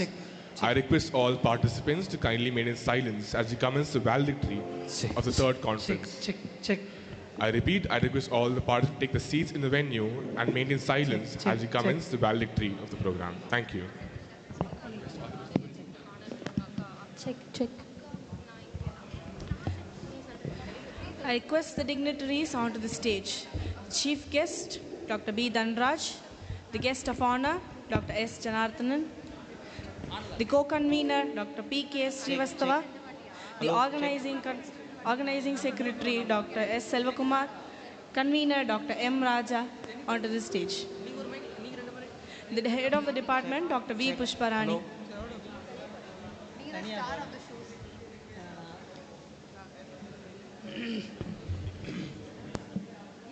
I request the dignitaries to take the seats on the dais.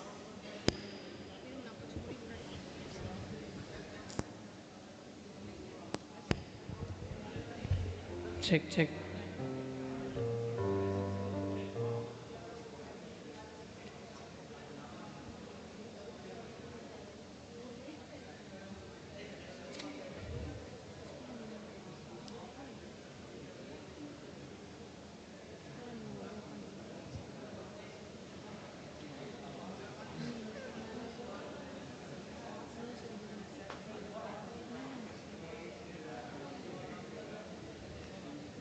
Hello.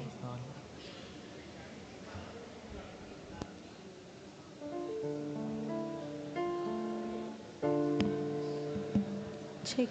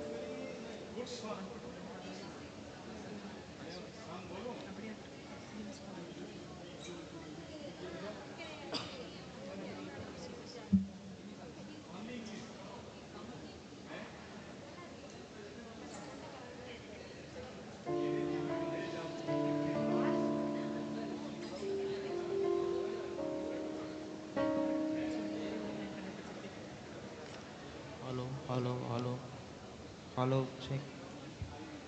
Hello.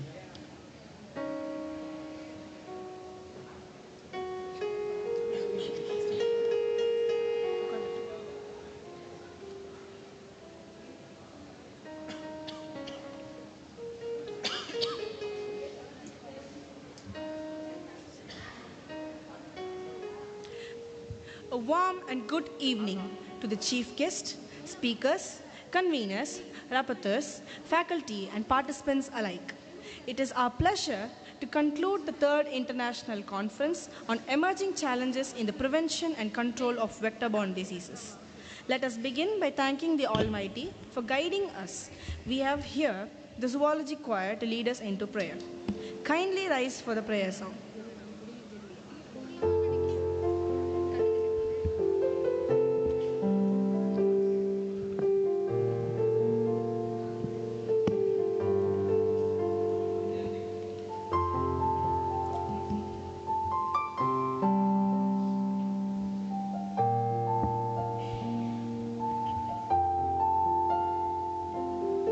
தாய் போல தேற்றி தந்தை போல ஆற்றி தோள் மீது சுமந்திடும் என் இயேசையா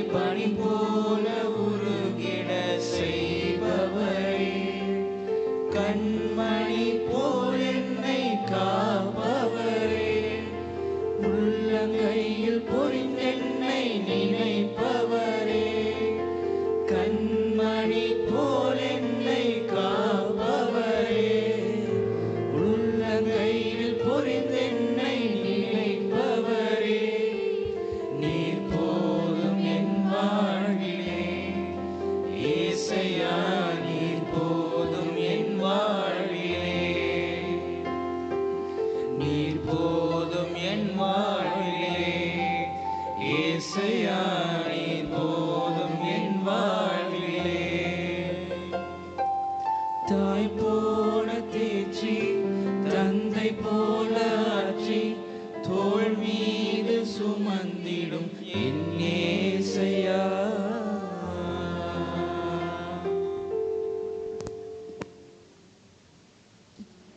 Thank you, choir. Kindly be seated. It is with great pleasure that I welcome the chief guest, Dr. B. Dhanraj, former Chief Vector Control Officer from the Greater Chennai Corporation. I call upon our esteemed Head of the Department, PG and Research Department of Advanced Zoology and Biotechnology, Dr. V. Pushparani, to deliver the welcome address.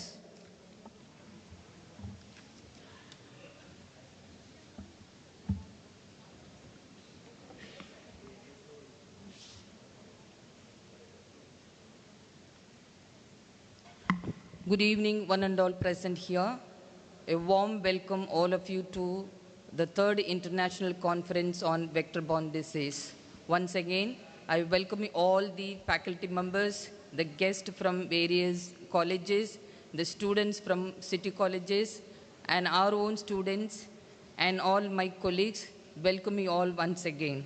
First and foremost, I welcome Dr. B. Dhanraj, former Chief Vendor Control Officer, Greater Chennai Corporation, Chennai. Sir, we welcome you, sir.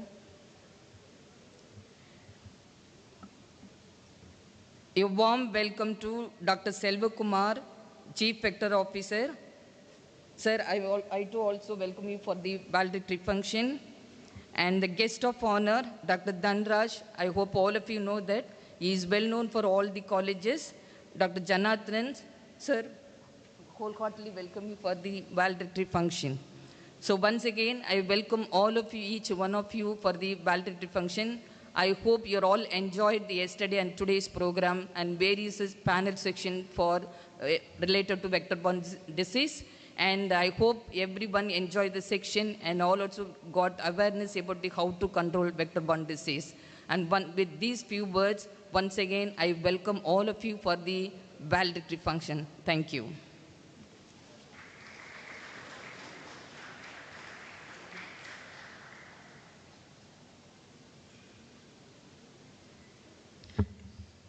Thank you, ma'am. Felicitation is a virtue of the intellectuals. And here to exercise their right, we have Dr. Selva Kumar presenting a token of appreciation to the chief guest, Dr. B. Dhanraj.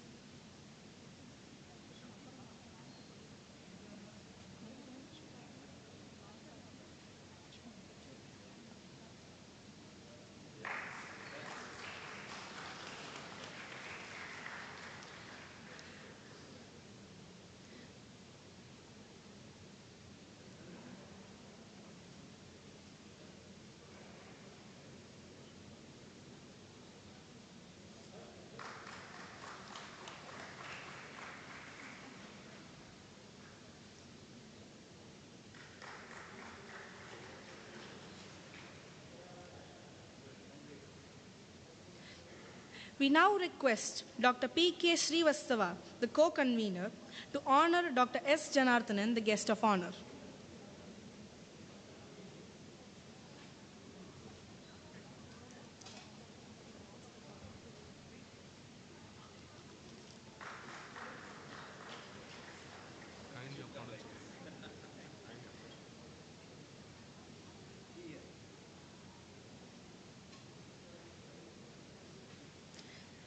I now invite the head of the department, Dr. V. Pushparani, to felicitate Dr. Selvakumar.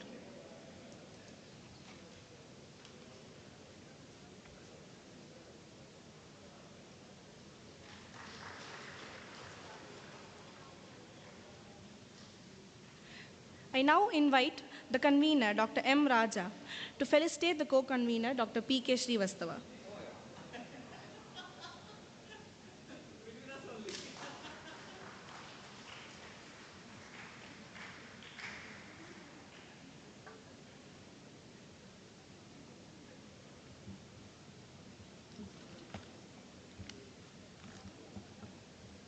I now call upon Ms. Eljiva Devakumari, Research Scholar, to introduce the chief guest.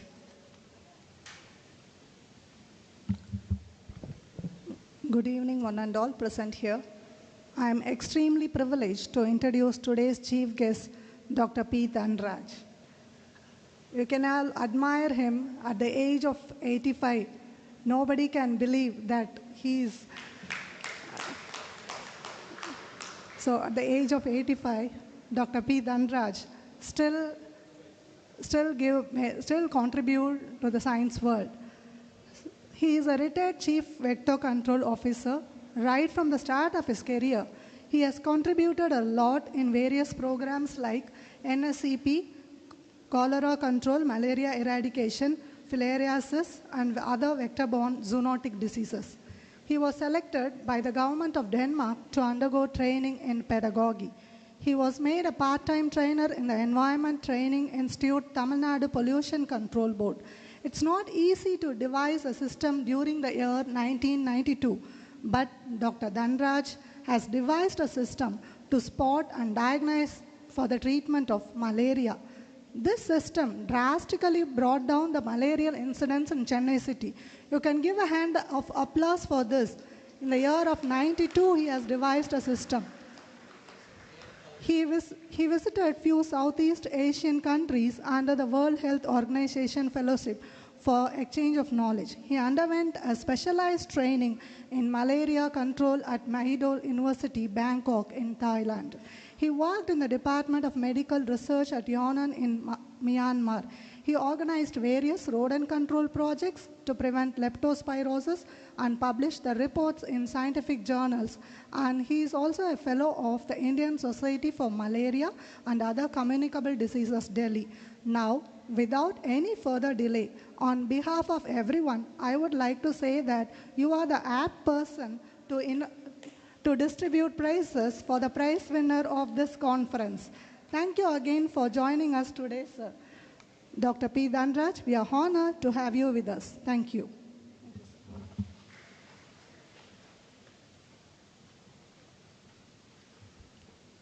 Good evening, everyone. Today's workshop, this international workshop is coming to end. And I would like to remind you, this 2024 is also coming to an end. Within few days, we will be moving to 2025. I do not know whether 2024 has brought goodness or some bad luck, something like that. You cannot retain yourself in 24. You have to move on to 25 there. And then this workshop organized by Loyola College and then AHM. This federation, I do not know how they have coined this word, Absolute Human Care Foundation there. I do not know who is behind that. Maybe Srivastava or so like that. This is an apt word. You cannot say health. Health does not mean absence of disease alone. There are so many other things. So, Absolute Human Care Foundation there. They have come all the way from Delhi. They used to conduct meetings somewhere, not in Tamil Nadu. But this time they have chosen the college and Dr. Raja and then Dr. Selvakumar all sat together. They broke their heads. They worked it out.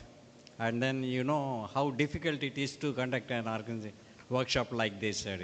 How many people behind the scene, we do not know. We only come here neatly dressed and looking at the flowers, decorations, and the lunch and other things there. But the efforts by so many people behind the scene, we had to appreciate them. Now, I have been here for the last 2 days. I would like to thank those people behind the scenes who has helped organize this session. And then, as I said, towards the end of the year we have come there. And then this year, centenary celebration of Loyola College. And then the workshop, maybe it's a coincidence or predetermined, I would not know. But this workshop will remain in the history of Loyola College, and then it will be remembered. And then, what is the role of a corporation here? They say, she said, I am 85 years old. And then we used to work together, the Loyola College there. And many projects we have done. It's not the question of the projects that we have done there, the relationship between the Loyola College and the Corporation of Chennai there. It's decades back. And then this is the only college which has got an entomological division there. I do not know there is any other college with the entomological division there. So in corporation, as an officer, we purchase equipments and then insecticides and other things there. You know the tender system there. You call for tenders, whoever quotes the lowest tender, we purchase from them. But there are cases where there are no competitor at all, monopoly products. Only one fellow will quote. How do you compare the rates? Then there is a government rule that you have to formulate a committee, a 3-member committee. One member is the fellow who is calling for, second member is the one who is doing the same job in the government, and the third member is from an academic institution or research institution there. So we came here, you know Dr. John Williams and Vincent, we used to take him as one of the member there. So the government, the IAS officer sitting there, I am a government fellow, and the second member is also a government fellow. We have to sit like that only. But John Williams is from a educational institution. He stands, he's already a giant-sized man there. The moment people see him, they are scared. He says, yes, pyrethrum extract is manufactured only by this company there. This is essential for the program there. Finish. Committee is over. And then it is approved. So like that, one by one, we started doing that. And then whenever there is an outbreak and your students will come, we conduct awareness campaigns there. Like that, we have been doing that. And then, I do not know whether you know certain things about corporation there. The moment they say corporation, people look at you with a different eye there. But behind that, the first thing, you know, smallpox, it has been eradicated totally. In the whole country, Chennai city is the first place where it has been reported nil cases. The man behind that was a health officer of corporation, Dr. Ramchandra Rao. He maintained a virology laboratory in corporation.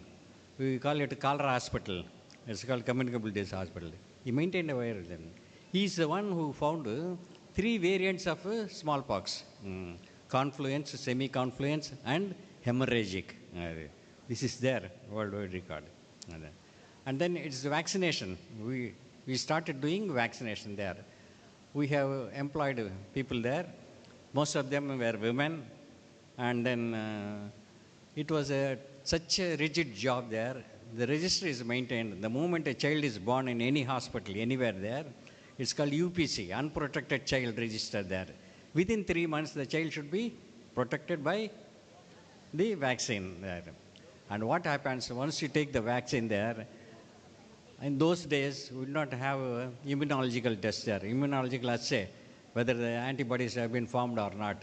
The only thing is the spot where it has been vaccinated, it develops into a lesion there, leaving a permanent mark. So that is how we say it's a successful vaccination. If it is not there, it is not a successful vaccination. You have to revaccinate.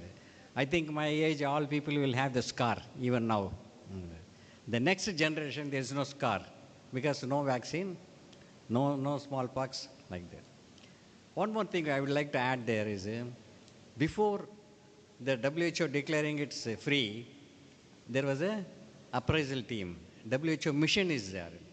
They came there, they came down to Chennai, how you are able to do that, all those things they have assessed.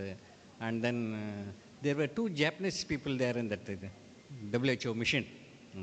They said, how do you go? They were asking. And then all my staff, they cannot speak in English. So I was telling them this thing, that thing. See, they appreciated the work so much, they went back to their country. They have sent 12 motorcycles for the supervisors because everybody is walking. Nobody has got a vehicle there. Out of 12 motorcycles given by Japanese government, it went to Delhi. Delhi people retained 6. Only 6 were sent to Chennai. So those were wonderful machines. Nobody would have seen that. It's 50cc Honda.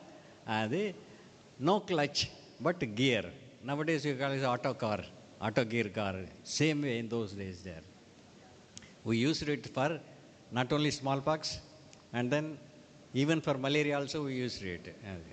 What I am trying to say is, the Japanese people seek that some good work has been done, and to encourage them, you have to provide more facilities so that more and more success can be achieved. That is the motto behind it. And then after some time, this vehicle went down. No spares are available in Chennai. Then we wrote back to Honda company itself. You have donated, so many vehicles are idling for want of a few spares there.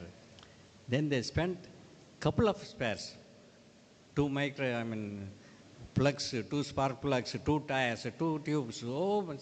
And then we use it for some more time there. This is one of the history in the Corporation of Chennai.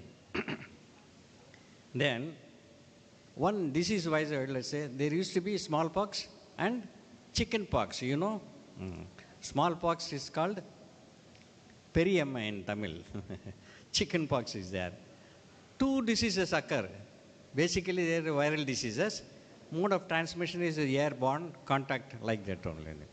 Coming back to here, dengue and chikungunya, 2 viral diseases. Vector is the same there. There, when one disease is dominant, the other remains low there. Same way here also in dengue, chikungunya, certain times it's more one disease, certain times it is less. We do not know what is the relationship. Maybe we have to go near to them, find out what is the relationship, why someone is high, someone is low, how someone low becomes someone high. All these things is for the students to find out in the future there. Okay, then cholera. Cholera is one of the dreadful diseases there. Many of them you do not know in those days when cholera. Whoever goes to the hospital there, it's a private or any government hospital, with diarrhea, immediately they call the communicable disease hospital.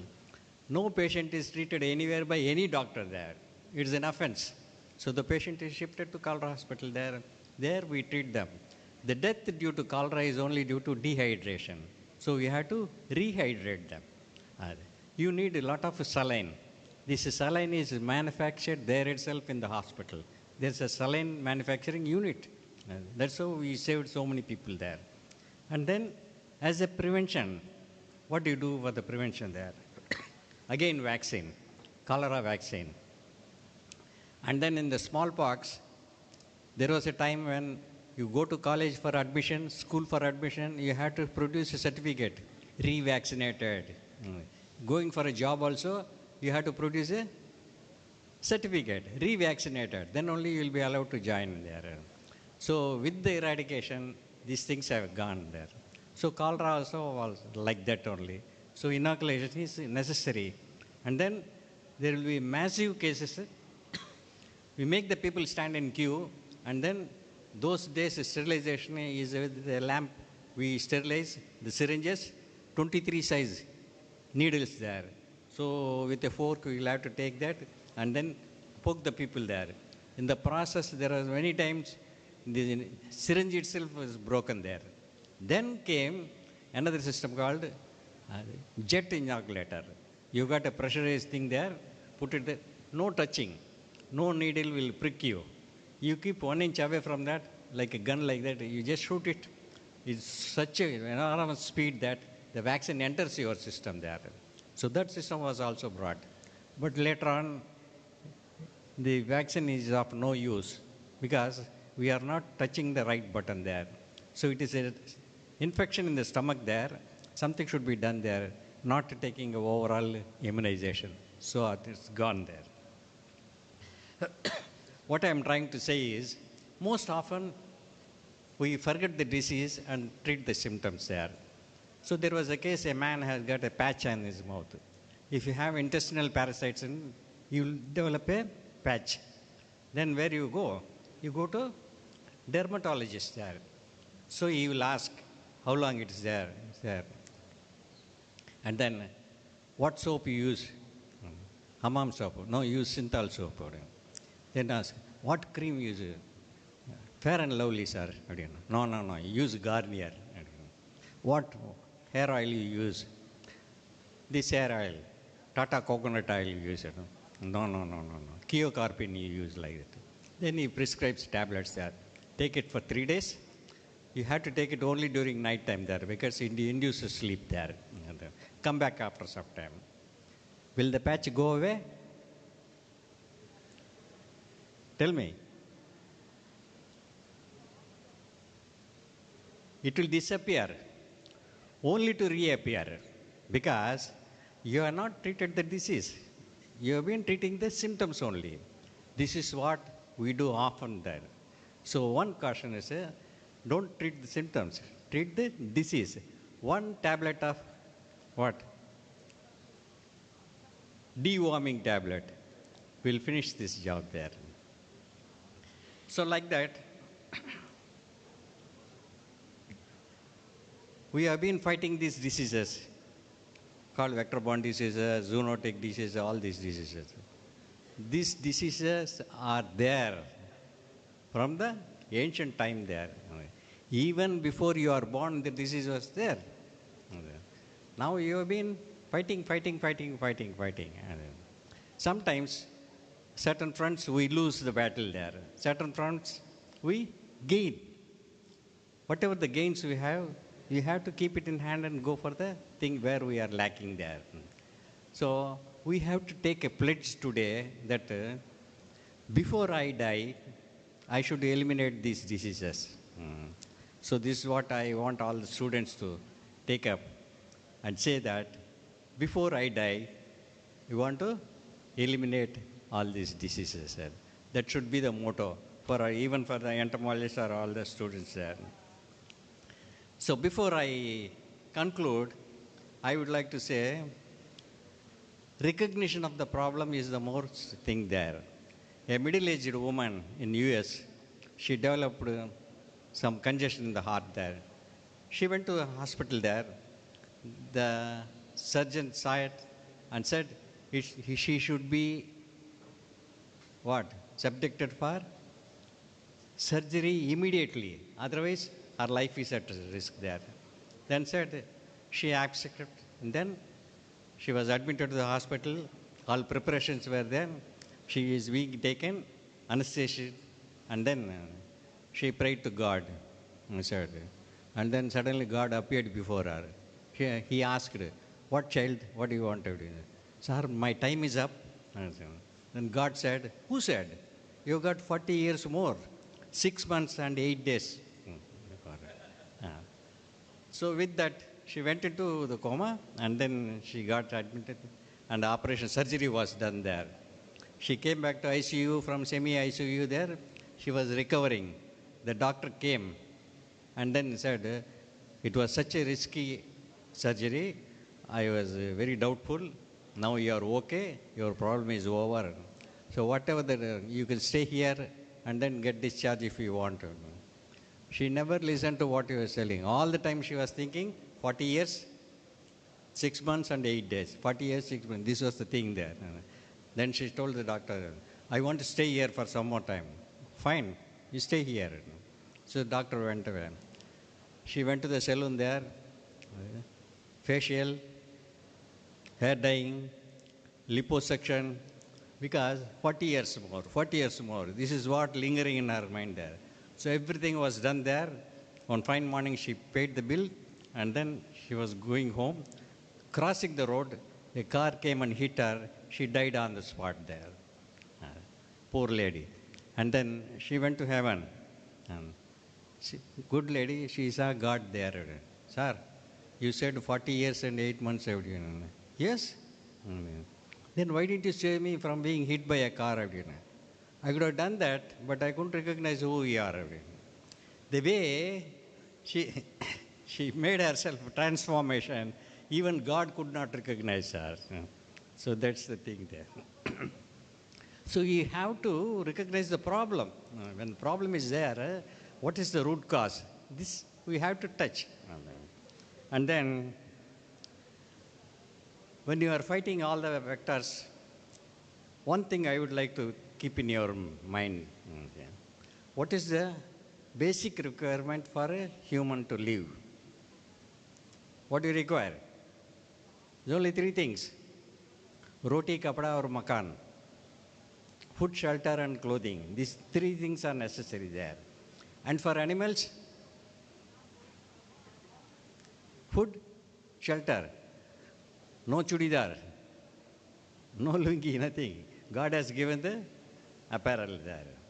So if you want to control these things, you have to deny them food and shelter. Both you have to deny. So they will not come near you. If not 2, food and shelter, at least a shelter or at least food, whatever it is. And this control, this principle applies to control of all pests there. Simply I would like to say, if you have head loss, what to do? No medicine, no shampoo, nothing there. Mota, finish. No shelter, no food. This principle applies to all the pest control things there. This you can always keep in your mind, even though you have very potent equipment, sprayers, foggings and other things. This principle, if you follow, you will be able to attack or control the diseases like that. And then, Chennai is highly, they call malarious or mustogenic area because of the stormwater drain there. Not only stormwater drain, there is a 2,000 kilometers length of network of stormwater drains. Then there is 16 canals, minor and major canals, which crisscross the city there. And then all put together there, the entire effluents generated in the city, ultimately they should get into the Bay of Bengal. There are only 2 mouths, Adyar mouth and Kuam mouth. Adyar we say major, ABC, Adyar, Baikanganal and Kuam. These are the major, rest of them are minor there. What happens there, at the confluence of this, the sandbar formation is there. You know sandbar formation? Why sandbar formation occurs? There are 2 tides. This is called tidal wave action there. Neap tide and spring tide. High tide and low tide. When high tide is there, sea water enters the river system there. During low tide, the water discharges into the sea. This action should be continuous. But due to formation of sandbar, this will not do that. Then what happens? The backup of water, entire city will be reeling under heavy musto menace because movement is not there. So that should be removed. Whose job is that? Is entomologist's job? It's a PWD job there. Even in PWD, there is a separate department called WRD, Water Resources Management. Only they should do that. But what happens if it's not done there? Nobody goes and questions him. People come and ask Selvakumar only, or the Commissioner Corporation of Chennai. He will go back. So nobody, what you have eaten yesterday, you don't remember. Then he says, never for the past 10 years like that. So it is a thankless job. Whatever you do there, in the course of 1 year, maybe a couple of months will be more favorable for mosquitoes. That time the mosquitoes will come there, will bite you there. What people say, 11 months they are having mosquito-free sleep, but only this month there. And we get hundreds of complaints there. But till today, in my service, nobody has complained, sir, there is no mosquito at all. We are sleeping happily. Not even one single fellow has said like that. So that's why I say it's a thankless job there. Right. Before I finish, I would like to say the technology. What is the technology that we have got there? There is a super specialty hospital there in one place. An old man like me goes there for decayed tooth, extraction of decayed tooth. The doctor, the surgeon, was a novice. He is appointed to the hospital there, in the first case. So he anesthetized, and then he was very skillful. He was able to pull it out. But only thing, a small slip, and the tooth went into, because you always open your mouth, fell into that fellow's there. And this doctor got scared. What to do? He cannot put inside and pull it out, no? So immediately it is effort. It itself is a multi-storied hospital, multi-speciality hospital there. So the patient was referred to laryngologist. So specialist laryngologist. He has verified and said, no foreign object is it. Probably it would have crossed my specialty. My specialty stops with the laryngology. You better go and see the gastrologist there. So the patient was again pulled there. Go to gastrologist. One bottle full of water he was made to drink there. So gastrologist is checked, I think, you have come very late. It has crossed my specialty. You better go and see the enterologist. So again another 2 floors above, they went there, and the procedure was scanning, everything done there. He said, no, your object, you are searching for the object, it is not there. You better go and send a proctologist there. So the patient was driven to proctologist there. What proctologist do? He will put proctoscope inside. And say, hey man, you got a tooth here, growing here. You better go and see the dentist. So the same dentist was with the patient till the evening there. When this proctologist said, better go and see the dentist ran away. That's all. Here, what I am trying to say is, if it happens like that, what do we do? Simple method. Leave it. Tomorrow morning it will come automatically. Even if, whether you wish or not, it will be pushed out. So for that, so we have developed ourselves so much multi-speciality hospitals there. But no multi-speciality could do anything in certain cases there. So never be crazy after going to hospitals with the checking for the multi-speciality hospitals like that. Right. So this is what it's called a war room there. Now we are all sitting here. We have to plan for a what? An attack on vector-borne diseases. And then keeping in mind the food, clothing and shelter phenomena and all other super specialty phenomena in mind there. Let us fight till we eliminate all the diseases that are. Thank you so much for making me come here.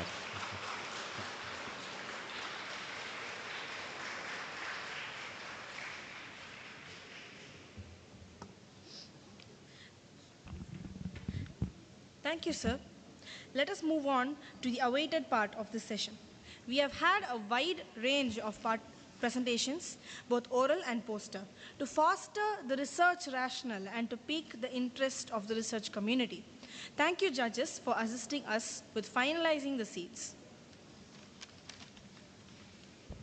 Best part of competition is not the victory, but the fact that we discover who we are and what we are capable of and the path ahead. Let us have the prize distribution. I request Dr. M. Raja, convener, to announce the winners, and I invite the chief guest to give away the prizes.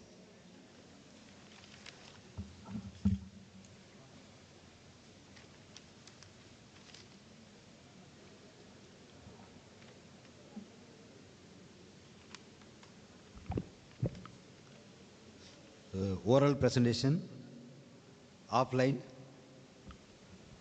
Third prize, K. Monica, University of Madras, Guindy campus.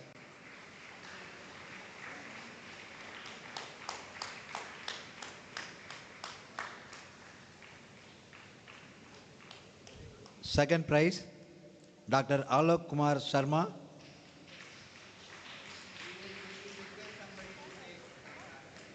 Alok Kumar Sharma.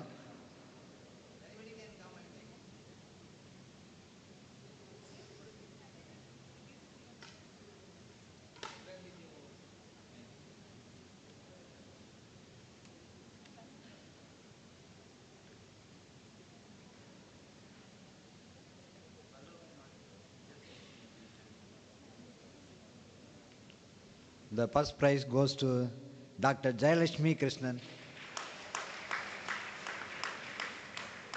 Central University, Tamil Nadu.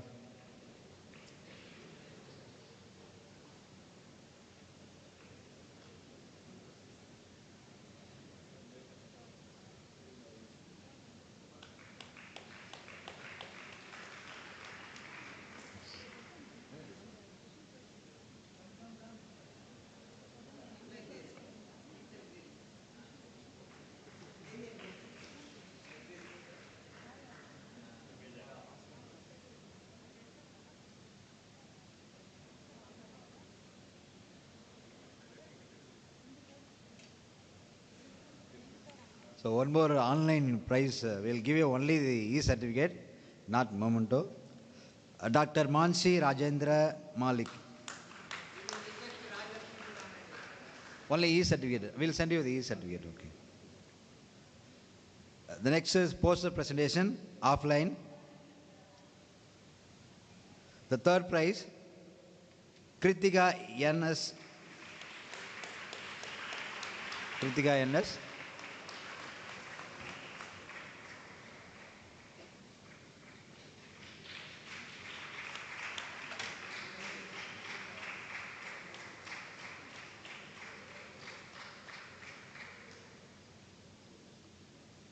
Second prize goes to Dr. R. Shanmuga Vadivu and R. Mukeshwaran.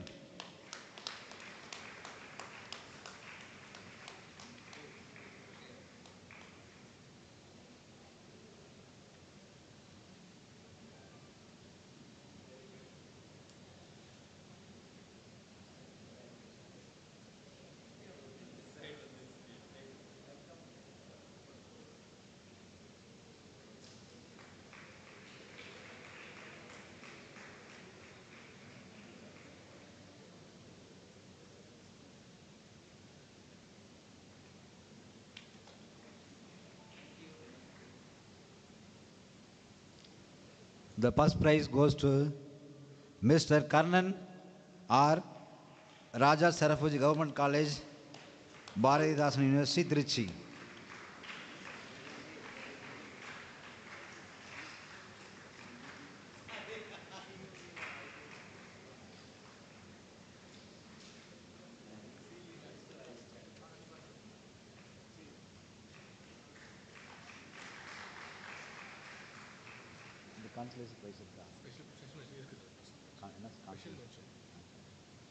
The last one is a special mention, T. Yelumalai and Chellappan, Sir Sri Vidya Mandir, Arts and Science College, Periyar University.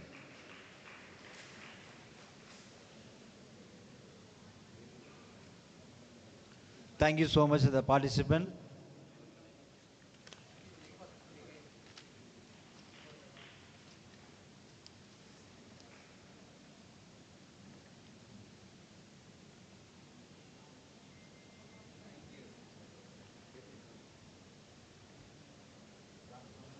Congratulations all.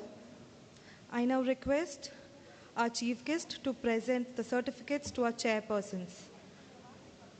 Dr. V. Pushparani, head of the department.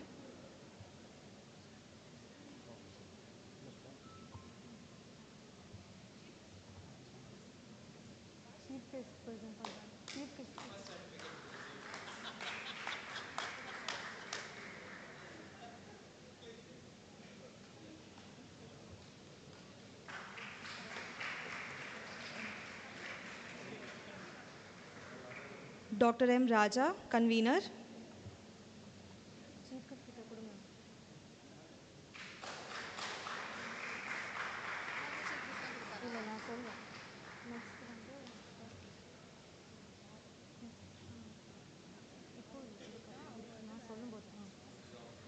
Dr. P. K. Srivastava.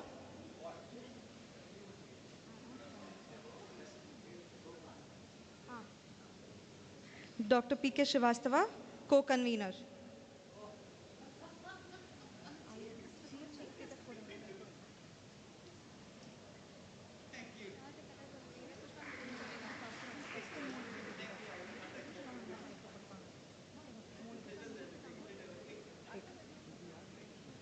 I now request Dr. V. Pushparani, head of the department, to present the certificates to the organizing secretaries. Dr. A.J. Renilda Sophie.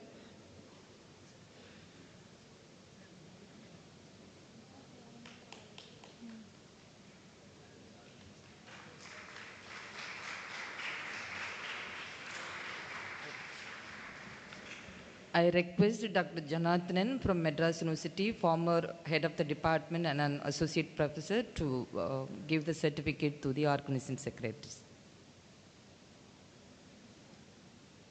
Dr. M. Balachandar.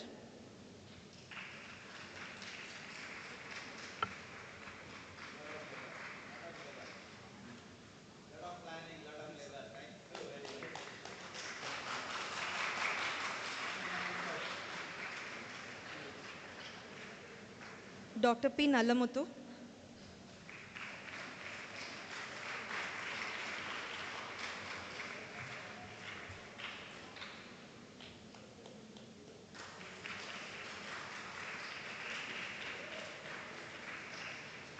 Thank you, sir.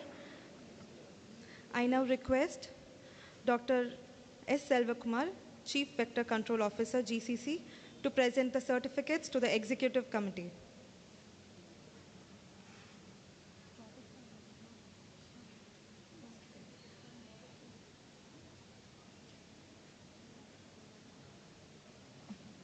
Dr. D. Robert Selvam, Dean of Science.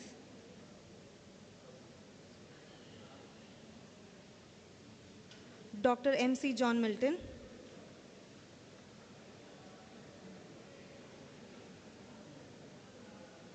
Dr. K. Theresia Matthews.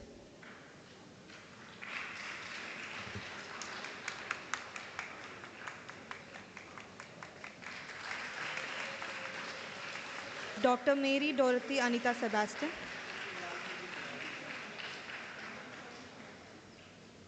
Reverend Dr. S. Maria Bakyam, SJ.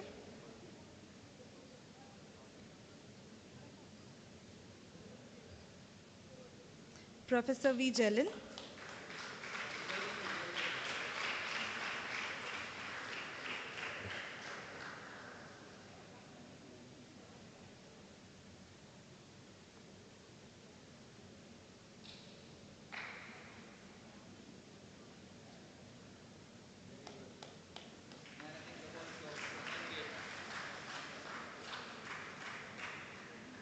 Thank you, sir.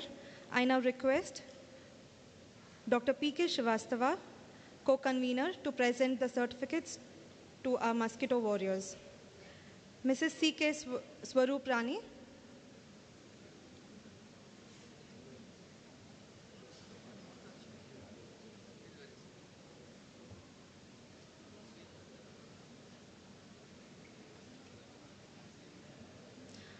Mrs. B. Surya.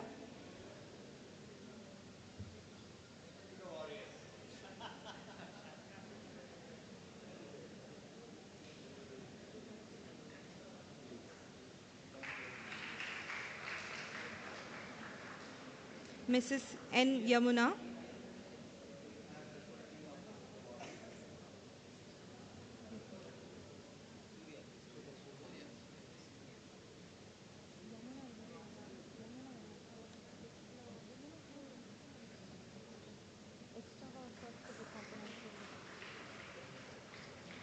Mr. P. Venkatesava Ramakumar,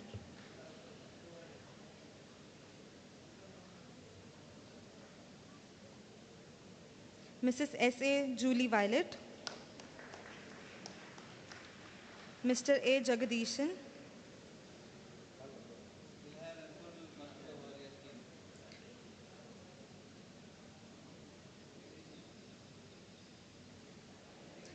Mrs. Siva Porkodi, Mrs. N. Tenmoli.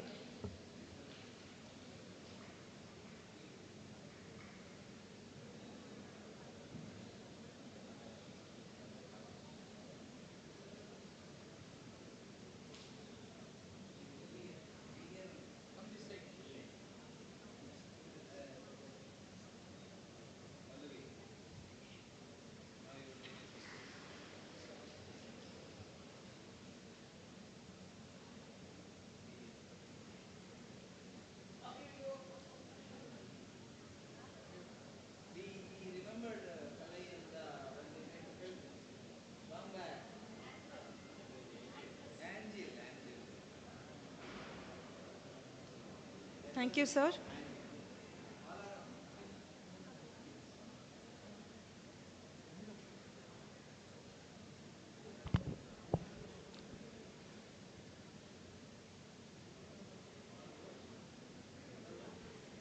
Okay, we will have one full mosquito warriors photograph. Come here. All come in front, please. Team, complete team. Come here. Please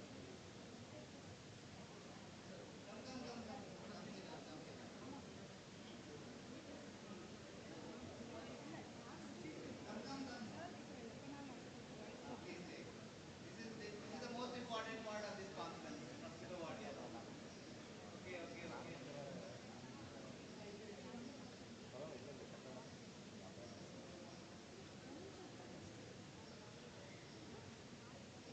More mosquito warriors. Very good, English कितना चाहिए?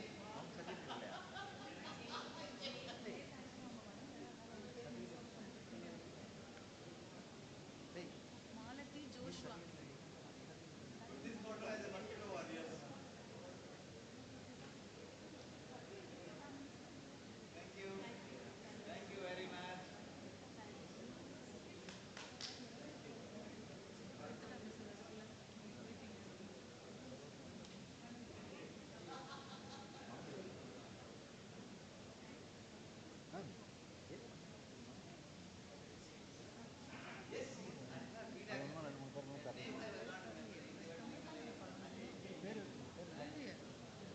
இவ்வளோதான் sir வந்தது certificate உங்கள் students கொடுத்தது தான்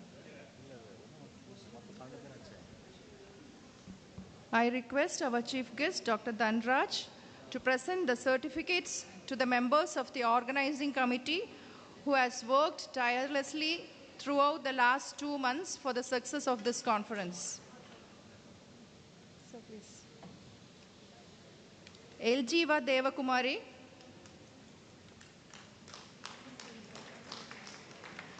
Jisha Selson,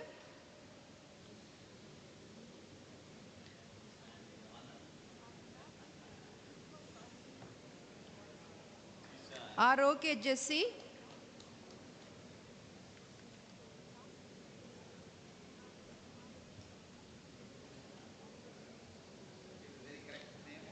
Cedric,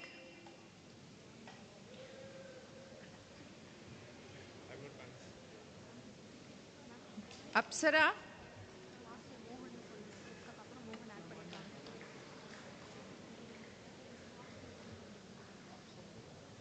Apsara,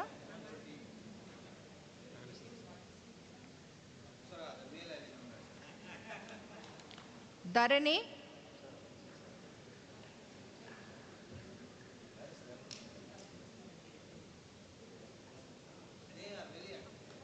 Rohan, Rohan is not there. Antonia Mal.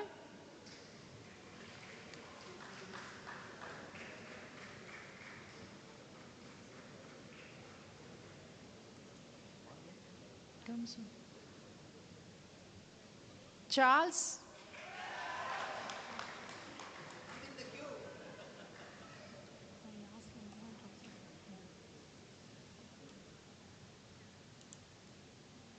Balu.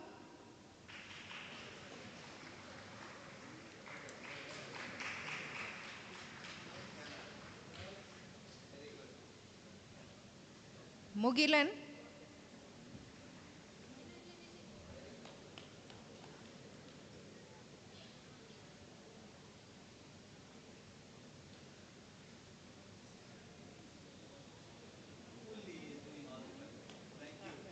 Agneta.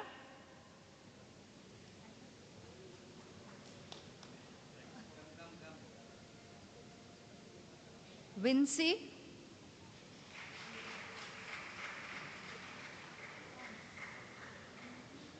Kritika.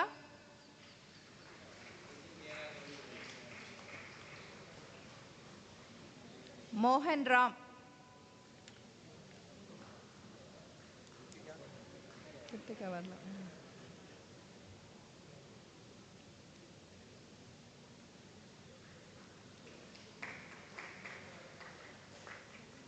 Thank you, dear students.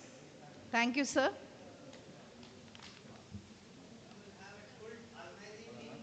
Mosquito warrior அந்த 3 இருக்கு பாரு அவருக்கு. Come. Full organizing team.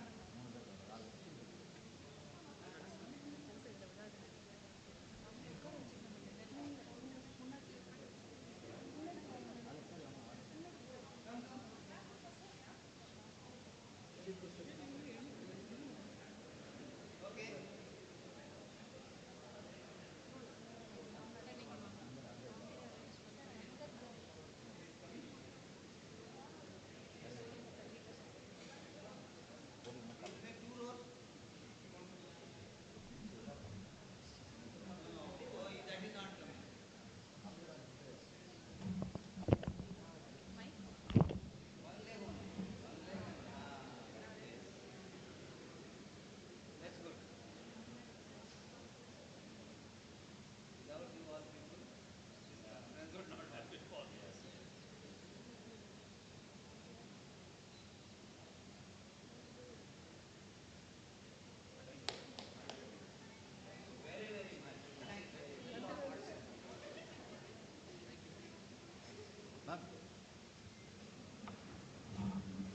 ஆக்டா யார் செட்ரி அந்த மஸ்கிட்டோ வாரியர் 3 பேர் இருக்காங்க அவங்க பேர் மட்டும் வாசி சொல்லுங்க.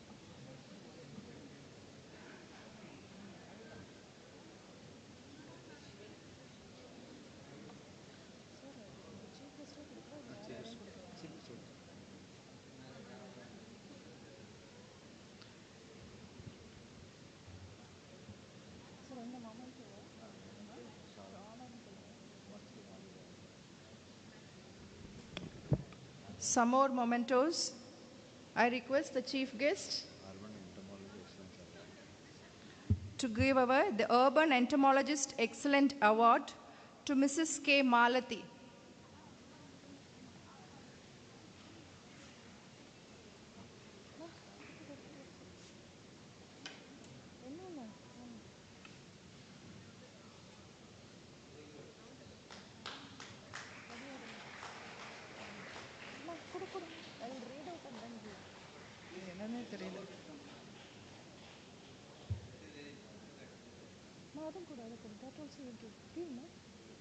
Sir, this also.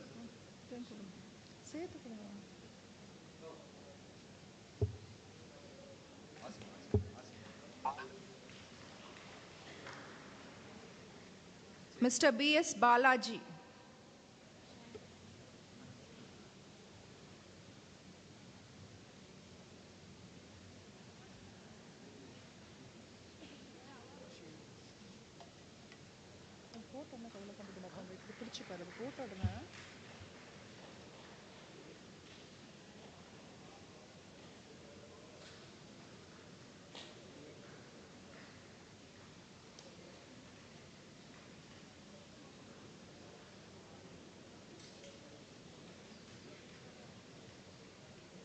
Mr. D. Vigneshwaran.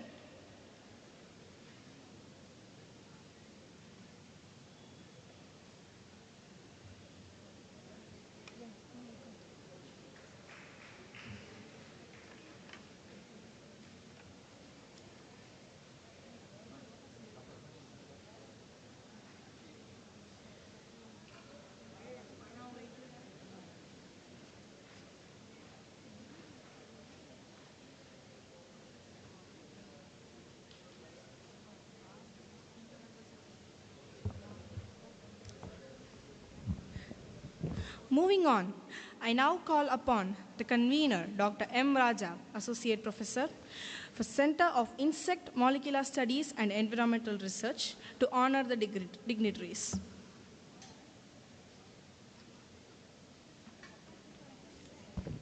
Very good evening, one and all gathered here. First of all, I thank the participant. Without you, this program, this third international conference, it won't be a great success.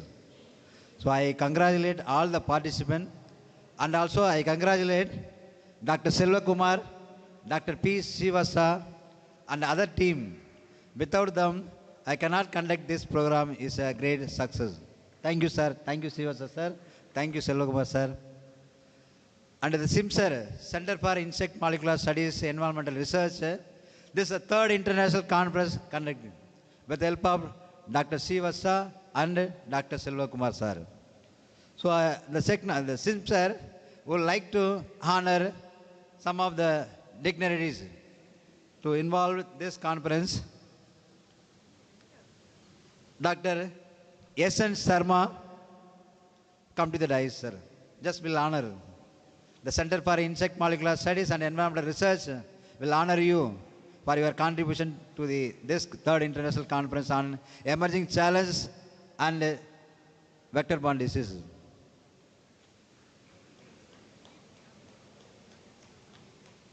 Sir, Dr. Selva Kumar, sir, please give the memento to the Dr. R.S. Sharma, S.N. Sharma.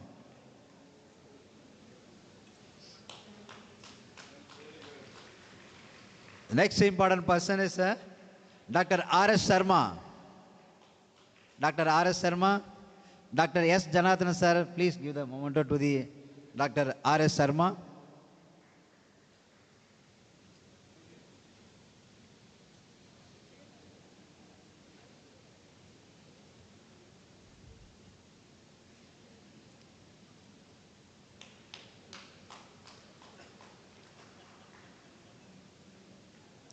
This is the token of appreciation to the important person.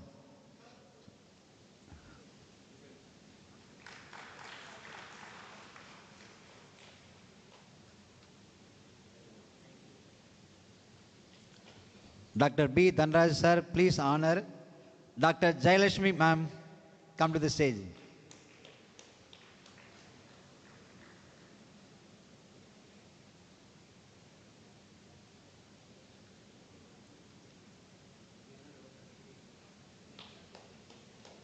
Thank you, ma'am. Thank you.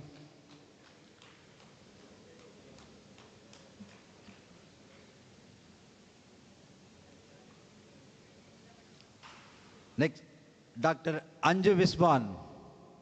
Come to the stage, ma'am, please. Dr. Sivasa, sir.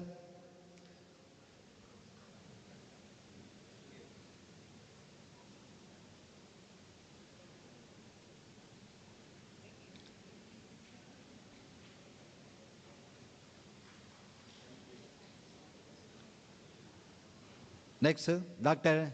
Himat Singh. Himat Singh. So, okay. Dr. Kalpana Parva. Just Dr. Jayalakshmi ma'am or Anju Usman ma'am. Please come and collect the gift. Dr. Kalpana Parva. The chief guest, Selva Kumar sir will give you.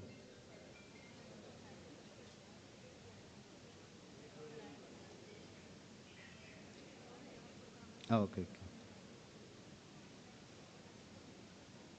Dr. Dhanraj sir, please give the gift to the Dr. V. Pushparani, our HOD, Department of Advanced Zoology and Biotechnology.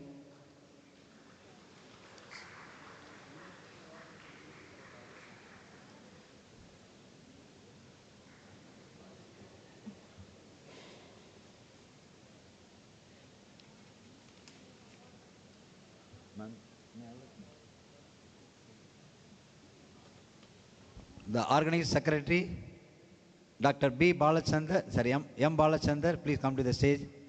Dhanraj sir, please give to the Dr. Balachandar as organizing secretary.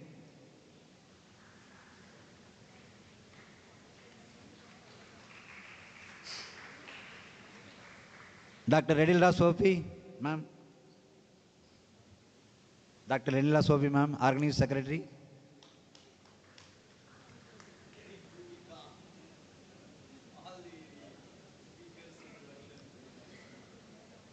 Dr. P. Nallamuthu sir, please come to the stage. The organizing secretary for this conference, sir. Sir, chief guest will give the moment.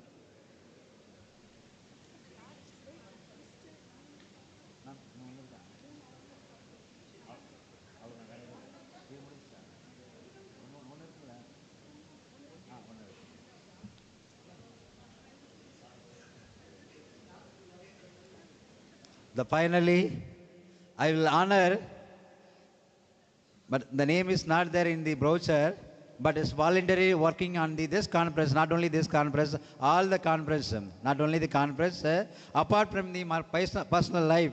I would like to honor Dr. K. Teresa Matthew. Come to the stage, ma'am. Please, ma'am.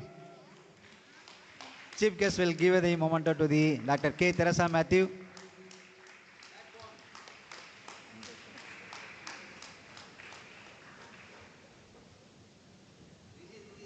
Give, sir.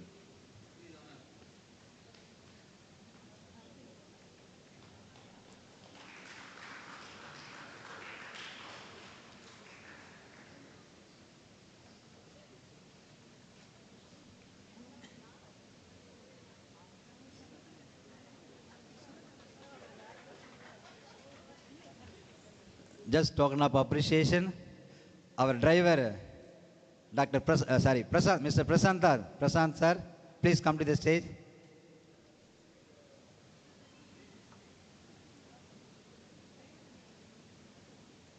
Dr. Selvakumar sir, honored to Prasant. Mr. Ramesh, come to the stage. Dr. Selvakumar sir will honor the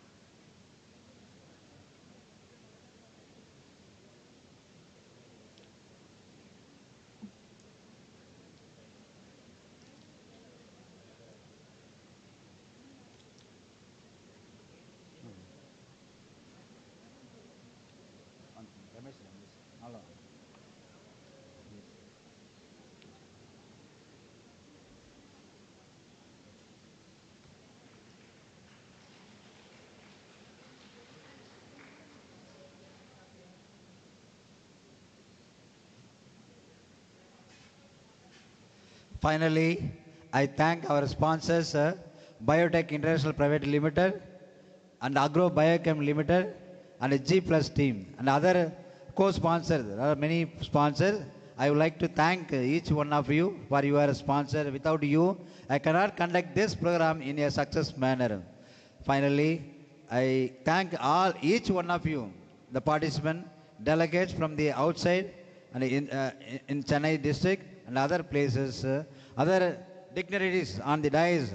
So I thank each one of you for the conference successful to conduct this, the third international conference on emerging challenges in the prevention and control of vector-borne diseases. Thank you so much. Once again, I thank you one and all gathered here. Thank you.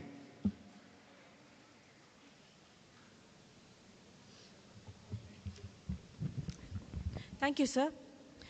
As biologists, I'm sure we can all appreciate the importance of feedback mechanisms. We welcome any volunteers from the participating institutions to provide their views and feedback on this two-day international conference.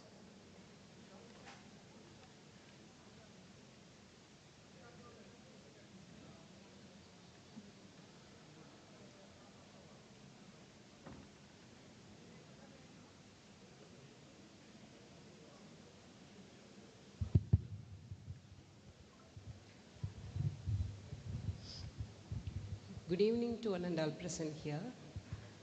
I would like to thank the organizers for hosting such a well-structured and insightful conference. Really, it is well-structured. I particularly appreciated the keynote sessions and Dhanraj speak, which provided deep insights in different aspects. I look forward to attending here this conference this in future, sir. Thank you, convener and co-conveners.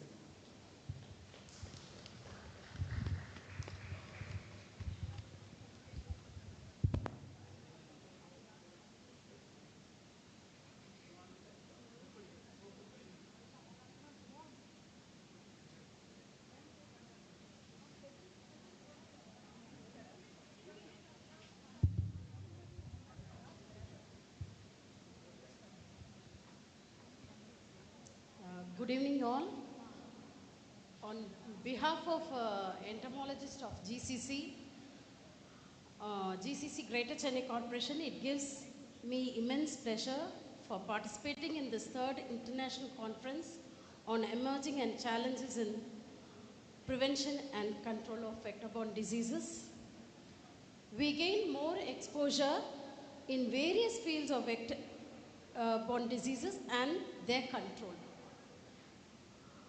We attain more knowledge from the eminent speakers in these 2 days. I thank our Chief Vector Control Officer gave this opportunity to be a part of this conference. Thank you, sir. Our sincere gratitude to convener Dr. M. Raja sir, co-convener Dr. P.K. Srivatsa sir, Chief Guest Dhanraj sir, former Chief Control Officer, and Dr. P. Pushparani, Head of the Department, and Dr. Janardhanan sir, University of Madras. Thank you all the dignitaries participated here. I am very grateful to be a part of all, knowledgeable like Srivatsa sir, or all our libraries. All are very knowledgeable. I'm very proud to be here. Thank you.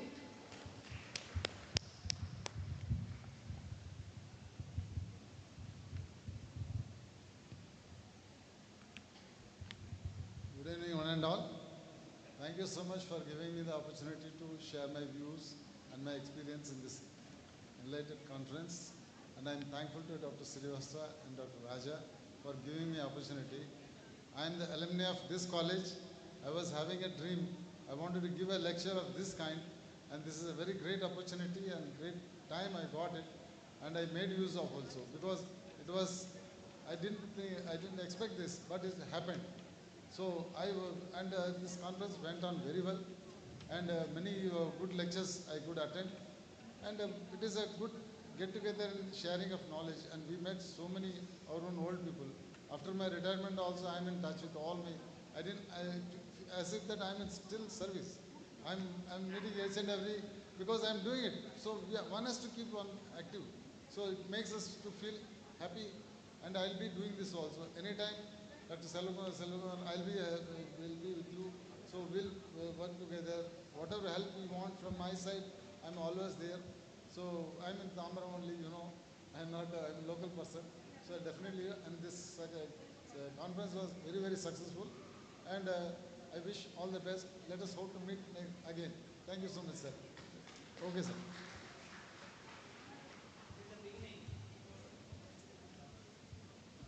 Good evening all. Myself Faraz from Central University of Tamil Nadu. So I am a researcher doing research in vector-borne diseases. So this 2 days conference was very useful for us, especially like the budding researchers like us. So we got the opportunity to interact with the eminent scientists from this field, and like everybody were so friendly, and they were like there was no up and downs in this. They were listening to our small queries, and the interaction we had a like fruitful interaction with the eminent scientists, and I hope that our small research will bring some insights into the vector-borne diseases in the future. And Chennai, and it is like the transportation, everything was very convenient for us, and the food, everything we like. And thank you to everybody. Thank you.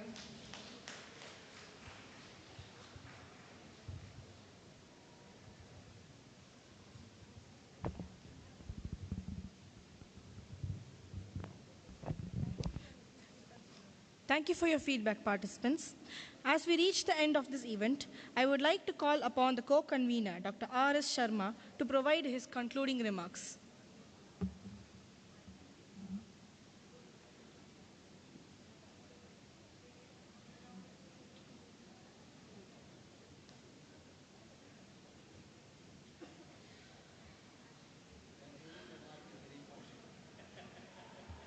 So, first of all, thanks to all my friends, my colleagues, students, all researchers. So, that was a dream for us, for Absolute Human Care Foundation as a directors. But Dr. Srivastav did our job very easy, and you will not believe, I think when he declared this international conference, so everybody was not busy. And Dr. Srivastava was so busy, you will not believe, my friends of Tamil Nadu state. He is going to Banaras, Banaras to Delhi, Delhi to Lucknow. Not for conference, but so many commitments were there. So thank you, my old friend, Dr. Srivastava. And our chief guest, he is also my old friend. Dhanraj is my very old friend. So there is a very good example of, we are saying inter-partnership, inter-sectoral coordinations everywhere, every department, every conference, international conference. So here you will surprise that there are 4 partners. One is the Chennai Corporation, and most important, Loyola College, and Tamil Nadu Association of Public Health Entomology. I don't know you are aware of that. And Dhanraj is a secretary, and Dr. Asokan is a president of the society. Tamil Nadu Public Health Entomological Society is there. And we are also Absolute Human Care Foundation. So, Dr. Rani, thank you very much, Zoology Department, and my all friends from corporation. So, this was about just giving thanks, nothing else.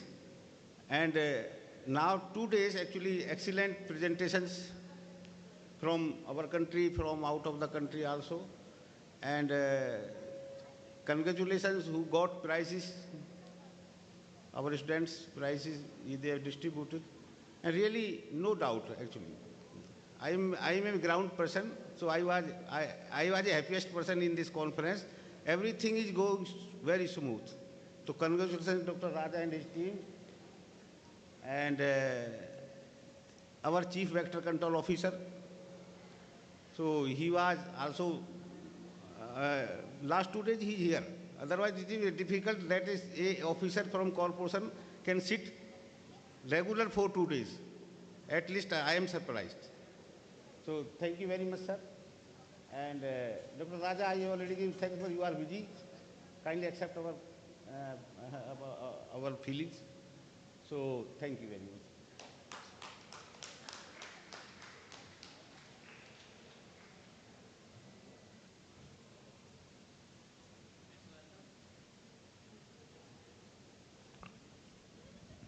Thank you, sir. I now request Dr. M. Balachandar, Organizing Secretary, to deliver the vote of thanks.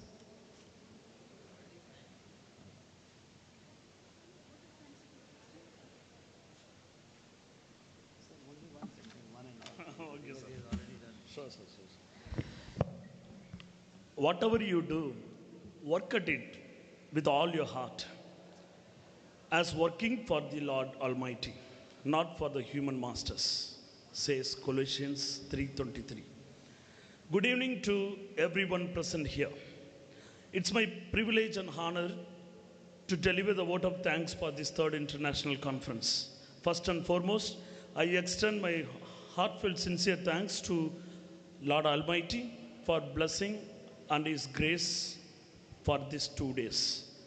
I am profoundly grateful to our beloved Secretary, Reverend Father Boniface Jairaj, Father Principal, and the management for providing infrastructure, support, and all the encouragement coming from them. I extend my heartfelt gratitude for the chief guest of both the day, especially on the dais and off the dais. Thank you for your valuable presence and for sharing your expertise with students community. A sincere thanks goes to Dr. P.K. Srivatsava sir and Dr. Selvakumar sir for their tireless effort in arranging this international conference a grand success. A special appreciation goes to the convener, Dr. Raja sir, for his exceptional planning, teamwork, and dedication. Sir, your hard work and the collaborative effort have been pivotal in transforming the event into a platform of learning and meaningful exchange. I take this opportunity to express my deep sense of appreciation and thanks to all the mosquito warriors present here and all the delegates from all over India and all the participants from various universities, colleges, and institutes for your valuable support, presence, and your meaningful exchange of knowledges. And this is something very important for the grand success of this program.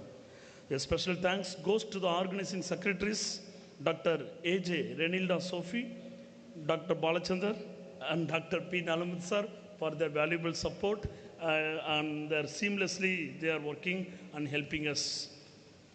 A big round of applause and gratitude goes to our beloved HOD. She is the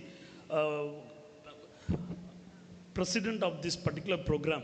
She has monitored and given us the opportunity for all the staff members to coordinate. It is without the cooperation of all the staff members of Department of Advanced Zoology and Biotechnology, really we are the hallmark for this Loyola College, for the dedication, sincerity, and all the support that is coming to the, not only for this conference, even any program in our department, it is because of your involvement. Thank you. And then I extend my heartfelt thanks to the organizing committee members of the students community. Tirelessly they are working, especially Dr. M. Rajas' research scholars and his team of students for preparing all the books, manuals, abstracts, etc. and bringing to this grand success. So big round of applause goes to them. And very particularly heartfelt appreciation goes to the important team of this program. The conference is the MC team. Under the leadership of, dynamic leadership of Master Cedric Francis and his team, they have done wonderful job in coordination and eloquent presentation which ensured the smooth flow of the program till now. A grand tribute and heartfelt thanks to all the delegates and participants of the conference for your active engagement and enthusiastic participation. Your presence, curiosity, and valuable contributions have enriched the discussions and elevated the quality of this conference. It is your dedication to knowledge sharing, collaborative learning that has made this event truly impactful and meaningful. As we conclude, I want to express my gratitude to the technical persons, especially the technical team, the LAMP director, Dr. Reverend Father Justin, and followed by Adikalam sir. He has benevolently given us the camera and the online presentation, every infrastructure is needed for this online presentations and for the deliberations to go on successfully. Big round of thanks and appreciation, and for the electrician and the hall in charge of this elite and privileged hall, Bedroom Hall. He is the in charge, our beloved sir. Thank you for your valuable presence throughout these 2 days. Big round of appreciation goes to you also, sir. So we conclude, last point, after that you can conclude, you can give your applause. As we conclude this conference, let us carry forward the knowledge, collaborations and ideas exchanged here to create a healthier, more resilient future. May the Lord Almighty continue to guide and bless our endeavors. Thank you all once again. May God bless you abundantly. Safe travels, and we look forward to meeting you at future events. Big thank you for all of you. Thank you. Note to the participants, tea has been arranged at the left side of the auditorium. You can avail it after the end of the session. Is it their national anthem? Yes. Announce it now. Let us all rise in reverence for the national anthem.